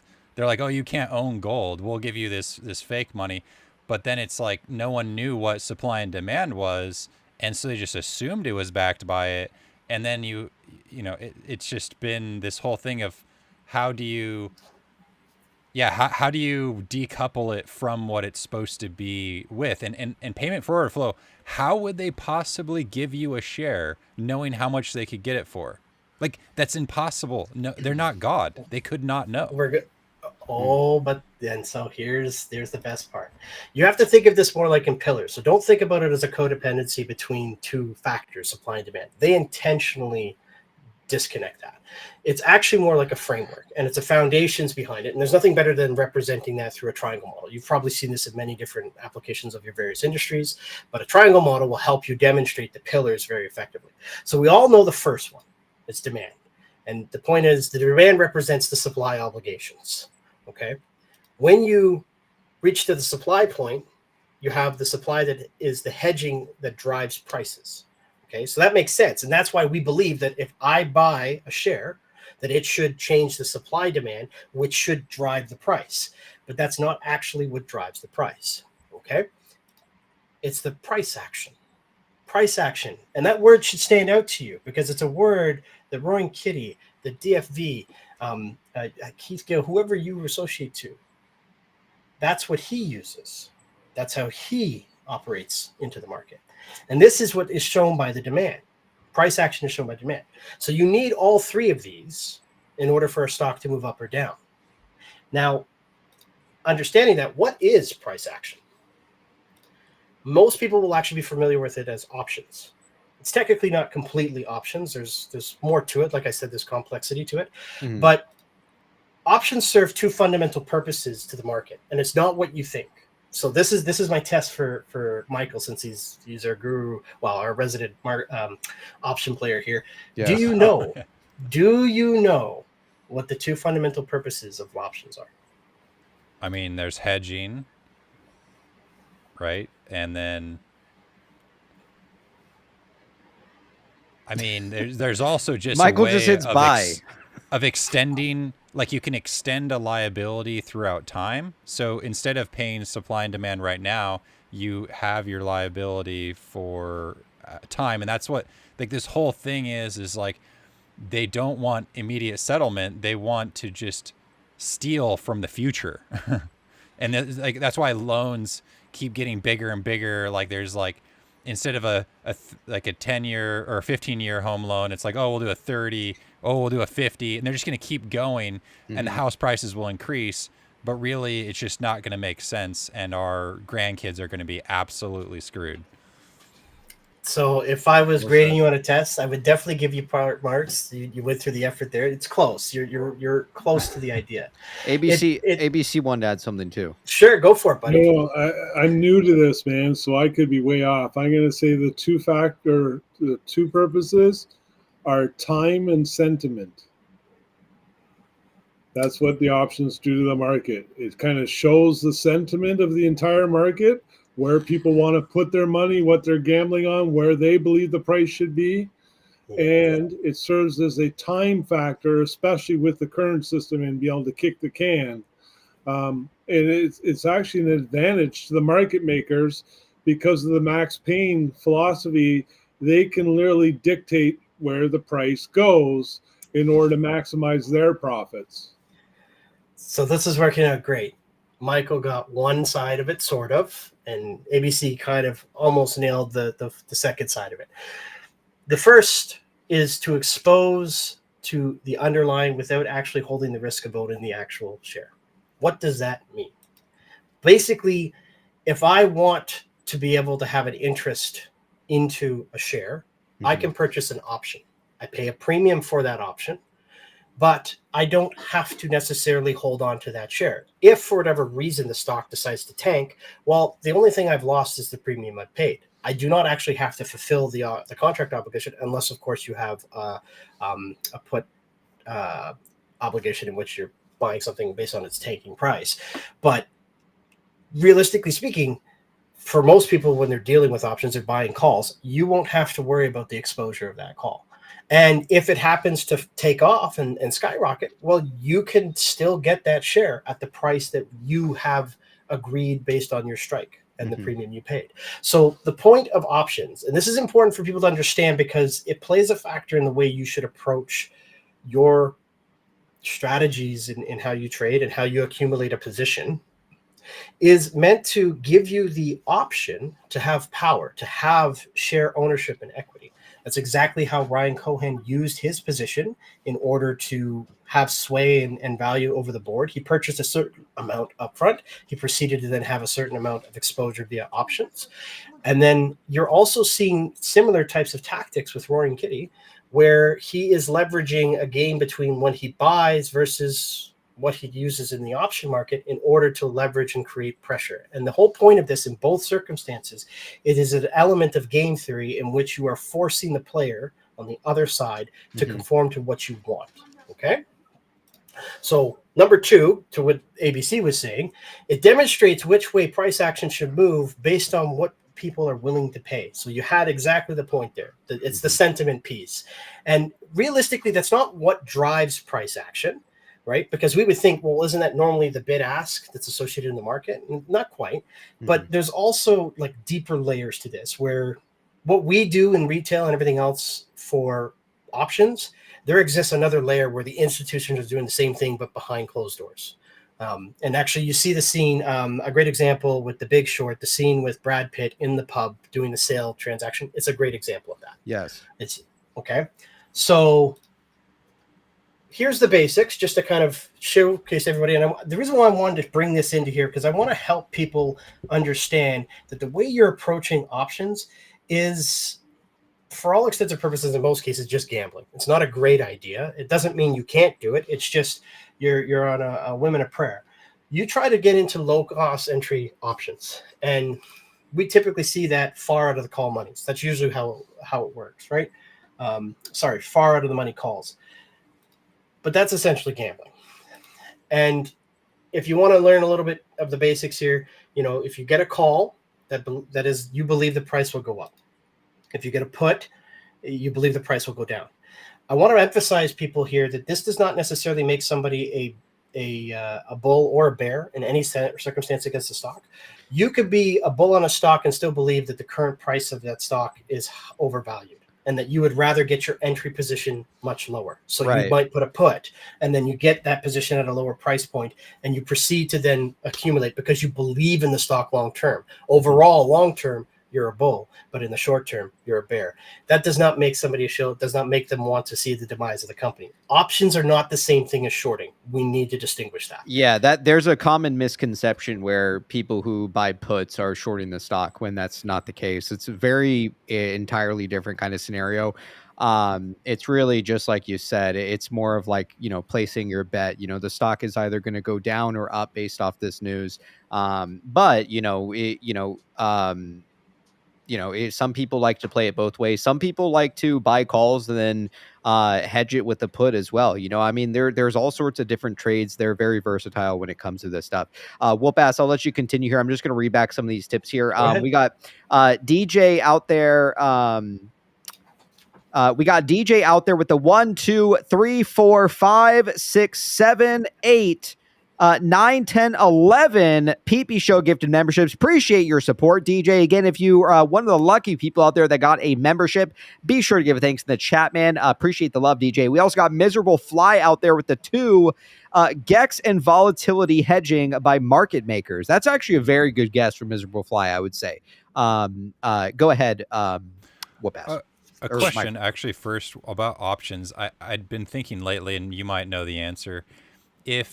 Because you can sell a call option as well, right? So say I sell a call option, and let's say I sell a call option for GameStop at $25, and then it goes to $26. Well, then they can exercise it, but it doesn't necessarily mean that they will exercise it. And so there's like a certain percentage of people that will exercise it. And I was wondering, because I know it's not blockchain, it's not like they have unique identifiers.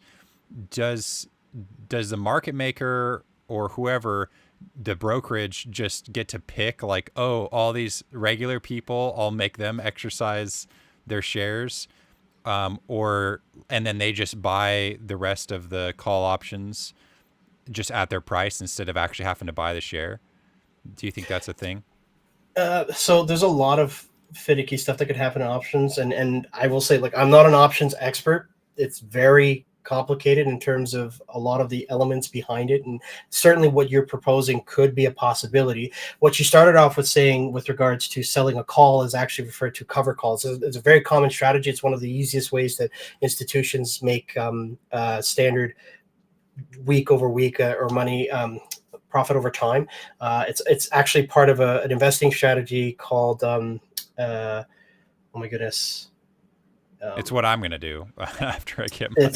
So what the investing strategy is, essentially, you don't care about the price of the share, because it's income investing. That's what it's called, income investing. So if anybody wants to check this out, definitely take a look into it. It's actually a pretty interesting concept. It's really effective in terms of in market downturns, if you set up a position in time to do that, because the way income investing works, you don't care about the share price up or down as much, because you're usually purchasing some form of unit or ETF. In some cases, you will purchase, or you could do it yourself with options by setting up covered calls. And the way that is, so I can probably share a little bit more on the presentation here. You can see where it says the sell is I will give up 100 shares I own, or I will buy 100 shares to transfer. That's referred to it as a naked call or put.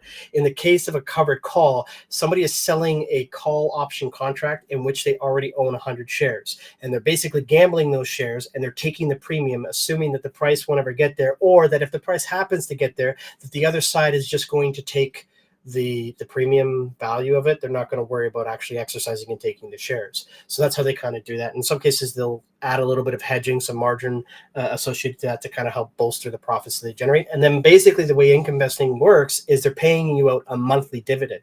And this is leveraging the concept of compound interest, right? So basically collecting money every month and then allowing you to reinvest it like a drip program if you want, or put it right back into the same income stocks that you're buying, and you can diversify that way.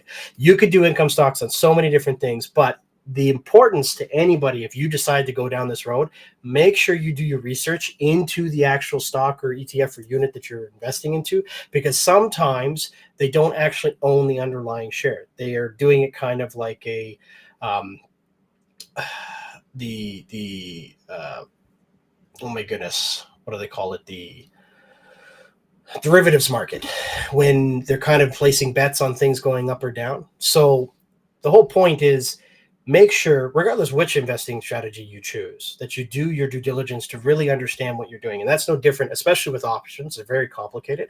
But the point of understanding this is because I'm going to teach you guys why your options are not going the way they go. And this goes back to those two fundamental reasons on why options exist. One is the purpose of trying to set up a position so that you don't have to be exposed to owning the share. The other is to get the sentiment of the market. And it's a great way to elaborate based on what EBC said. And this is why you see that reference of Max Payne, because when you're dealing with the premiums, the association of the option contract, the strike price that people are willing to pay, the cheapest are always going to be the far out of the money calls, because realistically what's happening is most market makers will use that as a, sorry for the language, but a circle jerk of saying, I have found the shares that I'm short. They're basically putting a married call is what it's referred to. And they're putting that ownership on some other institution that they've made a contract with, where they could go get the calls at a certain price if for whatever reason the price would run. But all of the market makers know that they're never going to let the price run up to that. And they're just basically collecting your free money from that, because what they essentially want to do is see, what does the market want to pay as a strike price? Where does that distribution lead? And what's the premium they're willing to pay for it? That's really what the difference is here. And as you can see, the put side of this will have cheaper premiums than, cheaper premiums than the Max Payne point, but they won't be as cheap as the out of the money calls.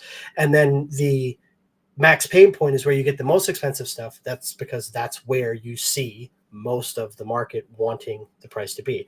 They say Max Payne because it's where everybody loses the most money, but realistically it's because most people don't understand the strategy behind how you can combine your options with your share ownership along with the supply element. We'll get there.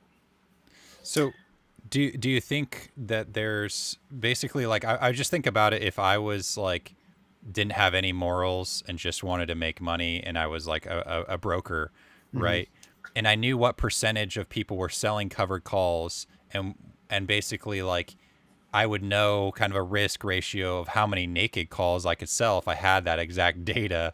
And if the price even got close to it, I could just stop settling the trades and put them into FTDs, so it kept the price lower, so that it doesn't hit my naked calls that I'm selling, or naked puts. So this is the reason why you get the market makers usually combining with short hedge funds. They're on the same page. They're fighting retail, because you can see the left side of the graph here is smaller than the right side of the graph. And in terms of the right side of the graph versus the left side, this is all about how many obligations does that market maker have with regards to the amount of shares that they would have to give to if the price got to that point, right? So the lowest amount was actually not necessarily in the middle per se, but it is what results in them hedging themselves the best. So essentially, when they're doing this, they have to make a decision. Am I going to go out to the market, buy shares, and hedge myself so that I'm covered in the event that somebody decides to exercise on that contract? Or am I going to short the market to make it so that the contract becomes out of the money? Now, they could still go out and choose to exercise their contract at that point, but they're doing it at a loss. I'm collecting way more of a premium, and I buy the shares at a cheaper price. Right. And, it's also very important to know that whenever you are fucking with these options, especially calls, the really, really far out of the money calls, the IV tends to squeeze pretty hard as well. So, like when you compare it to, obviously, like you can have an in the money call that can be up substantially more, but whenever IV is in fact getting squeezed, usually your out of the money calls, like, they go up by, I've seen some out of the money calls go up thousands of % before. So yes. So what's going on, Pang? Oh, hey, what's going on, guys? I was just gonna say it's usually I've been learning a lot more about options too. It's usually the at the money option that tends to move extremely fast up and down. The option that's way in the money doesn't move as much. It still moves according to the baseline of the price. So let's say if you have like a $25 GME call option, right? And the price is at $30, for example. And if the price of the underlying moves to 32, the 25 only moves by $2.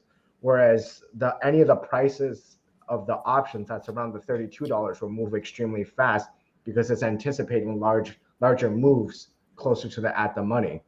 Yes, because what you're dealing with there is the volatility element. Basically, people who buy calls or people who are doing long-term options, they're trading their money for the premium on time, and that's the theta. But when you're dealing with the volatility element, that's really what the short side or the selling side of the transaction are concerned about. And for them, time is their friend, as long as it's set up in a position where they're not going to get too strayed away from the strike price that they're trying to aim at. This is the reason why a lot of advanced trading in option techniques actually use spreads with legs, and this is where they'll basically decide what's their limit. They're going to buy both a call and a put, and they'll basically set their max win and their max loss, and they use this as a reoccurring way to just generate a certain amount of money as long as they fall within that range. And this works really well with stocks that don't have too much volatility. So you won't necessarily do that right now with something like GME. It's the reason why the options chain is just all over the place. Real quick, we got DJ out here with the 1, 2, 3, 4, 5, 6, 7, 8, 9, 10 PPShow gifted memberships. Appreciate your support, DJ. Again, if you're one of the lucky people out there that got a membership tonight, be sure to give a thanks in the chat. We also got Salty Lizard out there with the 1 PPShow gifted membership. Appreciate your guys' support tonight. Again, if you're one of the lucky people out there that got a membership, enjoy those emojis and be sure to give a thanks in the chat.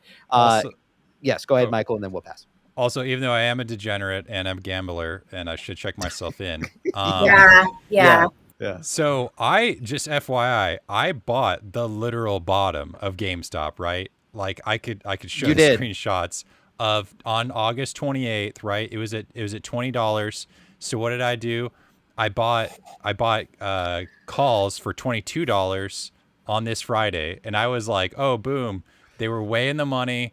And then all of a sudden, it just dropped out and they became worthless. So, if that dilution wouldn't have happened, even if it would have came down like 5%, like I would have still made tons of money. And instead, I lost. Michael, I guarantee you, even if that dilution didn't occur on earnings, they would have killed it right after earnings. Not that far. No matter what. It happens every time. It happens every time. I love you all. It's like clockwork. But I'm a deep value investor, so I just buy stock. So Which I love is you great. all. That's all I do. I'm a proponent of that, but I'm here. I'm trying to just be the person that's the, I believe in the companies, whatever, Yeah. You can't go wrong with shares, but with shares, obviously. But I definitely understand like Michael's move, right? Like the capital that you have, you utilize it in options. You could easily, and again, like this happens all the time where you can have options go up to 1,000, 2,000%. And then you take that, you cash those out, and then you go long shares. I've done that before. Once or twice, I've had options go up substantially high. I know, but I am a person that's from like Nevada, so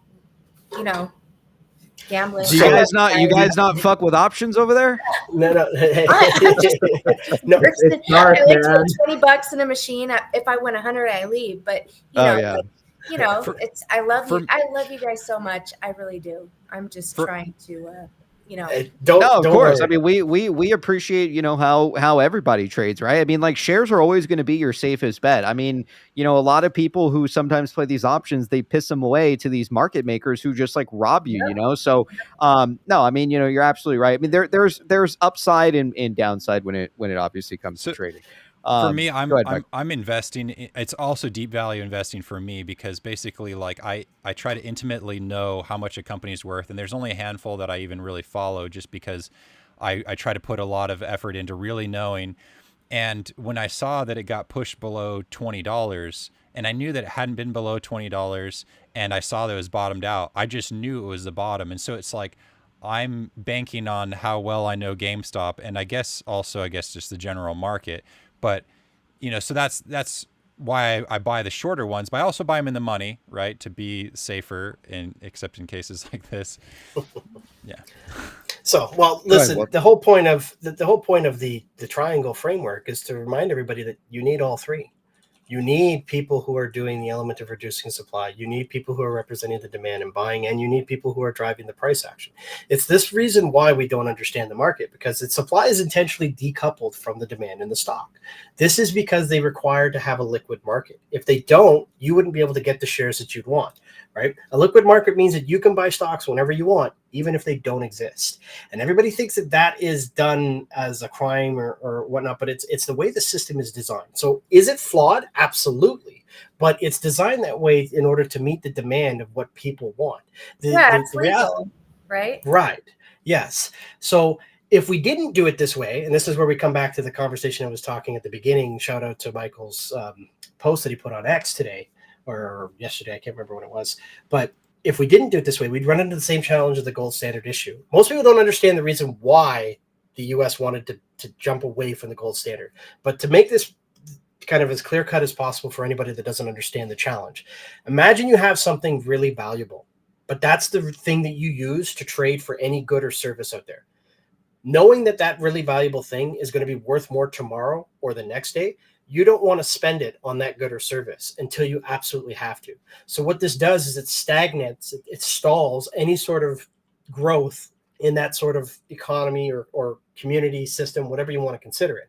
And by decoupling that sort of backing to a commodity that has a increasing value, you do the reverse and you cause what is considered inflation. You now say that your money today is worth more than your money tomorrow, which incentivizes you to want to spend that money on the services and the goods, which makes it so that you are cycling it back through. Because if I spend my money on PP's show and then PP goes and buys the booze from Michael, and Michael goes and buys the gambling advice from Eileen, you know, all that kind of stuff. Right. We're now sharing the income across everywhere. So that's it's actually necessary, especially as it's the way the stock market has been designed.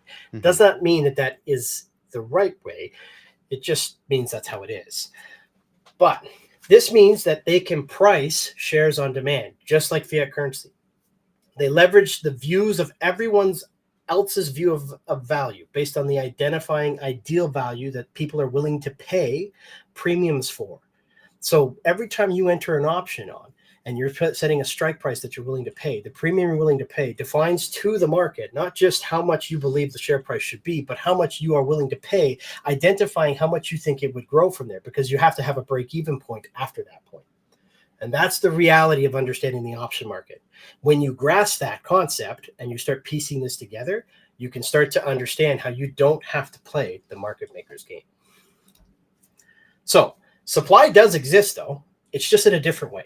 It's the concept of restricting access to supply. And you all know this already. It's exactly what GME has been trying to do as a massive movement for the longest time. It's direct registering your shares. It's the only way to ensure two things.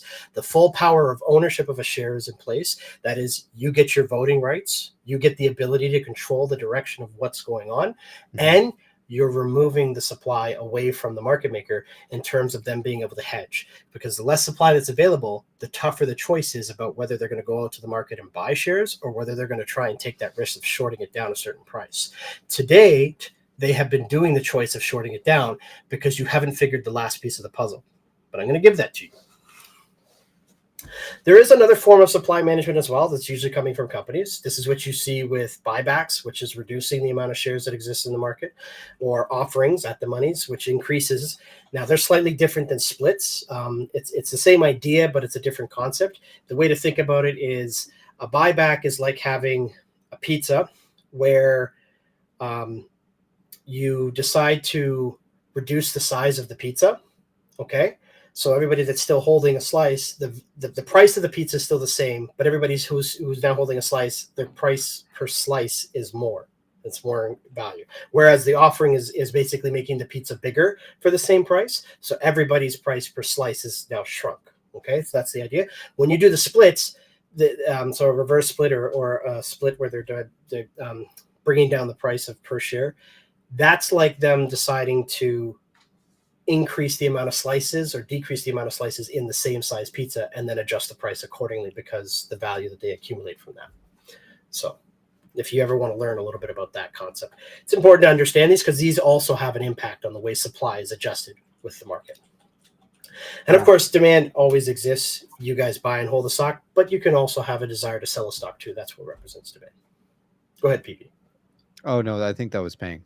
Oh, sorry, Okay. that was me. Yeah, 100%. I agree with what you said, and I just wanted to add that when you're talking about providing liquidity to the market, that's what also the authorized participants, certain market makers have that exemption of.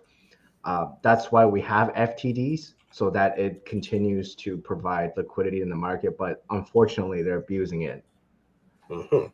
So, well, we'll get there. We'll get there. So now we're going to switch a little bit here. I'm going to introduce the concept of a part of game theory. And this is not a huge breakdown into game theory because there's a fair amount of topics. And I'm not necessarily somebody who studied economics or game theory explicitly. I just got to do it as a hobby.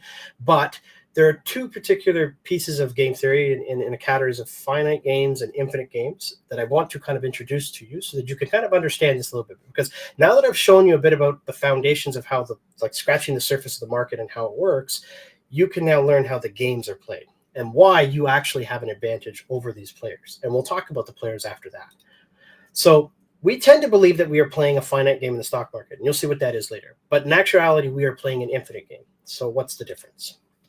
And side note, if you're looking for more information to this, obviously go research into game theory. It's pretty easy. There's a lot of stuff out there. But one of the best a motivational optimist speaker, his name's Simon Sinek, if you've ever heard of him.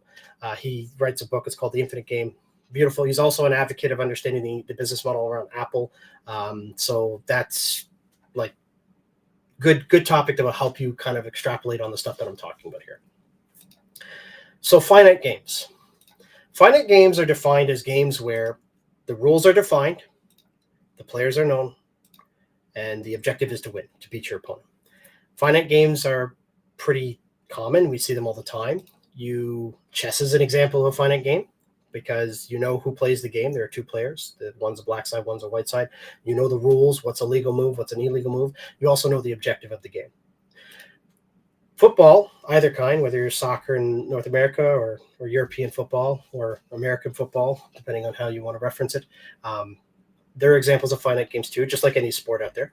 Even something like self-improvement, like say you're jogging or swimming and you're doing time trials against yourself, you're defining what the rules are of that game. You're the only player involved. So like, for example, you might say, I have to complete a certain amount of laps, or I have to beat a certain time. And if you do that, then you have successfully believed that you won that particular game that you're playing. So what are an infinite game? Infinite games are games that are defined where the rules are not defined. The players are unknown.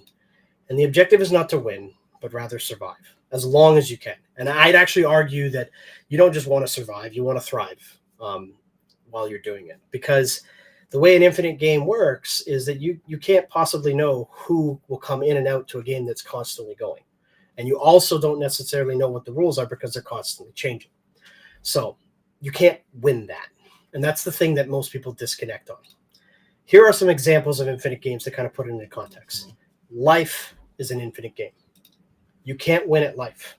Your objective is to try and stay alive as long as possible and to maximize enjoyment while you're doing so. Like Squid Games. Exactly. Right? Hell Or yeah. the PP Show. The PP Show. Come on, that's what we're all here for. It's like Squid Games with options. Yeah. Exactly. Yeah. That just sounds like dating with more steps. Business is an infinite game. You can't win at business. Your arrogance can actually result in your demise from an unknown player who changes the rules. ABC would love this if it was here, because the concept behind a business is that if you get too complacent and not innovate, and you don't actually, if you believe that you're the best because you're winning the market, whatever, you're just fooling yourself. That's the reason. Like Blockbuster got beat out by Netflix because they changed the game. Netflix used to do subscriptions by mail, folks. It's a completely different concept of what Blockbuster is. And then they proceeded to adapt and evolve and throw off the market in terms of all the movie production companies. Amazon was a reseller of books before it became a massive company. Yep. Right. So when you start to look through, exactly. Berkshire Hathaway was a textile company before it became a holding company, right? Exactly. I think there was Larry Chen that posted a similar type of breakdown of those types of things. Yeah. So the whole point here is that when you approach business as if it's a finite game, as if you can win it, you're going to be destined to fail because you're playing the wrong game. Love is an infinite game for anybody that doesn't resonate with those other two. There's no concrete rules to love. You can all appreciate that. And you never know who is a player in it. You just fall in love when you do. But the key thing here, and this is what the presentation's on, the stock market's an infinite game. It is always running, and whether you take part in it or not, and it will be there after you're gone. So that's the reason why your objective when you participate in the stock market is not to win. It's to survive.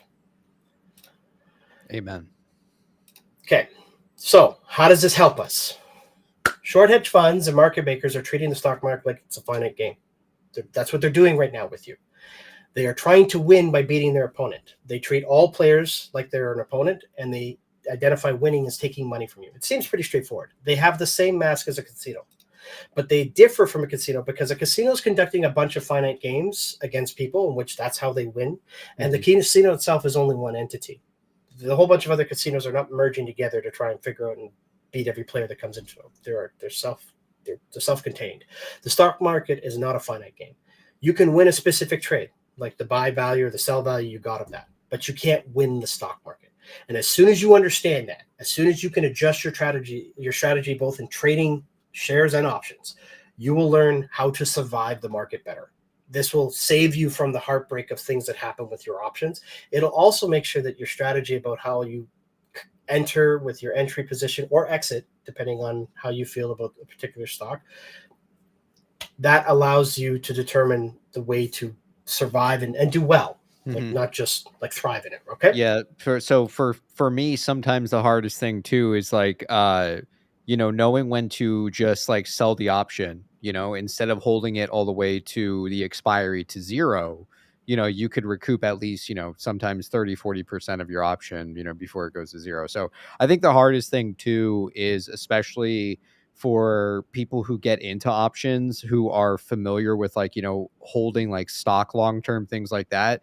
Unless you're like playing leaps, options need to, the best way to be treated is basically like a hot potato, right? You're going to basically buy the option at most likely when the IV is low, or depending on when you buy it. If you buy it too late and it's too high and it expires worthless, you need to know at some point when to essentially cut your losses when it comes to some of this, hold these options, because it's very different than a share, right? Like a share, it could decline 90% in value, and then next year it could be, up over 200%, right? But with an option, it can obviously expire out of the money. So, right. And so I think like the important part there is understanding your risk tolerance and understanding how you decide to handle your entry and your exits to any sort of trade. Like you say, it's hard to understand when to sell your options or take your losses. It's hard to sell your favorite stock, even when there's a profit on the table to take. Go ahead and try. A lot of you have been holding a stock for several years, and the day of reckoning is coming where you get to decide, am I actually going to take profit off the table? It's going to be really hard to make that choice. Emotions are the downfall of every trading investor. Hard.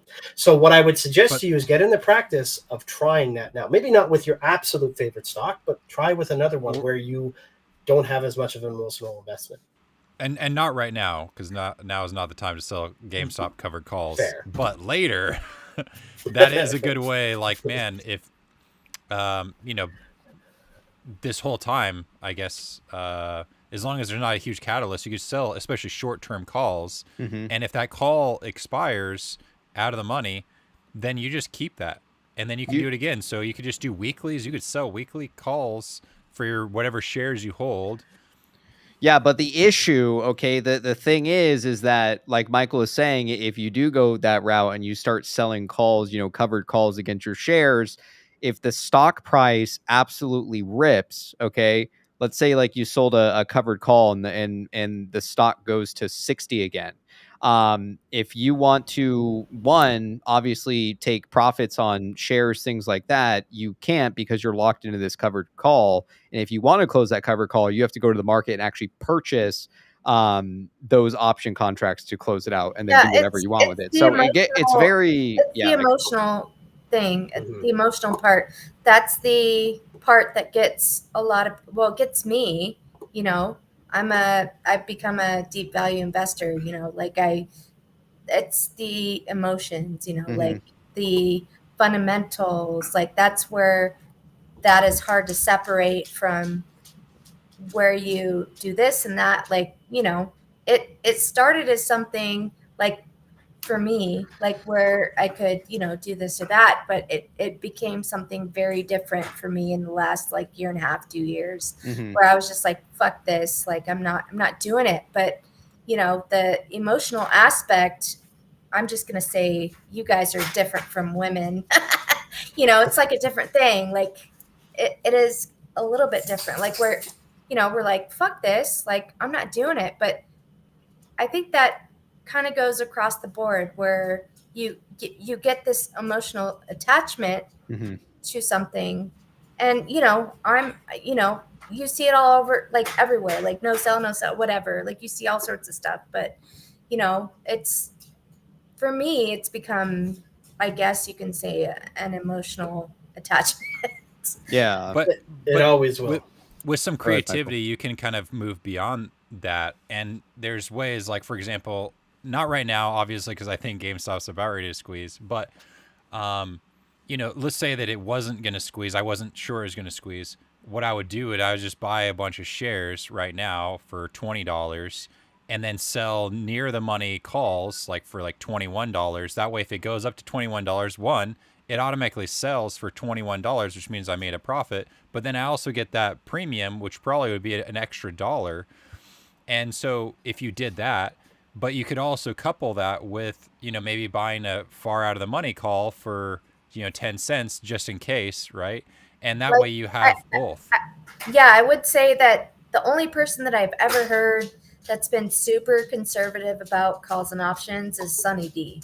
Like he does, like, oh, sorry, that's my dog. Jesus. But I understand. Yeah, my the fuck was that? Like, they're about to play. But just far out and close to the money, I guess, is possible. Like I've never played a call or option. Like I just buy shares. But for me, I would rather do the research for a couple years and then be conservative. But that's just me. Like you guys, I love how you fucking go in and do your thing. Like I love it. But that's where I guess I love you all. I guess it's a teeny bit different where I'm just like, fuck this, I'm buying shares. And I mean, it's better. It's obviously better for your buck, right? I mean, the chances of losses are your risk is significantly reduced when you go shares. Love it, Eileen. Real quick, seek a star out there with the 50. Every investor should submit this complaint: naked shorting, FTDs, phantom shares, and those who counterfeit shares must go to prison. U.S. wants Andrew Left victims to submit a victim impact statement at victimassistant.fraud at usdoj.gov. That is victimassistant.fraud at usdoj.gov. I don't know about you guys, but I definitely lost money because of Andrew Left. I will say that there was some chatter on 4chan, supposedly, allegedly, that he is singing like a bird right now. So I will say from whatever that when it comes to somebody being faced with prison time, right? Especially somebody like that, they do not want to spend any time anywhere, anyhow. So that guy is most definitely singing right now. And I think that you can be optimistic. I'm optimistic that this is going on. This has been going on for a long time, right? I subscribe to the theory that after the sneeze of 2021, that there has been a lot of 3-letter agencies involved. That's all I will say. I cannot imagine anything with, and I will say, because my dad invested in a company called Novatech a couple years ago, him and my stepmom, and they were scammed. And 6 months after there was, an investigation, the SEC came out with, charges. So I subscribe to the theory that they have been involved for a long time. You don't have to believe that, but I do believe that. And I think that there is a lot of stuff coming up. That's what I will say. Take it away for us, Whoop. No problem. All right. So it's good conversation. It's good dialogue. I think it's important to recognize that a lot of this, like the organic conversation is happening here. It's all connected. But the most important part, and it doesn't matter if you're buying shares or if you're trading options, or it's risk management. It's understanding your risk tolerance level. It's understanding what your risk appetite is for getting involved in certain types of trades, how risky to the timelines behind the trade that you want to be involved in. Those are the things that you kind of need to understand. And if you're not comfortable diving into that, first off, that's okay. That's that. You don't have to be an expert at everything.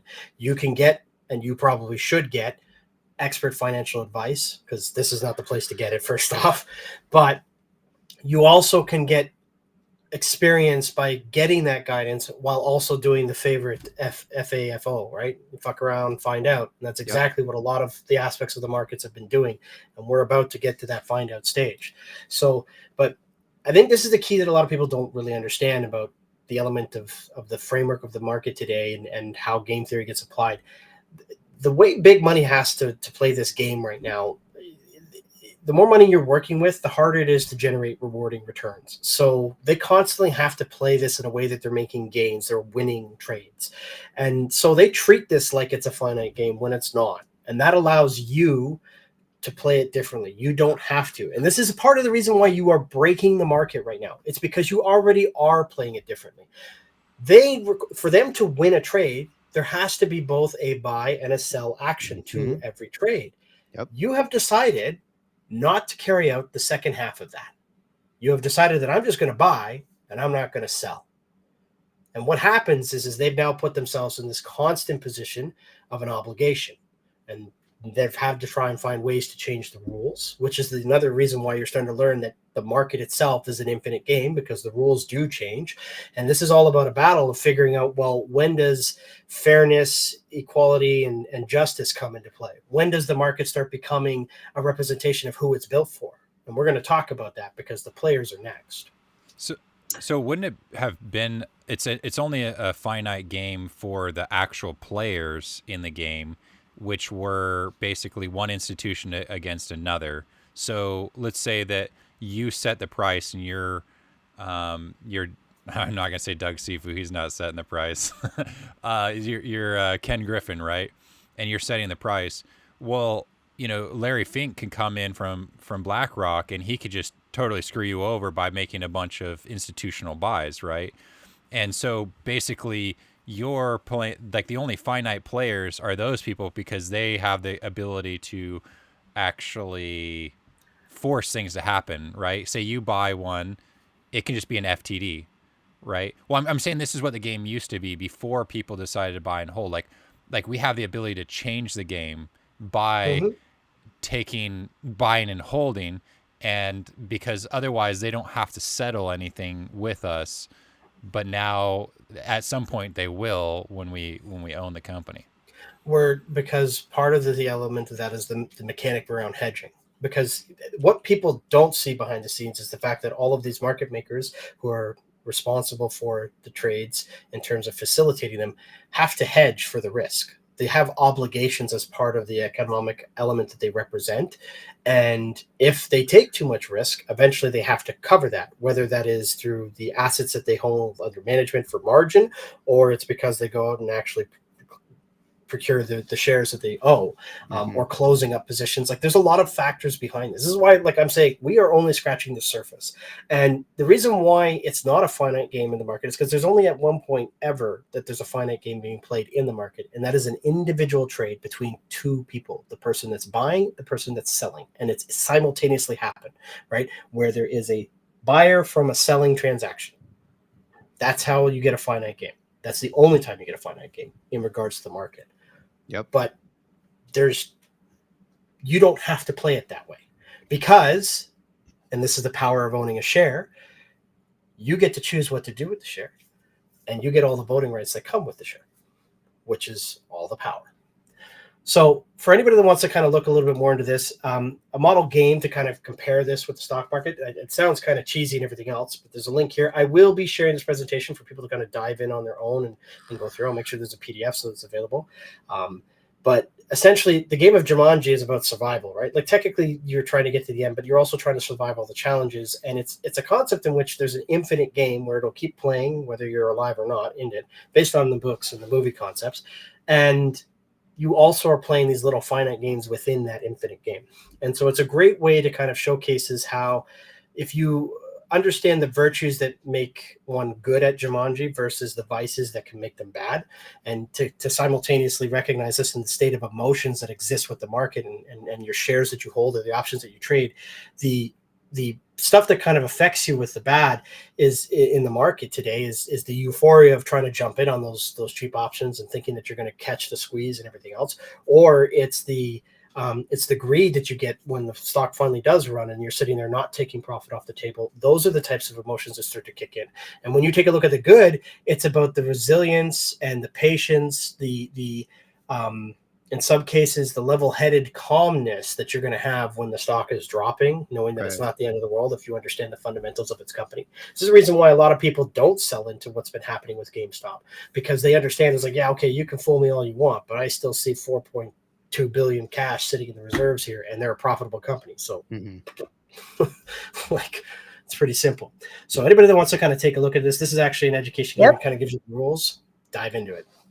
Right on. I got to say, whoop ass, I love the presentation tonight, man. It's good stuff. It's very informative. Well done, man. Well done.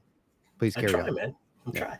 Okay, so there's probably about maybe 5 slides or 6 slides left, and they're pretty quick. We're going to run through. I want to teach you about who the market players are, what they are supposed to represent, just broadly. It's not a deep dive. And then why, okay? So we have retail/individual investors, and they're the purpose for the market. Don't let anybody tell you any different. The reason why the market exists is because of all of us here, okay? The authorized representatives, these can be considered similar to like brokers or active fund managers. These are the people who are representing the demand, which is retail and individual investors. Institutions, there exists a couple of types of players that exist under the broadcast of institutions. First off, you have market makers. Now, they're usually financial institutions, but not always. They don't have to be. And this is an important distinction. There's a lot of people out there who are market makers that don't necessarily have all the infrastructure that a financial institution does. And then they operate by using things like PFOF in order to decide where the routing happens, right? And there's also closed-end elements of, it's not PFOF for the trade itself, but it's an agreement in terms of running transactions. No different than a business would go and get a merchant services to be able to route payment systems. So then you have authorized participants, which Pang was talking about earlier.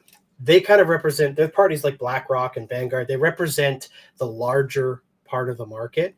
And then, of course, there are other parties that exist in this that are institution-based. These are like, they're tied with entities like the DTC, FINRA, NASDAQ. So it's the exchange themselves. In some cases, it's companies like B. Riley or Jeffries. They're the people that are helping conduct the activities in the market. They all are players. And the purpose behind what they do now is probably the driving factor of what we learn to understand about the market. So if retail investors represent the demand, the buy or sell, then the authorized representatives represent that demand to the market. They're basically saying, I'm giving an announcement out that this is my client and they want to do this trade. So they're helping route the trades and where they go. For anybody that despise and should despise PFOF, it's these groups that are getting paid the premium from the market maker in order to route that trade that way. Institutions, the market makers, they facilitate a trade. Their job is to find the buyers and sellers for any transaction. They also set the price through the options and manage the supply based on what is available in the market, at least in theory. Authorized participants, they usually represent baskets. They manage the index funds or the units, and they're the big part of the pension markets. Okay. Now, there are some financial institutions that offer their own ETFs, and they have subsidiaries that operate as like an authorized participant as well. But this is part of the reason why we hate Kenny G, right? Like, and not the saxophone player, but our favorite Mayo man. Yes. The reason why we hate it is because Citadel, having itself as an institution that does financial trades and loans and all this other stuff, while simultaneously having a hedge fund that has access to all the market and all the information, it's like, well, isn't that a conflict of interest? Like, how can, and then sharing of it, like, it's just corruption and fraud in so many levels. And then when you start taking a look at the others, well, the main purpose behind the others is, sometimes they help bring stocks to the markets and they write the IPOs, or they're underwriting the offerings with at the monies, or they might be other corporate needs, especially if it contains legal, they might be there to regulate. Okay, sure. Or audit. And yeah, that would happen, and hold accountability to all the players and companies that are part of the market. Sure. Emphasis on the word all. We're hoping that this changes, but basically, that's what that other bucket is, and that's the part that hasn't necessarily, they've been in cahoots with the market makers and the authorized participants because they're all under this branch of institution. And I think what we're starting to see is the change of the market is taking these other players and pulling them out of that institution bracket, because now all of a sudden they can't share the same interests. So now the big question is why? When you understand why these market players exist, you can understand how you're going to conduct your trades in the market in relation to them. And you can then, through understanding the foundations of the market, understand how your strategies would work or won't work, but depending on how you're approaching trading. Retail investors, we are the market. Without us, there is no market. Remember, we represent the pensions too. So the difference between us as active investors versus passive investors are the pensions. These are people who are just investing into some corporate plan, a savings account or something, allowing an institution to buy mutual funds, whatever the case may be. But they're basically saying, here, take my money. You still represent the demand of wanting to have a piece of something out there. You just have forfeited your right to the voting element and the control. Whereas active investors, everybody who's likely watching this show and who is involved in the market today, wants to have a voice. It's essentially the same thing as being a voting citizen of your country. You're saying, no, I don't want to waive that. I want to say who's in charge and what they're doing, because I don't want to be fucked around. Mm-hmm. Authorized representatives, they give access to people who otherwise can't get it. None of us in retail or individual investors could have access to the market if it wasn't for the fact that brokers or authorized representatives, like in some cases a hedge fund could be that too, give access to those types of things. But this is where it gets kind of dicey, because they can get access to things that retail doesn't have, the information. This is why I'm forgetting his name, and I apologize. I know he's been on your show a couple of times. He's talked. Which one? He runs one of the firms, and he only trades. I think he moved off of, was it Fidelity, to somebody else? Malone. Yes, Kevin Malone. Thank you. Yeah. My apologies to Kevin, but this is why a lot of people really follow and endorse an individual like that, because he's literally using his advantage of being a representative and sharing that information with the general market, which is the right thing to do. Absolutely. Yeah, 100%. So market makers, they are supposed to regulate and ensure the stability and integrity of markets. I want to emphasize that, because the reason why we are in this mess is that market makers haven't been doing this. You now have an idiosyncratic risk, and it's actually situating itself to be multiple, because the integrity of the markets were compromised and the stability is no longer there. That's the reason why they're concerned and why they're doing a lot of work in the back end to figure out how do we unfuck ourselves. Authorized participants, they handle kind of like the administration and the management overhead of the larger market, like the broader market exposure for mass representation. So again, think about ETFs, pensions, and to what Pang said earlier, what the challenge with this is because they represent that, the reporting and the regulation part of it allows them to mask and hide a lot of things in it, which means you don't necessarily have a clear understanding of all the information of how many stocks are in a particular ETF or basket, or if it's a basket of a basket, how do you find the information of all the stuff unless you go and individually try and look at it? And even then, depending on the reporting standards, they might not have enough information for you to really truly understand, well, how much risk are you exposing yourself to? No. This is the reason why earlier in the presentation, when I was telling people about the concept of income investors, so instead of being a value investor, you decide to be an income investor, pay attention to the type of stocks that you decide to purchase because they represent different things. You can buy a stock that says that it's, doing income investing based on Bitcoin. But there's two different ways. They can play derivatives of Bitcoin, meaning that they're putting down margin of fiat currency liquidity for the purpose of guessing and betting whether the price of Bitcoin will go up or down. And that's what they're generating income for you for. So you never actually own a piece of Bitcoin and its success. Or you could have a stock that's actually set up like an ETF of some sort that is saying that we are actually buying Bitcoin in the background and holding it in a coin wallet. Now, for all of the Bitcoin truists, they're going to say, well, not your wallet, not your crypto. I get it. Or not your keys, not your crypto. I get it. And that's absolutely true. So if you want to get down to that road, you should go through and get to the level of comfort to be able to do that level of active investing. But there is a market for people that want to be just like Eileen, who want to get exposure, want to make decisions, but maybe not necessarily have all the intricacies of holding things in their hands. And that's important to understand. Well fucking said. The other players, they're everything else part of the market that you just aren't seeing handled great enough right now. And this is the reason why I think the biggest change that will probably come of anything that happens with the market today is when this stuff moves out of this institution bracket and starts becoming some other differently regulated party.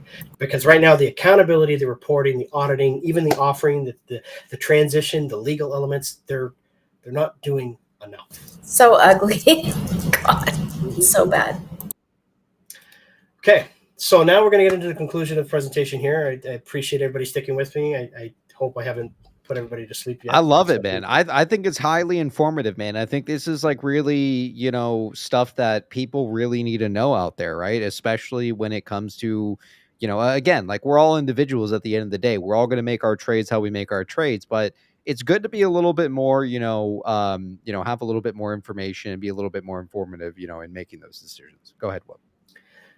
So here's where you get to now know the key, the power of your retail situation. And in order to do this, let's kind of really highlight what the challenge is today.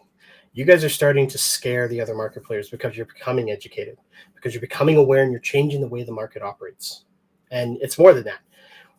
If you were to look at retail, usually the biggest weakness that's connected to us is the fact that we have limited funds to work with. We barely move the needle. Again, I did see Ian jump on the show earlier, I think, and he said, thanks for the shout out. Here's another shout out. Part of his whole saga of recounting about the whole situation with GameStop and what's happened to date. Bam. That's the whole problem. That's the reason why we're all up in arms. It's because we don't move the needle. But there's something else that we do offer. We offer the element of mob mentality. It's something that the market can't predict and they can't stop. They can only influence. It's the reason why the shill campaign, the paid actors, and all of the different social platforms that you're on, the disconnect or the shadow ops of trying to remove access to information. Yes. All of this is part of their only effort. That keyword, influence. It's the only power they have over you at this point, because we can do the thing that the market can't predict and can't hedge. Back in January 2022, Ryan Cohen bought some call options for $65 and $80 on Bed Bath & Beyond that expired in January 2023. Before that date came, people piled in masses to buy those same calls and many around them. This inadvertently created probably the largest gamma ramp in history, and it scared financial institutions genuinely, because even if they wanted to hedge for it, they couldn't. Like it literally, the amount of obligations was too much for what they technically had under asset management to be able to do. So that's the reason why they were shorting the crap out of that stock so aggressively in their cycles. The power of retail is recognizing that our individual actions can make a collective obligation for the players in the market. And once we learn to harness that, we can force market makers to make a move to our advantage. All individually, of course. We're not trying to collect here. Don't confuse everybody just trying to buy the same stock or do the Correct. same thing. Yeah, no organizing, anything like that. Exactly. It's illegal for any of the other players. It's illegal for us too. Yes. But the concept here is that when you decide to take an action, because the transparency of your trading is available to the market, somebody else goes up and says, and this is what Ryan Cohen proved to us, what does that guy know, or that girl, or that person know that I don't? They think it's going to go to $20. Oh, maybe I'll take a gamble. Maybe it'll go to 19. And then the next person says, you guys are weak. I don't have money for 20, but I can do 20, 50. And all of a sudden you start to build out this ramp. That's the game theory part of it, is understanding the players. For anybody that wants to dive deeper into that, do research into the prisoner's dilemma. It's a very interesting concept, one of the famous elements of game theory in terms of problem solving. Okay. So what do I mean by this in terms of the manipulation? Let's take a look at an example. We like to buy options that are throwaways. They're far out of the money calls, but you have to stop and ask yourself, who writes those call options? Who makes them available? Market makers. Yes. Me sometimes too. Well, no, you can't write the call unless the option is available to do it. It has to already be established as a contract first, unless you are a hedge fund player. So you are part of the representative group, not the individual retail group. You do not have access to the same part of the market as retail. That's the way it works. You're talking about the pricing range, right? Right. So, like, for example, let's say you wanted to open up a call on GME for 2 months from now for $250. If it's not on the actual option chain right now, you can't physically do that unless you are part of the representative group or below in terms of that chart representation of the market players. Most of them are the market makers that write those call options, because the major reason why they put the call options out there is A, to fool you into giving them money by playing the options game. Remember, you don't have to play their game. The second reason is because they're using that as ways to hedge for risk, associating to say, oh, well, I've limited the upside of my risk here because I can buy a share over here. All right. And again, there's the hint. So for anybody that didn't get it, at least you have it for later. You learned earlier in this presentation about price action. You also learned that the market makers have leveraged, and this is over the last few years, that they'll leverage the price of a stock and determine where it should be based on the max pain. Okay. And we do have to ask ourselves, how can we use that to our advantage? Remember the triangle. This is probably, if you take anything away from all of this tonight, this is probably what it's going to be. Okay. The demand is your entry point. And if the sentence you can kind of reference here is the shares I want to own in my name. Think about it that way. When you buy something on the demand, it's the shares I want to own in my name. That then leads you down to the supply element, the DRS, okay, which represent how I'm going to restrict the available shorts for shares for shorts to hedge. Okay. Yes. Then you get to the price action, which represents the options. It's the price I find value in the stock. When you piece all three of these in, you can understand your true power as a retail player. You can buy what you want at the price you want to take it off the market when you want. That's your power. It's something they can't control because of the way they've designed the game. The rules today make it so that they can't stop you from doing any three of those things. Fucking A, whoop. I mean, I gotta say, man, this is a fucking fantastic presentation that you have for us. It's real quick. Seek Star out there, Seek a Star out there with the 50. Appreciate the love, Seek a Star. Choke on tube steak Rico. I mean, Sifu. Hope Andrew left roast you. You're gonna get something you never saw coming every time you drop the soap showering in prison. Cheers, PP. Shout out to D Squad and Patel Mobile Homes. Right on, man. Big shout out to D Squad. Right on. Appreciate the 50, man. Carry on, whoop ass. I gotta say, it's very wow. I mean, highly, highly informative presentation tonight. So when you understand that, you can influence the market. You can force market makers to form a strategy here. Okay, you can say to the market makers, you can play a game of chicken. They either buy the shares, so they're going to raise the price by hedging for those obligations, or they're going to short the price, and then they're going to bring them out of the money and kill the obligation. And this is often what ends up happening near Fridays. This is the reason why the mistake that Michael generally makes, especially with his options, especially if you're playing weeklies, is you're facing against your enemy is time. So as soon as you end up in a position where that starts to be profitable, you really need to just sell it or exercise if you really believe in the share long term, understanding that they are going to drop the price. So while you will have made money on your premium and the call, you will lose money based on the holding of the share. So I will say, as far as like, for me and what I do, but for calls and options, it's super important, like that's how you build the ramp, but all three are super important. I think everybody needs to understand this. There is no market without a demand.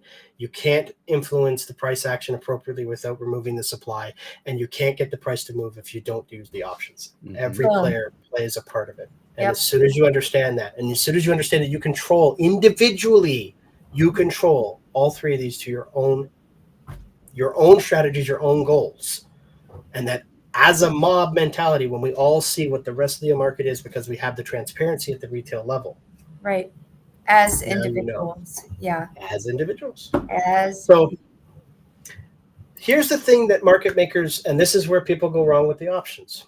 If your intent is to buy those shares anyway, so they short the price, you now get the market makers to give you a discount on the price of the stock you want.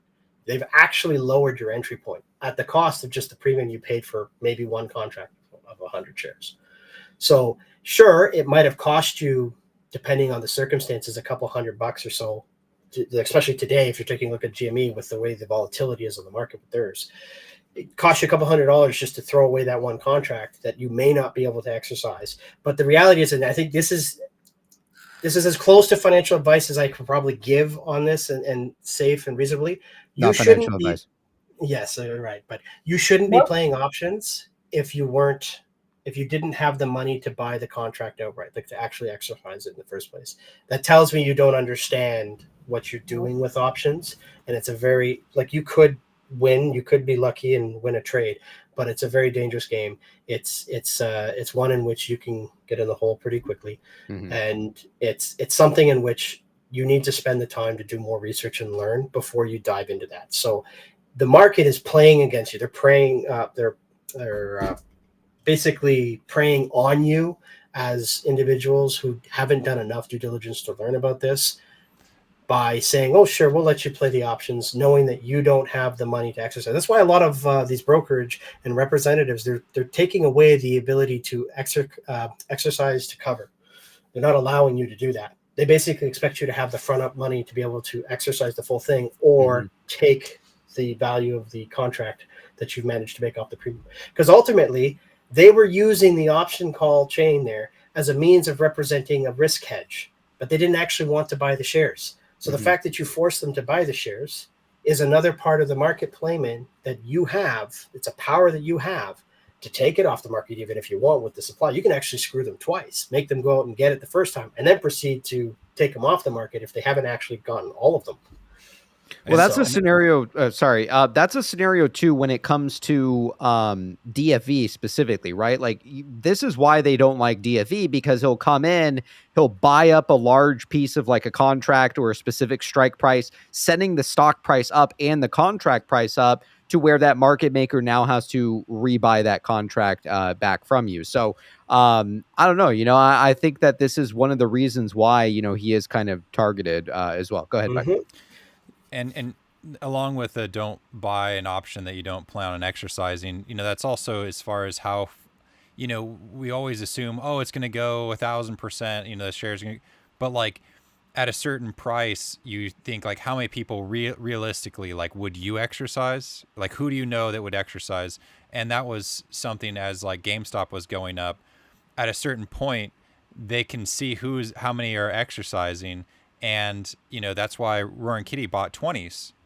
Like, who wouldn't want to exercise at $20 for GameStop, right? Oh, that's absolutely. A great deal. Yeah. But once it started getting to like 45, well, they can just start, basically selling naked call. The market maker can just start selling naked calls, knowing that people aren't going to exercise them. And as soon as they saturate, then the buyers, they exhaust them. Well, then the price for those calls starts going down, and then they know they've kind of beat the momentum. So you have to really see like how much price movement is there, and then how much volume is supporting that price movement. Because if there's not a lot of volume, there's probably not going to be a lot of people exercising it, and you might have reached the top. Right, Michael. It's like riding that worm on Dune 2, right? Look at the memes come out. You know what's interesting? You're just building the segue for the next slide. It's great because I'm going to get into the concept there with our excellent. DFE. Real quick, we got Ligma with the 5 out there. Whoop ass, positions, or ban. Right. Let me put it this way. I'm not going to tell you how much I own, but I've been Bed Bath & Beyond investor since 2021. I've been a GME investor since I think 2022. I'm going to give a shout out to you, Whoopass. I on Reddit, like since I've been in, I have been, a big fan. That's it. Just a fan. Yeah, Whoopass needs a fucking level up, PP level up here tonight. Where's that? Geez. Oh, geez. All right, let's hear it, Whoopass. And also, we got Loss out there with the 2. Let's go with a beer. Right on, man. All right, take it away for us, Whoopass. Yeah, man. I think I've even come around to the IEP point too. Like at this point, yes, he's either going under completely and getting screwed, or he's about to screw a lot of people. No. He's gonna be if only you knew, Whoopass.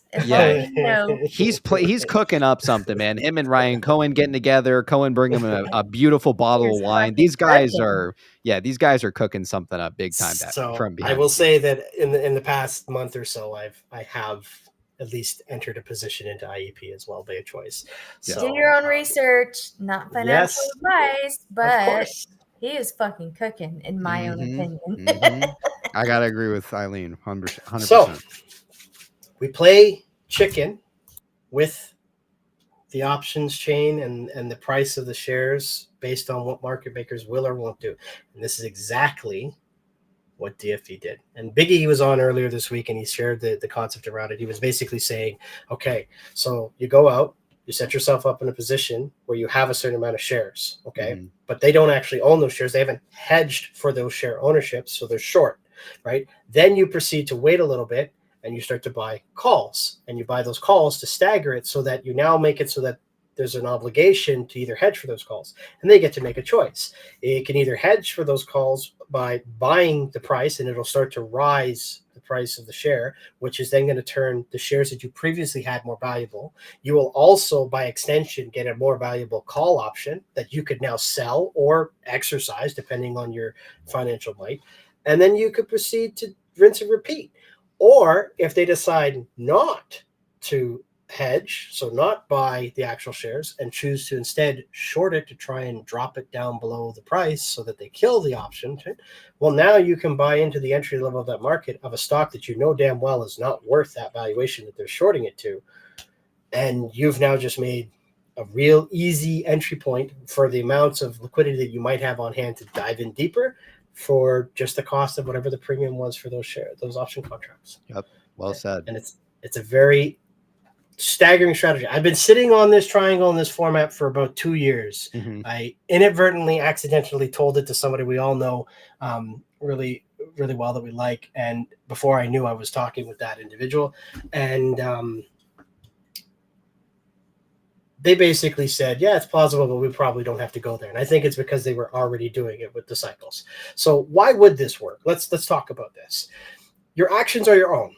So you decide what's your price, how much you DRS, which options you're willing to play. This is all stuff that you do. And some of you won't do any options. Some of you will only DRS, and some of you will buy with whatever you can afford. But so does every other individual investor. And they see your options contract. They get to see the price of it, and they get to decide. And they're keeping track of the companies now, see what the DRS numbers are. They're starting to get that level of transparency. There might be some fuckery on that, but we don't need to go down that road right now. Everybody's making decisions around all of this, just like you do, the way you're looking at their trades the same way. And so it's a mob mentality thing, and they can't stop that. In fact, that's part of the reason why they're fighting about it in the courts. They're trying to say, well, isn't retail trying to just join together? Well, not really, because the freedom of information makes it so everybody makes their own independent decisions. Correct. So because of this, your decisions and your strategy can put pressure on a market breaker to take a big risk, that is to buy on the open market, or take a bigger risk and not hedge and short for a future obligation. Now, we already know what they do when you buy far out of the money calls. They just take that second option. They short it in future obligations, right?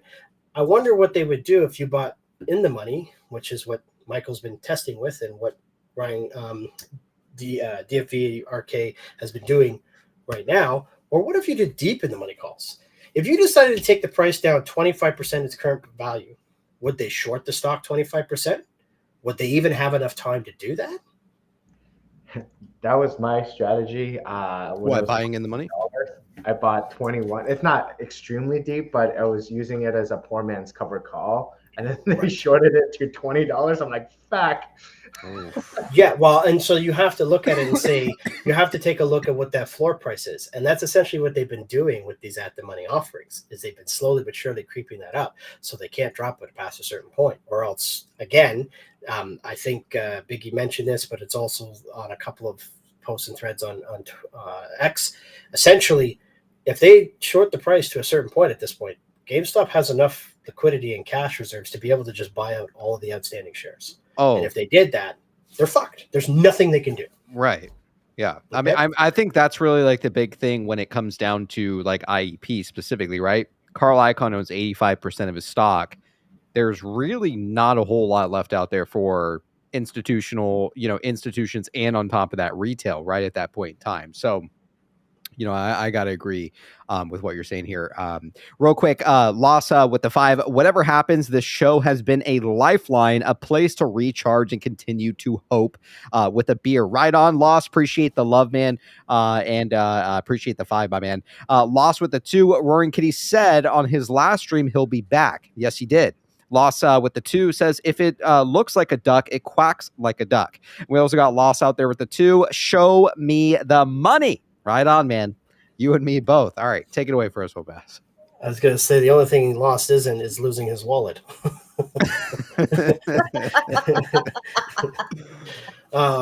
So I think what's important to understand about this concept of the strategy is the fact that if you know that the company has actual value, especially as a long-term value, then eventually shorting a stock below a certain price is a death wish. And what's important to understand here as well, a hedge fund might do that action because they have no other choice. A market maker won't, because they can't take that risk. They will have to eventually respond to your actions of what your demand is on the market, because that's their job. That's the stability of the piece. And that's the part that they're probably trying to figure out right now. One of the things I've been told by the insiders is that they were always worried that they weren't going to let it squeeze as high as you might want it to. And I think that's probably the reason why they're doing a slow controlled burn with GME at this point, and slowly but surely forcing them to a point. Like a Tesla squeeze. Who wasn't going to let it squeeze? Like the SEC?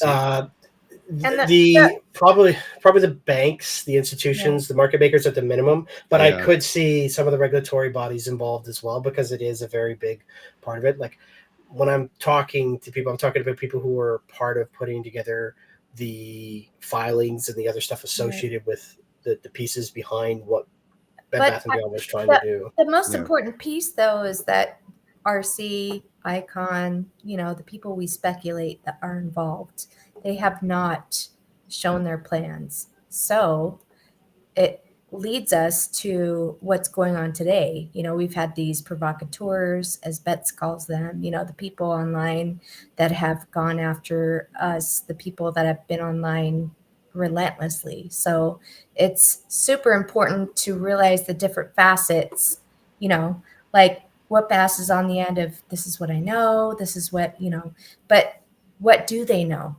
Right? It depends. So one of the big things that we found out with a lot of the stuff in the Bed Bath chapter 11 is that they were giving some level of information, but it was it was professional privilege only, meaning that it was only being given to the lawyer's aspect, and they weren't allowed to relay that to their client. They were only allowed to then advise their client on whether they could take a certain position or not, type of thing. Okay. So they couldn't actually tell the full details. It's under NDA and redaction.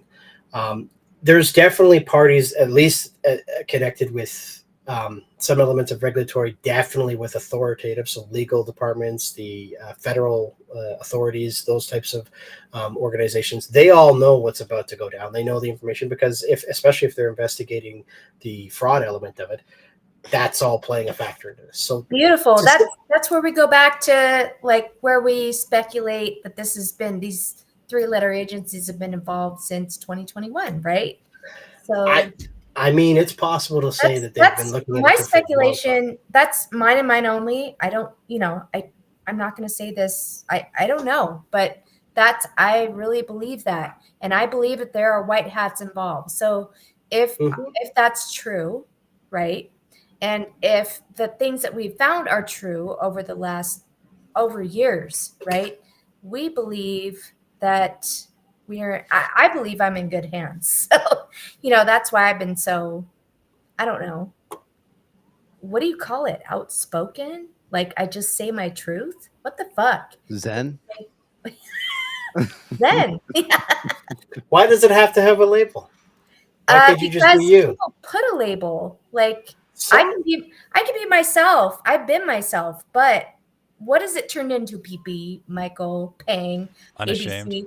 What has it turned into over the last, especially unwavering recently? Conviction, confidence? Yeah, we can call it that. I call it that. But what we've been disparaged, we've been fucked with, all sorts of shit. So excuse my language, but Oh no, please! It's the PP show. We have been, especially recently, like we have been disparaged. That's to say the least. Listen, when life gives you lemons, all you can do is make lemonade, and it'll either be sour, sometimes it'll be sweet. The best part is we're like, the best part is we're like laughing and having fun and just zen, I guess you could say. Like, yeah, no, that's good. We're just having a good time till it kind of plays out, right? Kinky Sex out there with the membership for 11 months. Here, kitty, kitty, kitty. Chewy is waiting for your tweet. We also got Loss out there with the 2. 1 GME share worth at least $1 million. It'll be okay. We also have Loss out there with the 2. Plus, PP is the GOAT. Not at options, but still. Hey, man, what I'm planning on being? I'm going to plan on being the dividend king. All right. That's eventually what my title is going to be, is the dividend king when I'm said and done with all this stuff. That's my goal. It's not a bad goal to have. Dividend investing is a great strategy. That's my ultimate strategy, is to have, actually IEP, that was my ultimate goal, just to dividends. But it's two things we'll say here, and then I'll close out, because I think most people are probably ready to close out their Friday nights. But first off, just to close out the theory on the lemons, if life gives you melons, PP, you might be dyslexic. Just letting you know. Yeah, that's for sure.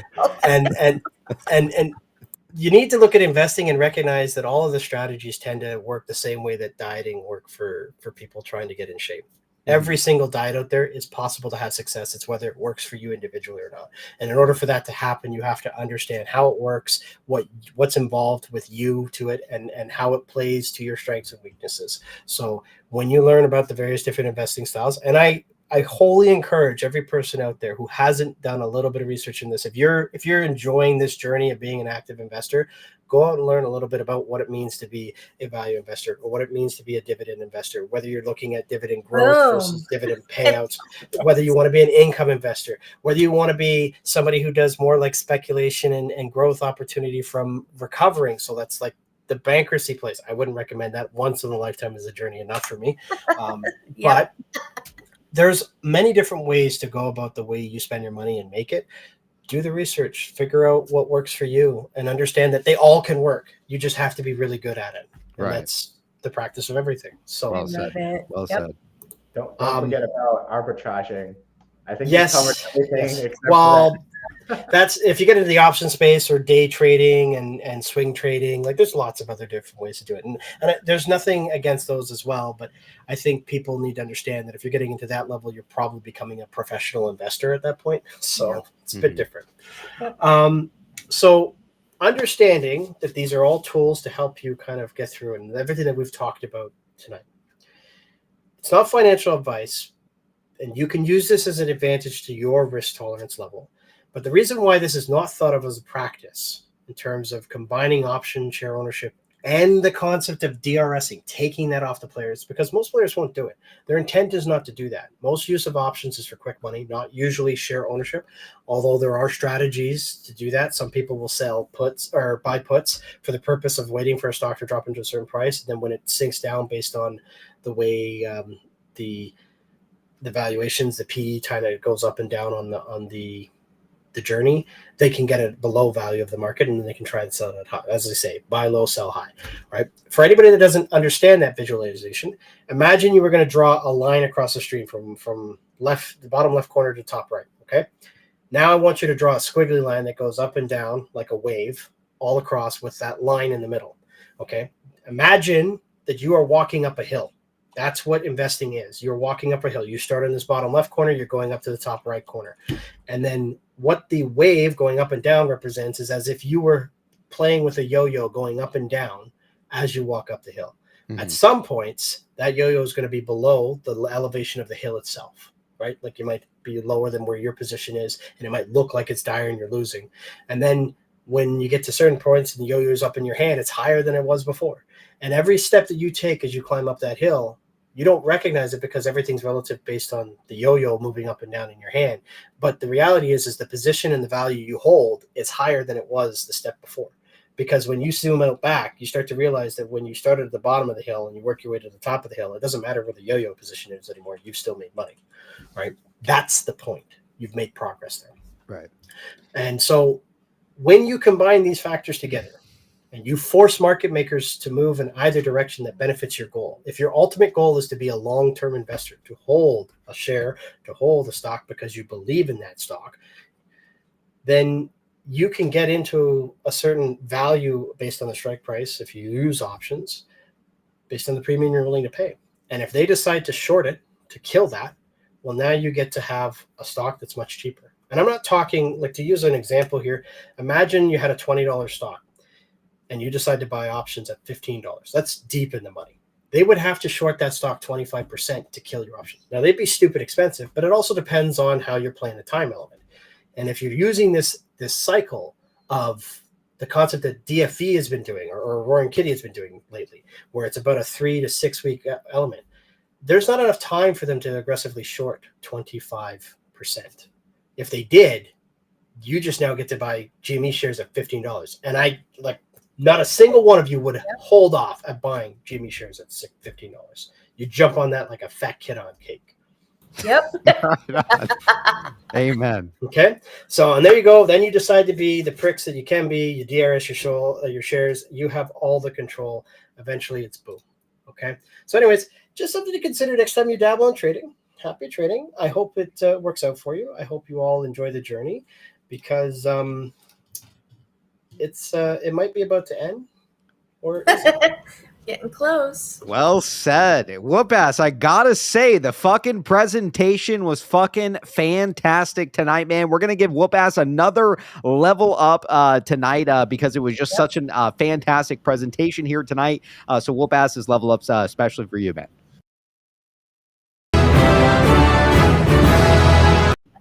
All right. I guess we will start to wrap up the show there tonight. Wow. Very informative. A lot of stuff that we covered this evening. And hopefully some of you guys out there tuning in tonight maybe learned a thing or two, man. So I guess why don't we go ahead and take it over to Pang. Pang, let's get some closing thoughts, man. What would you like to close out with? Or if you have any questions for Whoop Ass before we head out, let's hear it tonight, Pang. No, whoop ass, man. That was an excellent presentation. I think you're topping up my PowerPoint presentations now. I got to start stepping up again. That was excellent, man. It's not a competition. It's all good, man. Journey. Yeah. So coming up next week is OPEX week, and I really hope that, or sorry, no, it is Quad. OPEX. It's, Quad. it's Quad. So more Quad than witching. just OPEX, yeah. So I'm hoping my options doesn't get completely fucked. But anyways,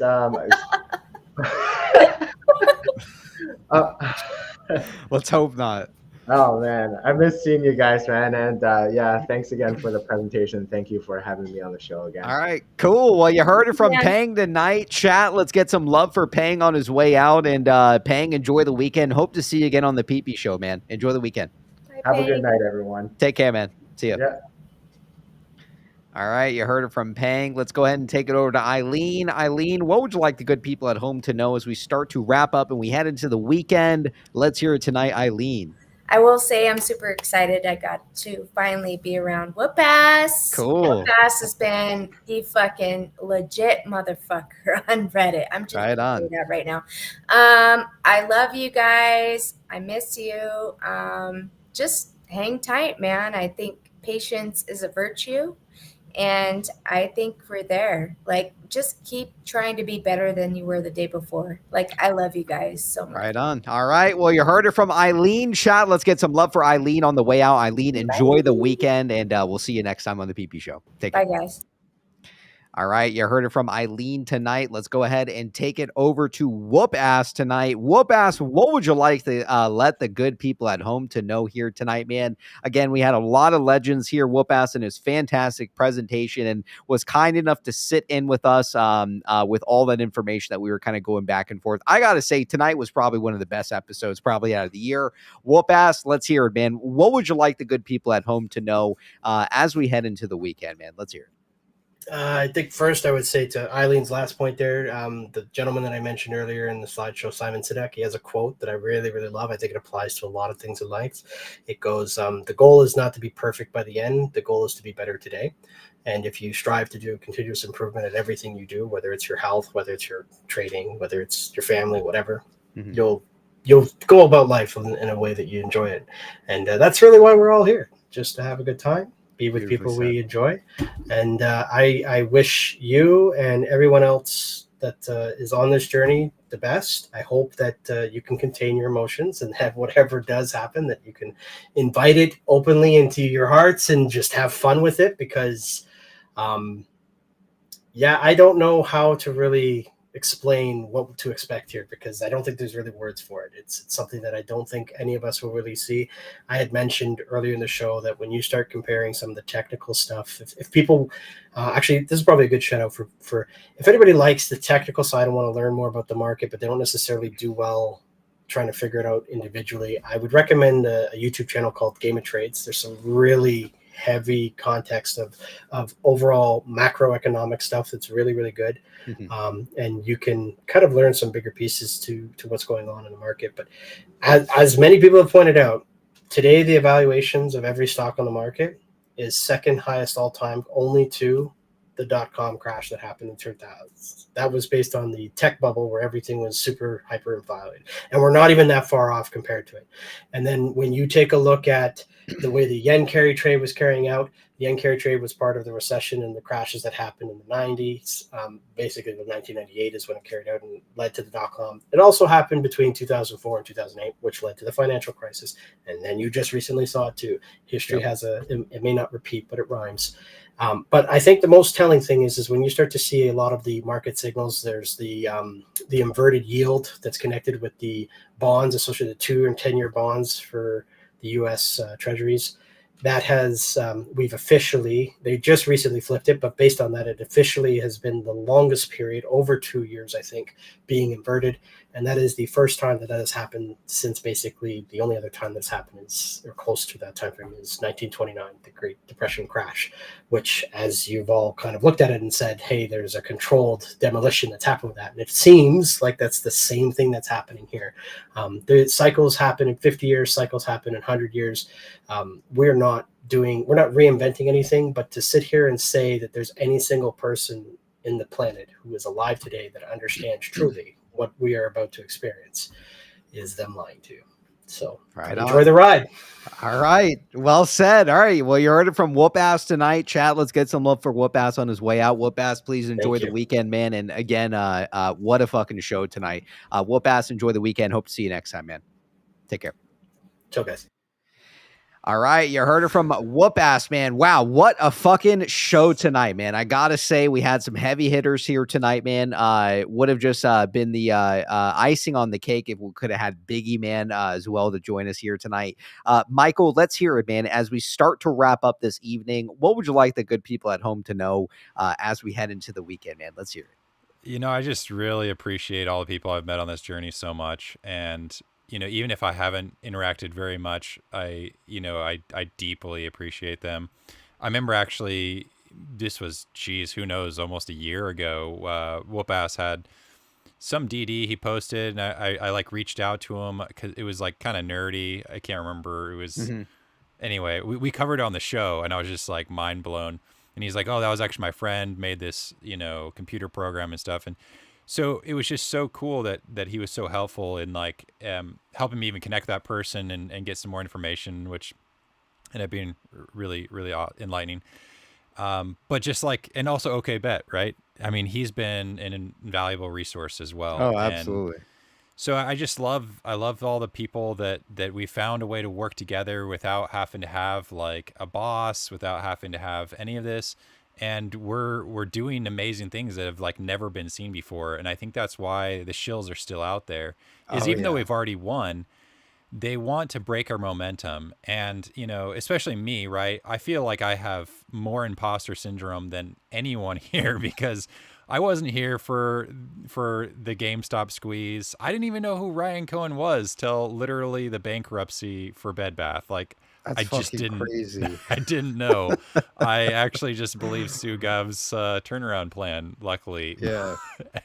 But so like, but I think that the shills are trying to play off that imposter syndrome and stop us from posting things. For example, today when I wrote that post about like the gold standard, I didn't think anyone would really read it, to be honest. I figured like maybe like 5 people would read it and, and like it. I know kind of what stuff people like and don't like, but I just felt it was important. And so it was just really cool to see that, that Whoop Ass was like, oh yeah, I saw that and I really liked it. Like people are watching. What we do makes a difference, and don't let the fear of saying something wrong or whatever, like, silence you. We're leaders, right? We've been groomed to just be like these students and just only be consumers, but we can stand up and be leaders, and we can change the world. All right. Well said. All right. You heard from Michael tonight. Michael, enjoy the rest of the night. Loved having you on the PP show, man. Enjoy the weekend. Hope to see you next week. Take care. You too. Chat, let's get some love for Michael on his way out. There you have it, man. The fucking PP show. We got together. We talked some DD. Hell, even the fellas showed up tonight, man. OK Bet's making his return here at the show nearly a year later. Jake2b, Whoop Ass, man. ABC, obviously the rest of the fellas that joined us tonight. And Eileen, what a fucking show tonight, fellas. So with that being said, we're going to leave you guys off with a dildo slap on the way out. Appreciate you guys watching, tuning in, whether you watch or donate, whatever it may be. I appreciate your guys' support here at the PP show, man. Again, I think it's very important that, we as individuals share this information, right? It's, at the end of the day, we're all individual investors who are going to make their own, investments at the end of the day. But one thing we can agree on is that it's good to have a place for us to discuss those types of things, right? Really be able to bounce those ideas and just educate each other, to make proper trades more in the future. So with that being said, we're going to wrap up there. Hope you guys enjoyed the show tonight. We'll leave you off with a dildo slap on the way out. We'll see you guys Monday for our normal scheduled time at 7 p.m. CT. Enjoy the dildo slap on the way out. Love you all. We'll see you then. Peace.